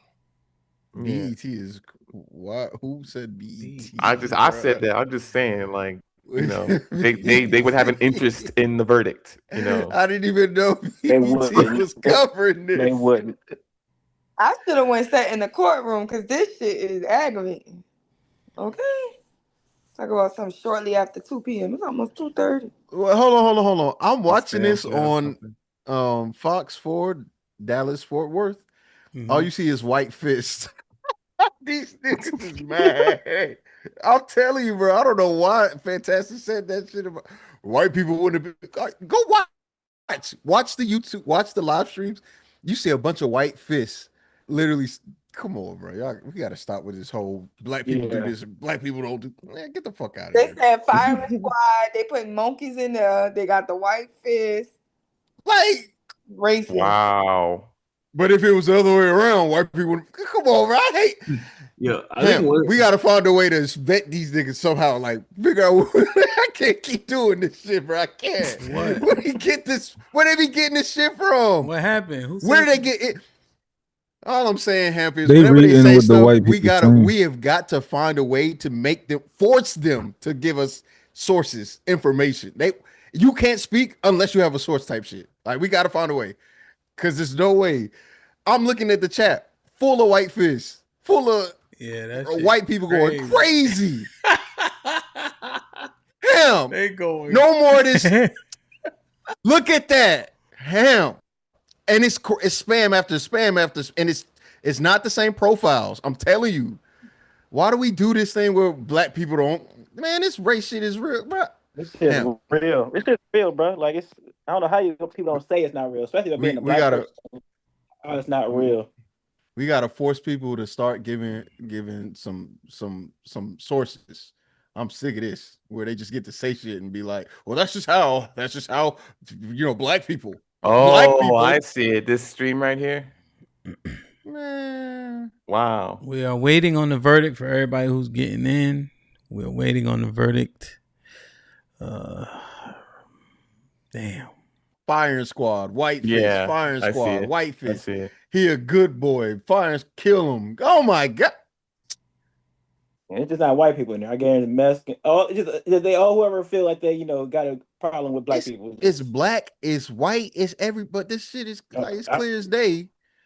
Come on, man. I think that's more sick when I see our people, man. That shit is the most sickening thing, because I don't think we ever going to be in a who do we choose, who we fight first? You feel me? Who do we fight first when it really comes down to it? Because don't drop the soap, y'all. Well, that man that was up here earlier said he the most dangerous one. We got to get him first. America first, not country. Like, come on, bro. Any black person that refers to black people as the blacks, they all that's go. dirty. Somebody said Hunter's twin forever 17. Dig that. Huh? What? No, they're saying somebody's like saying the Hunter's twin is gonna be forever 17. Oh. That's what you saw, huh, Devin? Defend himself. Them saying something about that one person, that one thing he saw, he like, that's what he saw, Kai. See, y'all weird. I'm just reading all of them. Some people who asked the question of Devin, why did he everybody bring who married a to a knife white to person attract me? And there were some more details that were brought out. Honestly, I thought it was like. No, y'all mixed Lori it. Brown is in the courtroom. You must don't know and my she humor, is able but to send out messages, and she is saying to us now that the attorneys are talking to the family members, and she believes that the attorneys are preparing the family members of the victims' families, the defendants' families, not to react to whatever that verdict might be. Judges don't like emotional outbursts How in the the courtroom, hell and do it's you not important react? that families try and contain themselves. That's not easy. It's not easy, but that's probably what's happening now. And she says Carmelo Anthony, she believes, has his head down. She can't see his face. He's looking down. You might imagine, again, as I mentioned, sweaty palms, heart is racing, breath is short, because lives are in the balance. It's a heart-pounding moment and kind of in limbo, waiting to find out what the verdict is. It looks like we have someone joining us on Zoom, Russell Wilson. Russell, thank you for joining us here. We are waiting for that verdict to be announced. What do you make of the fact that, I mean, the jury has been deliberated for 3 hours. So they reached a decision just before 2 o'clock. Just in your experience, I mean, what do you make of we them can coming talk to better this than Russell decision, Wilson. fairly soon? Yeah, his take shit. I gotta get dressed and ready. Talk to y'all. The fuck, I want to hear Russell Wilson take. Damn, man. That ain't the Russell Wilson I know. Race more prevalent than just as prevalent as it ever has been? Has it dissipated? Is it true people say racism can't affect you now anymore? It's inconsequential. What do you guys think? Or is this? I think it's more emboldened. I think it can. I don't think it has as much power as it used to. I think yeah, it is, and I think there's like a disconnect between like reality and then what people just say and do and how they act online.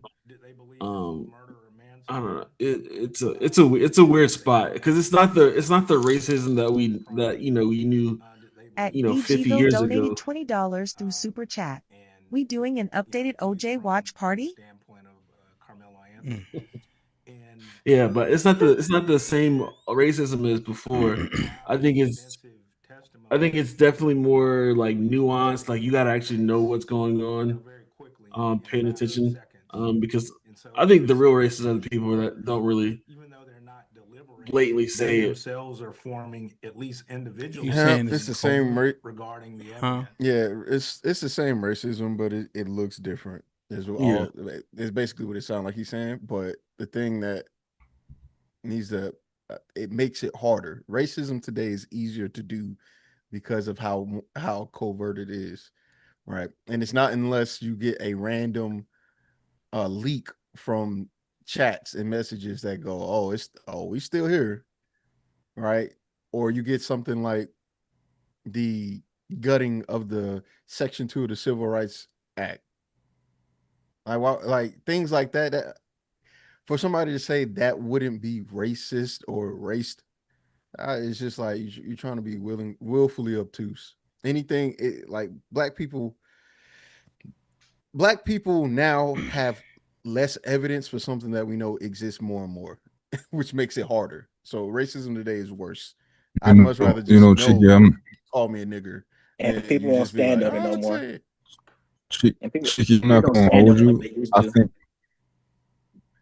I think that I'm not gonna hold you. I think black people over the last at least 6-7 years have made, to me, normal white people more racist. I think the systemic thing has been a systemic thing, but I think the average everyday white person has become more racist because of us and our presence online and stuff like that. I'll be honest with you. That's my opinion.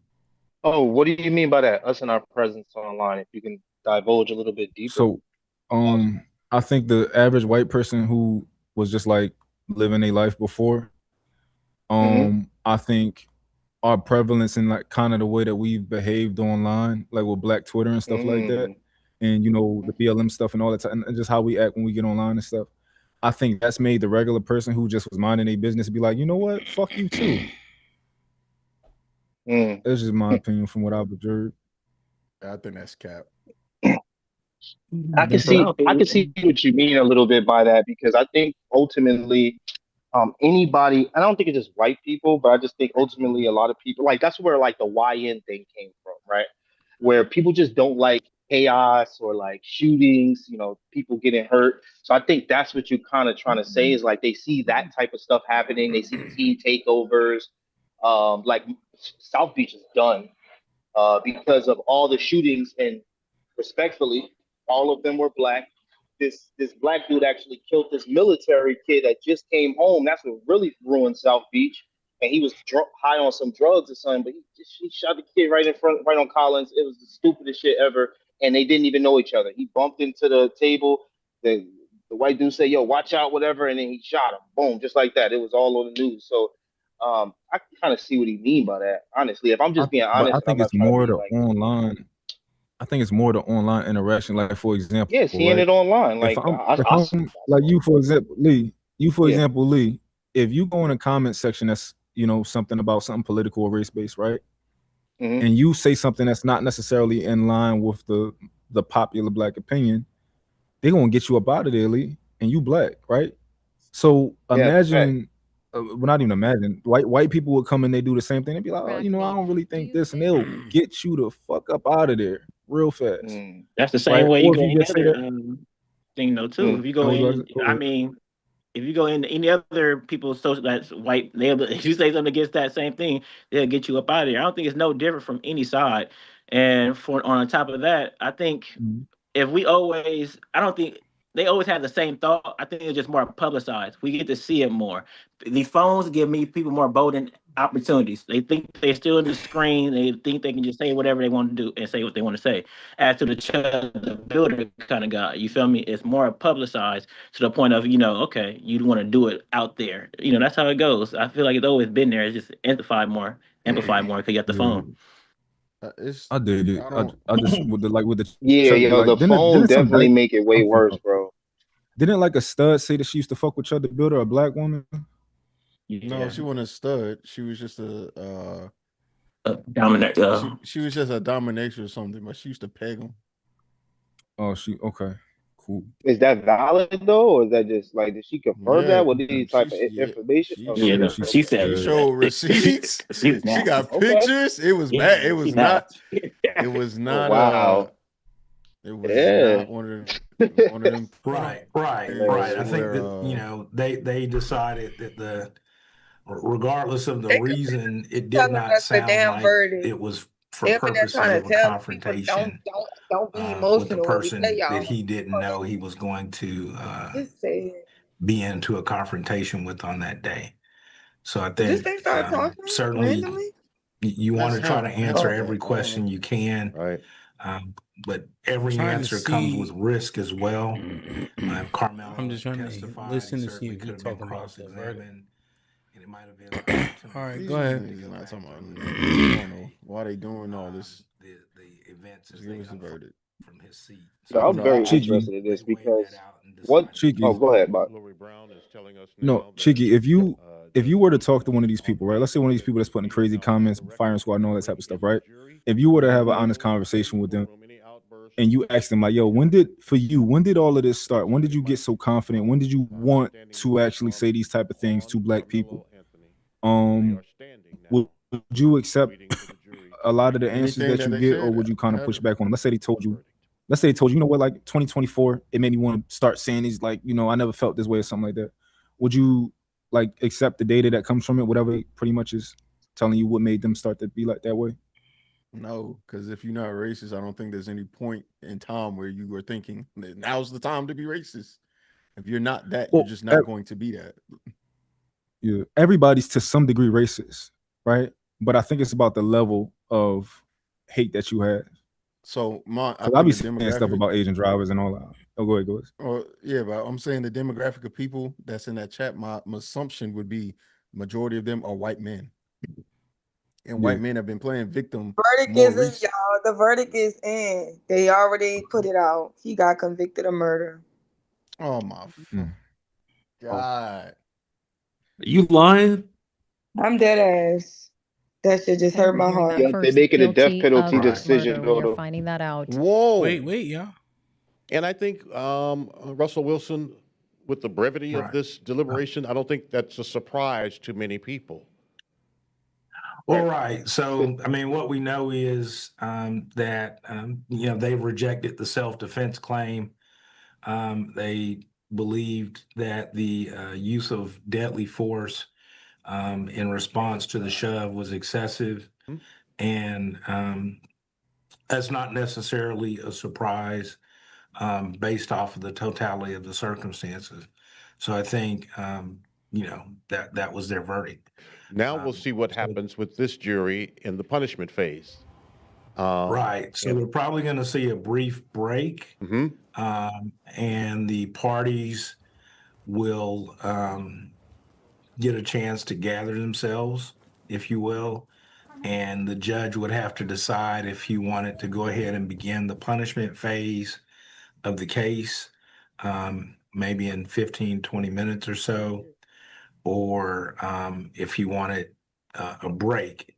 Given that he's got the jurors sequestered, I think that they will get back started on testimony probably relatively quickly. Let me ask you a question. You have a client who is a teenager who's a 3.8 GPA, has no bad record, has no juvenile history, has no engagement with law enforcement, has made this decision that has left.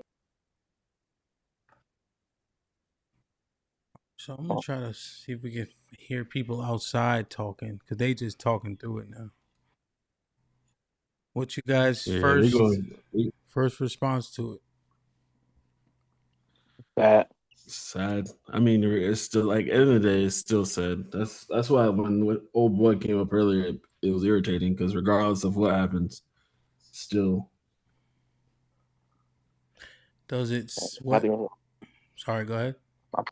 I think it don't look good now. Even you gave him murder one, we had a chance to do manslaughter. So that's the worst part about it, is even not giving him the lesser charge. So that's the worst part. I think when we look at it. What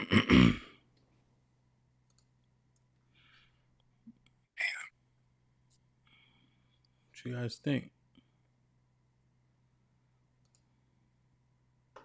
I don't know if it's going to be as lenient as we think. I think that fast turnaround speaks to a lot. Yeah. It's just unfortunate. Yeah, I do think that. I don't think anyone in my brain I had him being not guilty, though. You know what I'm saying? I think now this is where, kind of being honest, this was the part I'm more concerned about, is like how much time they're going to give him. But I wasn't even on the fence about what he was going to get charged. I'm like, okay, they're going to charge him, but can his life still be salvaged past the time they give him? That's always been my concern. He fucked up, you know what I'm saying? He shouldn't have, he stabbed the boy. That happened. That boy lost his life, right? Fucked up. But I would love to see Carmelo get redemption. Because like I say, he's not a criminal. Pretty good kid. And so this is where I'm more on pins and needles. I almost expected that to come back that way with them deliberating so quickly. I'm just curious to see how much time it is. Yeah. The reason I said what I said earlier, is because I seen a post of some conservative black woman, right, who made a post about Carmelo Anthony, and it went viral, of course, because she got a lot of followers. And she said that she called him a little boy with dead eyes, right? And I was just thinking, like, I don't want people to be able to say that type of like make up stuff like that, which is whatever she considered dead eyes to be. I don't want people to be able to make stuff up like that. Like, I want you to, like, when you go and see that little boy, I want you to say he got a 4.0 GPA. I want you to say he was the captain of this, which he was. I think he was a captain of a team. I don't know. That's what ChatGPT told me. He was a captain of the football, a captain. Like, I want all of these things to be there, right? I want this incident to seem like it couldn't have been nothing but an unfortunate situation where he had to be thinking that he would, had to fight for his life because his future was so bright and undeniably bright, right? That's kind of the reason that I said that, because when she made that post, I just was like, yo, have some decorum. You don't have to say that about him. You can just say, speak on the case and speak on your opinion. You don't got to say things about him like that. So that's the thing. That's not how that go, though. His story is that, though, Mont. So his story is he has a 3.8. His story is he's the captain of the football team. He was a track. I don't know if they said star, but that is the rhetoric. He come from a 2-parent household. They don't have a bunch of videos of him having a gun. They don't have none of that. They show him dancing and just, with his family. They showing that. Mm-hmm. I think I understand the mitigating factor, but that's his story. Yeah, I guess I haven't been seeing too much. Like, I haven't been spammed because I wouldn't want to be spammed with the not even propaganda, but I want to be spammed with all the positive stuff of him. And I just haven't been seeing I haven't been seeing no footage of him. I haven't been seeing no, and I'm like, where is it? Maybe I just said it didn't come across my timeline, but I just wanted enough of that so it can be spammed around. Yeah. I mean, I think it definitely just lets people know that before you decide to like take it to that level, people still can, find you guilty of what level you took it to. So be very cognizant. And sometimes, Yes. especially for kids, it's not necessarily the best, not always the right time to stand on something when you're just a kid. Like I'm not asking I'll stand on something for my son, but I'm not asking my son to stand on nothing. Like walk away, come to me, I'll handle it. Man, I think people need to just teach their kids, stop fucking with things if you don't got the authority to do so. All right. Because at the end of the day, jail is bad, but at least he's still here. So unfortunately that white kid learned his lesson, man. But the way that it's looking, people are way too, these other kids in the chat or other people in the chat, they're way too emboldened. Like, and that's the thing. There needs to be some way. There needs to be some way where we can push the message. Stop fucking with people. All right. And then you don't have to worry about nobody getting hurt. This is why I was like kind of curious about some of these comments. One of the comments came out was like full like Japanese characters. Man. So, it's crazy that right before I said that this is going to set the precedent for the country on you touch. I had conversations with guys and they said, I'm not fighting nobody that's trying to fist fight me. I'm a pop them. And I'm just, I think I'm more like, I hate that this happened, but I'm happy that the country chose the grace part that I was speaking of, because the other part is an eye for an eye. And I don't think we want that for our for kids, for us. I just think one just seems so cold that it's ridiculous. Like where it's like, yo, I don't want to if I fought Hamp, I'm not going to try to delete Hamp. Maybe he want to do that to me because that's who he is. But there's people like me that's like, bro, I'm just trying to get you the fuck out the way, and I'm very good at doing that. And the moment I land something on you and you start to wobble or you start to give up, I'm not going to run into you and try to throw a flying knee, try to crack your fucking skull. Now, I know a lot of y'all are like that out here in the world, and that's why I stay away from most humans. I stay away from y'all. I only really be around law enforcement and stuff like that because most of y'all think like that. I want to just take your life. And I just think that's wrong. And I'm just glad that the country thinks that's wrong. You know what? I don't think I've ever met anybody that walked up to somebody and didn't cause no problems, just get beat up or stabbed or whatever the case. That's just not most people's situation. I think there's something to be said about that kid feeling that emboldened to walk up and just feel like he can just control or command somebody. That's why I don't fuck with. It's a mentality in my head. Yeah. It's a mentality. No, to me, that mentality for you to think you could just walk up, bro. I think that's too much of you're putting too much on it because I feel like I have that mentality if I'm in a competitive environment and somebody's invaded my space. Like I feel like I have that emboldened. Like I'm talking trash. Like especially when I understand track is different than football, but I'm just saying in football I know I'm capable of having that mentality. All right, so you're making a distinction that matters. It's two different sports. The environment is totally different. The people that it was already set. Hey, if there's a tent and it's raining, then you can come under. I highly doubt that football players, when the whistle isn't blowing, somebody get hurt. Why do they all take a knee? Because there's an understanding that hey, there's a on and off field presence. Nobody was racing. It was you're putting kid gloves on football. You putting kid gloves on football. You saying kid? I'm not putting kid gloves on football. I'm putting it appropriate. I think I'm putting it appropriate. I'm putting it very appropriate to the situation. They're not football. He wasn't playing football. Yeah. But Cheeky, I think you were spot on when you said that the sport is saying different. that, right? You're basically saying though, Cheeky, that boys can never fight again, and that is impossible. That is impossible. I didn't say boys. Well, wait. Okay, but you saying if you touch me, I'm taking your life. It has to be grace. I got to come up off Cheeky. I got to I get Cheeky off me. I hit him, Cheeky fall. People would break it up. I seen it in the hood all the time. Like, and now y'all acting like since 2026, man, we ain't got no grace for black people. But next week, y'all gonna be talking about Black Lives Matter and shit. But right now, y'all saying, yo, if you touch me, it's a dunzo for you. I just don't like, why does that make sense to you? You gonna try to kill me over a fight? That's crazy, bro. But that's why, again, I stay away from all y'all because I realize this is y'all mentality. No, everything is Lee, over. Lee, Everything is dead. you're saying you're not you're listening. saying unfair things because you're not consuming all the information, right? So like you said that's how HAMP is. What? When I'm saying comport yourself appropriately so you don't have to get into fisticuffs with people, you know? And then what did I get? Well, I guess maybe you just used my name as an example, right? I'm saying No, because sorry, I didn't mean to cut you off. I just wanted you to, because I'm not taking an attack at you. You said that you're gonna incapacitate the person. That's that's the part I'm talking about. I'm not gonna incapacitate the person. You would have I'm just trying to get you to fuck up.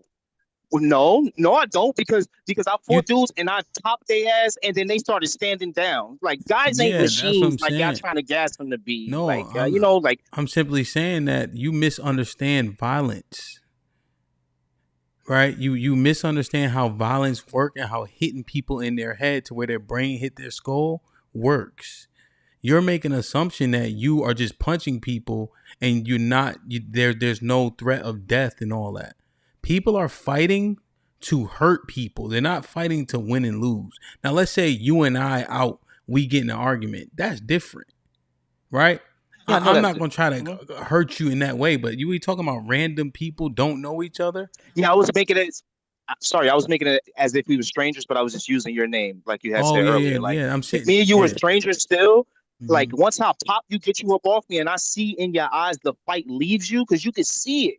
I don't know if dudes ain't staring people in their face, but you can see this man. He respected. I'll put my hands back down. Now, if you come at me again, I'm gonna fuck you up some more. This shit ain't rocket science, but right, that's why I stay away from y'all. I get that y'all love guns and y'all want to kill each other. That's what I'm saying. Now this is like America showed that, nah, bro, we not doing that shit, B. I love that. But y'all have a mentality where it's like, well, I don't like. There's a mentality in America where it's like, yo, if you touch me, your life should be taken. That is basically the argument in this case, because he touched them, he wrestled them, he fought them, they jumped them. Say everything that y'all say is true. They did not pull a weapon, and he. Well, that's the thing, right? So let me be clear, because I said this a million times, right? You don't control your outcomes. Be very keen on putting your hands on people because you don't know their response. You're hoping that people's level of violence is the same as yours. But if their level of violence exceeds yours, you can't control that. So when you are going back and forth with regular people, be prepared for the worst. Because the same people that'll give you quarter, right? You'll say you'll give people grace. You can't assume that the other person is willing to do the same. So how willing are you to protect yourself with yourself? Because you don't know the other party. That's why you see road rage. I don't beep the horn. You see? I don't be yelling and fussing out the window. Because at that point, I ain't have a bad day. I'm chilling. But that one beep, now people get out and they get smoked. So that's how I'm moving. Like, yo, I like to be kind because if it go there, I know my capacity. I don't know theirs. And what if theirs is higher than mine? Correct. You know? And then I'm saying, Lee, if we go there with a random person, you got to go because you don't know. No, the rando is different, but I'm talking about this situation is a little bit more control. Wouldn't you agree? Than the rando, and that's what I'm kind of speaking to. Like, this is more like the kid on the block fight because they know each other, bro. They from the same high school. This ain't the rando. Familiarity from the same high school. You know, like, yeah, like there's just a skosh of it. And with that, I'm not killing that dude because I kind of know him. I know his mom. I know his ugly ass dad. I'm not about to, like, nah, we not about to do all that, bro. That's all I'm saying. And I'm glad that the country chose that to be, you know, like, this interesting, like, right? value life, man, value life. Like this, Lee, right? Like this is interesting. You understand?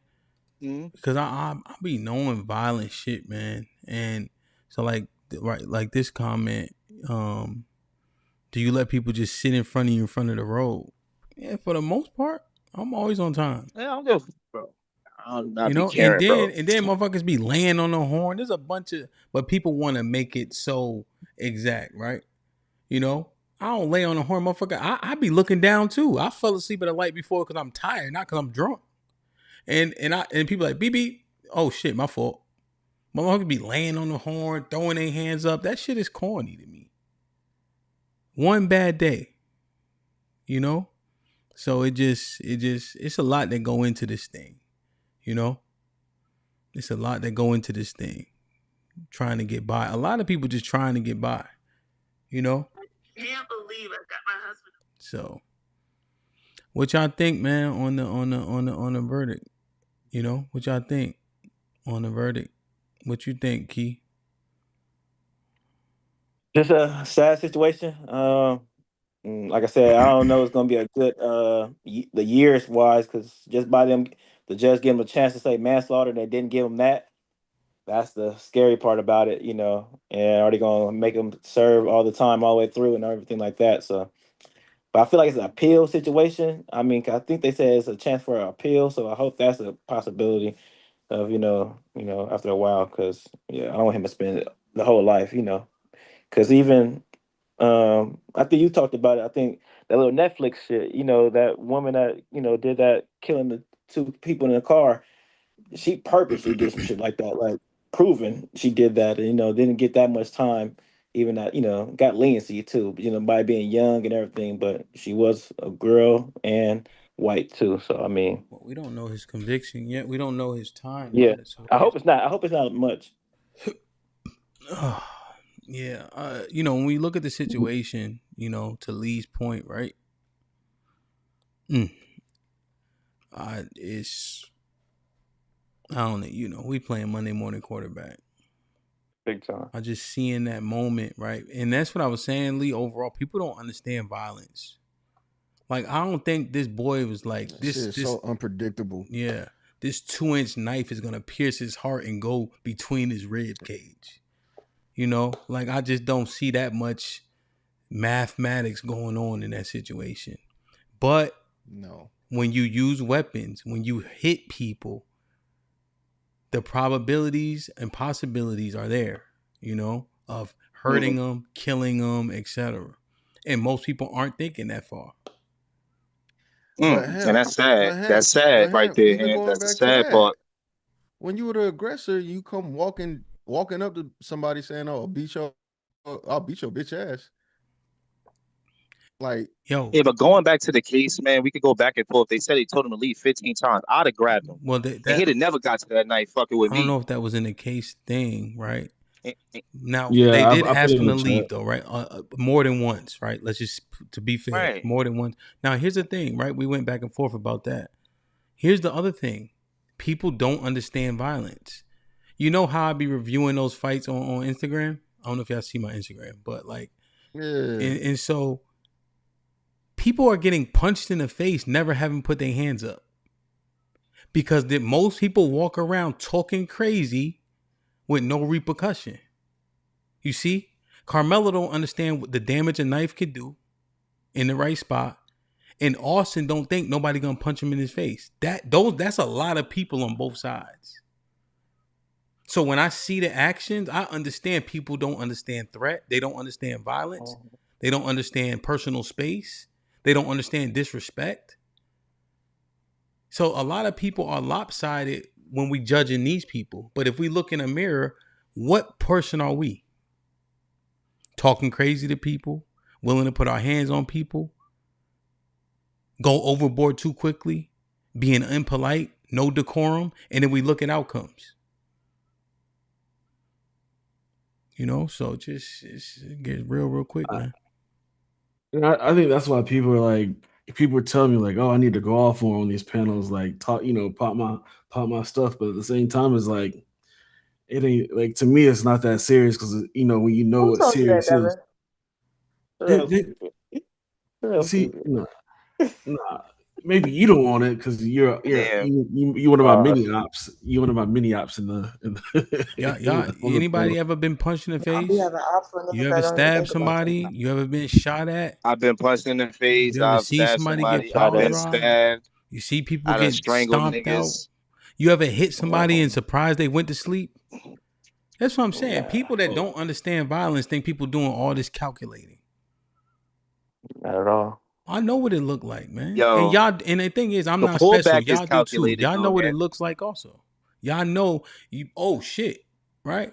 That's what happens. There was a man, I just know people are not as thoughtful Right. It's not all of that in an extra, altercation, which is why, you know. yeah, which is why when somebody say he wasn't showing signs of fear, bro, I don't know what kind of like it's a mix of emotions. If you I've never been in a fight. I've never been in a fight, but from my understanding, there's a mix of emotions that come with all that. You never been in a fight? I ain't never been in a fight in my life. Think he Never. bullshit, Yo, bro, man. log off, bro. I don't Yo, hit own that any exit button, weapons. cheek. None of that. I'm too little, and Hit all the y'all can beat exit me up. button, bro. I'm gonna give my take. I didn't think he was gonna get a fair case from the all white jury in Texas. I don't think that It's not an all white jury. One Asian. Black. So it's a few non-white people. It was 3 Asians, 1 other minority. So Y'all know how I feel about black and white, right? You either one or the other. Black or you white? Yeah. I didn't feel like he was gonna get a fair case. I really felt like it was self-defense because I understand being from the South, just having the contention within racism, and I just really do feel like we have a bullying culture, and it's gonna be more situations where it needs to be overcorrected. Cause it's one thing to be like, oh, the black woman is the most disrespected, but the last couple of cases, it's just been like we don't even have to have no respect for black men. People saying like they can't understand it in no type of way, but was still trying to justify a little boy running away who they thought stole water being shot in the back all them times. We can understand what your mindset is. I have a nephew who's doing life for murder. I ain't say one prayer for him to be free. And that's my sister's son, because I know he did it.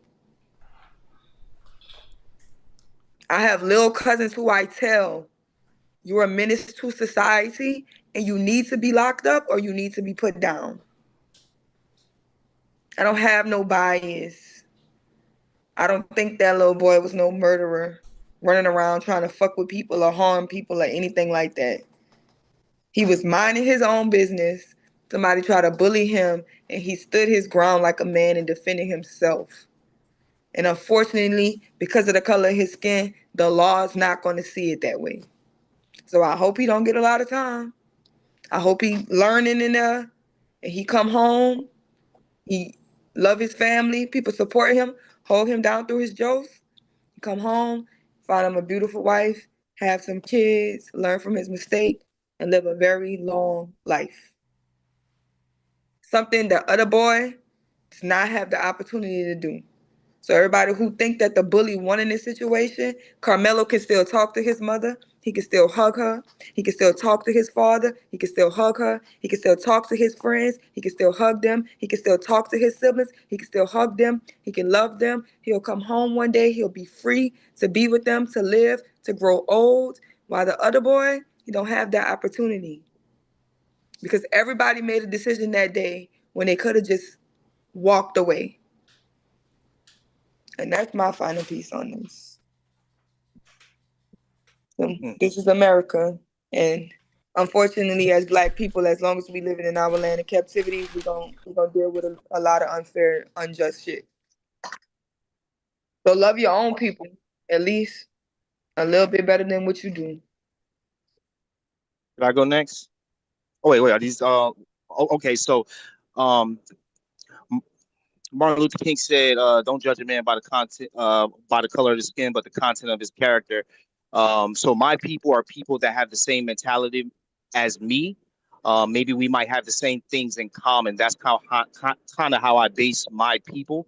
Racism is never a good thing, no matter who's doing it. We see where it led to before, and for some reason, we keep putting like blindfolds on and forgetting what the highest level of it meant. So I don't know why people want to keep, making this, everything about color so much until it becomes what, I don't know, like a race war. I guess people want to start getting bombs thrown in their house and stuff like that. I also want to say, racism to speak of it now and act like it's the same as before is just a disservice to all of our great grandparents.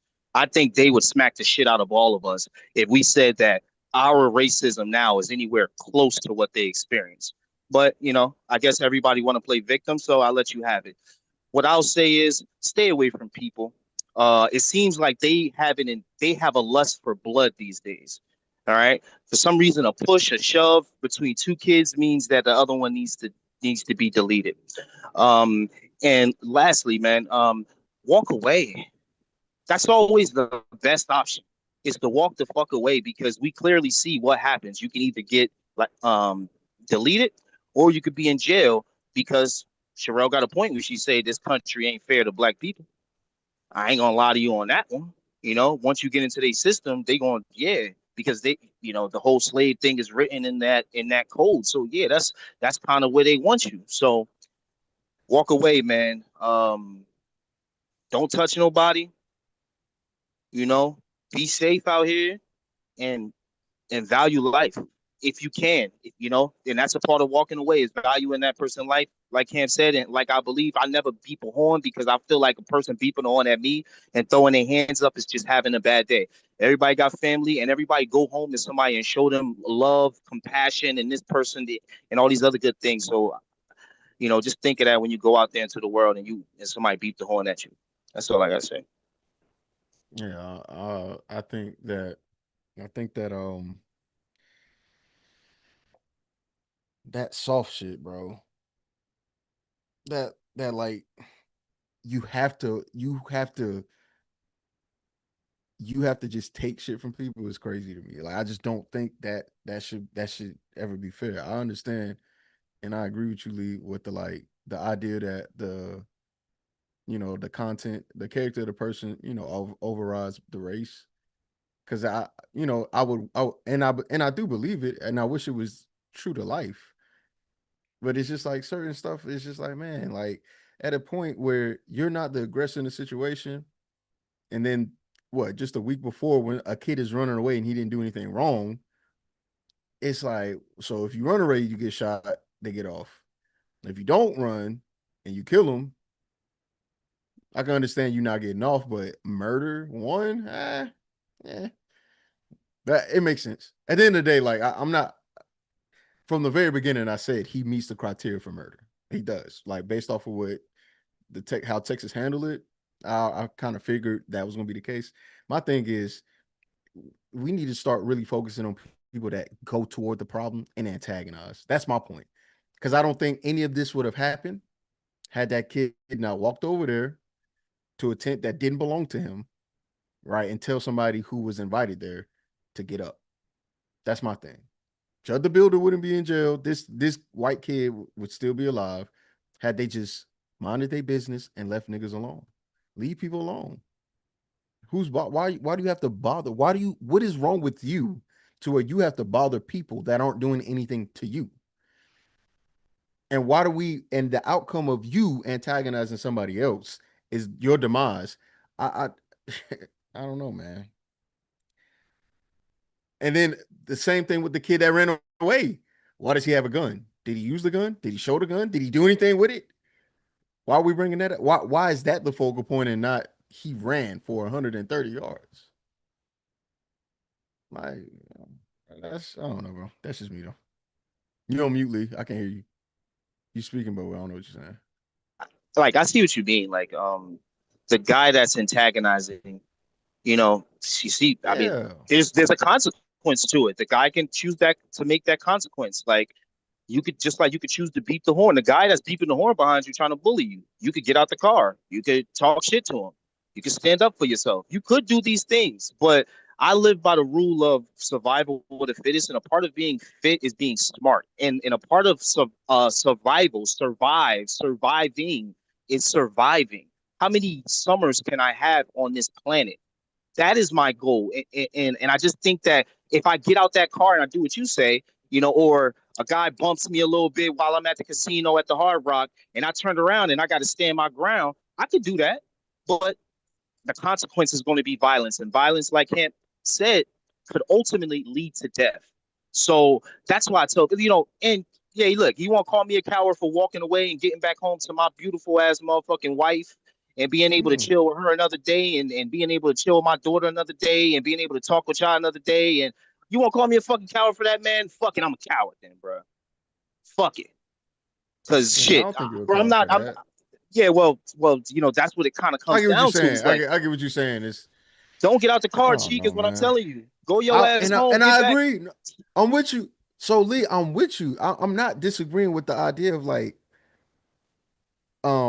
deciding to go away or walk away. But if somebody does decide to stay, I think the person that should be demonized the most, of course, within context, right? Like that, the person that should be demonized the most is the antagonist, the instigator, bro. Like, and that's just my thing. And it seems like from the last case with the not Carmelo Anthony, but with the kid that was in South Carolina, he was not the antagonist. He didn't do anything wrong. And yet somehow, some way, even with this person not doing anything wrong and this person not being the antagonist, somebody pointed out, well, he had a gun, but they didn't know that. They had no knowledge of it. He didn't brandish the weapon. He didn't show it. He ran. And somehow, some way, just because he wasn't perfect or the perfect victim, will victim blame and go, well, I mean, he did have a gun. Why do you have a gun? Like, why is that the main highlight? He's dead. Now it's the other way around, right? This person had a weapon and he used it, but he used it against somebody that was antagonizing him. Oh, why he do that? Well, it's like, bro. So now it's like, and I know this isn't the most accurate, perception right now because I'm a little bothered, but it seems like it's a lose-lose either way. Now, genuinely, that's not the case because there's so many other cases where somebody has shot somebody that's intact and got off. It's just not the ones that I know. You know what I'm saying? Yeah, man. Or the car ones, yeah. Because you know why? Because they're actually looking at it as what would a reasonable person do, right? And a lot of people don't take it reasonable, man. I think that's what Ham said. Like, people don't know violence. They don't know like what amount of, like, a person will try to hit you with their car and think you just gonna get nudged. Your ass go flying down the damn street. So it's like, bro, people be tripping out here, and the law is going to do some straightening. Ain't nothing but a little bit of straightening. You know what I'm saying? So, so you gonna do what you want to do. You could race bang. You could be like, yo, I'm gonna do this to do. You could jump out the car. You could say, touch me and see what's gonna happen, and stand on your shit. But the law clearly you're gonna get judged by your people, and they might be like, yo, you ain't had to take it that far, B, and that's all it takes. For sure, I agree. For sure. It sucks, man. I don't want nobody to go to jail. I fucking hate jail, bro. You about to kill me for you send me in there. I'll just be like, all right, bro, give me the firing squad. Let's do that. Let's get me up out of here. I ain't how many years? Fuck out of here. But I don't. That's why I say walk away, man. Walk the fuck away, bro. Stop getting caught up in all that negative stuff and just walk away. Because if bro would have walked off, you know what I'm saying? And then if this white dummy, he want to be going around pushing people, acting tough. But at the end of the day, I look at that from that point of view. I probably would have touched old boy too. It's football. We physical. I'd have got up on, just like they said. He gave him a linebacker push. I could see me doing that at 17. I was super tough. I was super the one that's going to stand up for my people. Like if somebody was messing with Cheek or somebody was messing with Sherelle, I was the one that would walk forward first. So I remember being this. Well, they told him to leave, and he wasn't in the space he was supposed to be in. But you're right. He wasn't really truly messing with nobody. I give you that. But sometimes, come on, man. As kids, You know, bro, we all got in the mad like a lot of fights, and we don't think about it. We be slow. As young boys, we be full of what they say, young, dumb, and full of, the C words, the shit. We don't be thinking, bro. So we talking about young kids. You know what I'm saying? So of course he gonna try to put his hands on you, like we've done that. Like I'm surprised Cheeky said he never got in a fight, but if Mont was up here, Mont would tell you he fought people. Ant fought people. I fought, bro. I got into like 50 fights in my life, bro, and survived all them shits. Got jumped like 10 times because that shit what we do. We all lived in neighborhoods. If you got off your block, went on this other block, and you getting jumped, and nobody pulled out knives, even though we had them. Because I guess we was thinking like, bro, I'm not trying to go to jail type shit. Or maybe we was giving grace. Maybe we I remember giving grace in those moments where I could have thrashed this dude and we got up off him once he couldn't like do this no more. When they not able to do this no more, they done lost all bodily function. Now they out like this. Bro, we ain't hitting bro no more. I've seen that in our communities. That's one thing I can say about us, bro. We've given grace, man. Come on.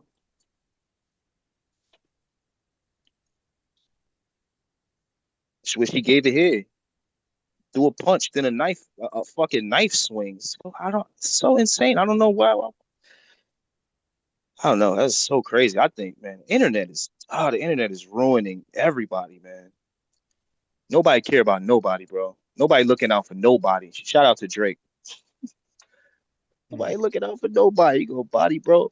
Would have never did this back in the day, bro. All of us from the 80s done made it up out the 80s. Niggas still living and shit. Niggas crack. Some niggas was probably a little on crack a little bit and came up off that. Like niggas was surviving. Now you can't even survive a push, bro.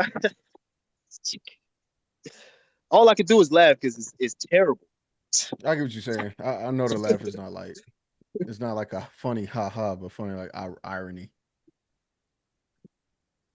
Like it's just ironic. Yeah. But yeah. I'm rambling. My bad. Yeah, you good, man. I'm not unreasonable enough to say like what he did. But Lee is this shit ass. The only thing is Lee is judging the boy for the things that Lee used to do. This is the Monday morning quarterback thing. If Lee out here carrying a knife, choosing whether or not to use it, jumping, getting jumped, you can't come on my block. It's like when we get old, we forget. That's me. I was them niggas. What would you like? We always like the old head. Yeah, y'all welcome back, my friends. We are in continuing coverage in the digital studio. Sean Rabb here along with Eden Chuckle as we talk now about the Carmelo guilt. Y'all want to hear this? Nah, I'm sure I'll see it on social media. Just like, what? Can't wait to. What were the mitigating? The white boys go happy. Right, it's about to be crazy. Like why? Why were we making those decisions when we were his age? Because that's what boys do. That's what we was doing back then. We ain't have phones. We ain't have a whole bunch of stuff that these kids now got to take their attention away. So we was squabbling in the hood. You was doing it too. You from one of the tri-state areas. You was doing the same shit. No, I'm saying. I know you was. You saying what you saying like you wasn't doing the things you judging. You're it's like you're speaking from a place of gravitas. I never stabbed nobody. I had the poke and never used knife and carrying on. I'm saying that you ain't no better. But here's the truth. Carmelo actually better than me and you. Almost you. You had the poker knowing who you was gonna poke. I see what you're saying. You had the banger on you knowing if I see this nigga, it's lit. Hey, bro, they jumped me though. You got jumped before, didn't you? Why they jump you? Because nigga, I jumped them, nigga. You know what I mean? It was, and that's what I'm saying. But see, look, this is what I'm telling you. I don't. But like again, remember what I'm saying. I could have finito dudes. I could have, you know what I mean? And I was like, nope, we ain't gonna take it that far. This kid just immediately took it to that. But what Hamp just said is true. Carmelo Anthony's situation was circumstantial. Yours was intentional. Yeah, but that was my environment, though. You had to live that way. Like Good. you would have never Wait a ever minute. had been able to This say guy's that. You would have never been able to say that you didn't have not one fight if you were in the city of Jersey that I was in. This good kid at it is though. in an affluent area, and y'all trying to compare him to me is ridiculous. Yeah, I would say, I What? ain't gonna lie, Lee. I would say that you're more like the white boy that got clipped because you're a provocateur. You were in that environment when you was in Jersey, but you come in Discord all the time provoking people. So you're just like I the haven't white been boy in that got Discord in clipped. a year, bro. What are you Or talking about? Come to even if we Discord. don't go on Discord, we can go on your All right, but decorum here listen, on the listen, listen. panels. You don't gotta Yeah, I lie. You know. ain't gotta See, lie on I me. know. You ain't I gotta don't have lie to on me, lie on bro. you. I can tell you, Like, why people you gotta see. lie on me, yo? I don't Like, have why to you get to lie. do that, man? Yeah, why Well, you get to do that? Why I you can get to talk lie about on what me? you do here. Let me talk about what you do here. Not even a When was the week or last so time I ago. did I something? got you. I Okay, got you. I'm about tell to tell me. you. I Yeah, got you, tell me brother. what I did a week or So, so ago. not even a week or so ago, when people have opinions you don't agree with, you get real disrespectful and you interject, right? But it's funny because it seems like you have a way of always positioning yourself to take the high road when you're judging, but you aren't the things that you talk. You aren't your talking points, brother. Like there are times when you come up here to where when the boy that got killed at the grocery store, your whole thing was why does he have the slammer on him? This guy, you saying, well, why he had the knife? And then in the same conversation, you admit to toting guns and having knives, but you I don't seem to never understand toted what's a happening. gun. Stop lying All on me. right, I got never it. Take toted the a gun gun. off. You just admitted to having a knife on this show, right? Everybody had knives in Jersey. What are you talking Oh, about? It's like so now normal it's stuff. cool when you have a knife But in Jersey, but nobody it's not was cool for using him them. to have one in Texas? How does that Was it work, illegal brother? too? Was it Nobody How does illegal that was work, where bro? you was from? Nah, it wasn't illegal. So it's cool when you do it. It's a problem when he do it. But like, it's just It a sounds knife. Like, crazy. I didn't stab nobody. Okay, What are you so is talking it about? just a knife? Okay, so is it just a knife when Carmelo had one? Is it just a knife then? What are you talking about? I didn't You stab just said it's anybody. just a knife. You just said it's just a knife, correct? Yeah. When I was walking Okay, through the neighborhood, okay. it was just a So knife because I didn't what's the difference stab between your anybody. knife and his? What's the difference between your knife and his? He used it? He. Yeah. Why are you Uh-oh. like? Why? Uh-oh. Why No. It's what? just that. Why what? It's just that you came up here, you lied on me, and now you want me to answer your question. It's Got it. ridiculous. Okay, I get it. Now you the victim, right? I mean, you like if you're gonna have a conversation with somebody, you shouldn't I come in am. like if I You're not came. answering anything. You're just gonna complain about how I'm coming at you. I get it. Well. The thing is, you should have started asking me the questions first, so we could keep the Gotcha. respect, and then Okay, did that. got But you it. don't I'm know being how very to respectful, brother. control yourself. Look. Got it. I never had guns. It wasn't that many. It wasn't guns in my neighborhood. Like Okay, well, go gang back to the members had knives. Go back guns. to the knives. I I can see never. that I did put that on you. Okay. You're right. You didn't have a gun. I apologize about that.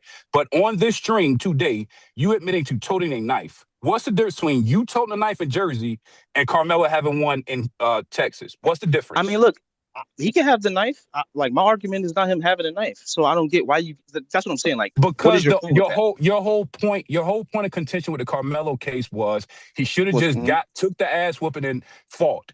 But you you thought you think yourself he gonna lose admitted. Hold automatically? You on. think? No. Wow. I didn't Okay. speak the I thought he outcome. would have won. I I'm said going that off of 3 your years ago. argument. I'm going off of your argument. You're Okay. arguing against the very things you've done yourself, which makes you hypocritical. No, I never was a bully. That's another thing you lied about. I always hated bullies. I said Did my friend Carmelo was a We bully? were bully. friends that you said was a bully though. No, wait, huh? Yeah. You said I you said were my friend a was a friend bully. that's bully. And So if you yes, a person that if I'm a person, if you think about it, if the person I hang out with is bullies, almost can say that you no, are that's almost the not how same that person works. that you That's with your not how that friends. works. We always close. We always close to each other. Like it was just the neighborhood. Then I stopped Okay, being in that area let's as things start with started the to happen. let's stay We with the talk bully about when I thing, was Lee. like 13 years old. Like I was mad. Okay, this You guy's were young as 17, hell. 4 years removed. So are you saying that Carmelo was a bully in this scenario? Eventually, when he said, when he knew he had a weapon and said, "Touch me and see what happens," that's where he became the bully. But the guy was the initial bully. Yes. Okay, so make this make sense to me. Are you condoning him carrying a knife at 17 because you did one at 14? Or are you willing to state that you had no business having a knife and neither does Carmelo? Where do you stand with his possession of the knife? Well, I never ever brought a knife on school. Never. So that's my problem with. And then this knife thing, I like it was like I always had one. I remember a time where I had one, and then once it was gone, I didn't keep getting new ones, like reading up on knives. Like no, I had one at a point in my life, and then that was it. But yeah, most of the time I got into fights. I never tried to stab or hurt anybody into that capacity. You see what I'm saying? So I why have a seen knife? dudes swing. So Yeah, why have a yeah. knife at all?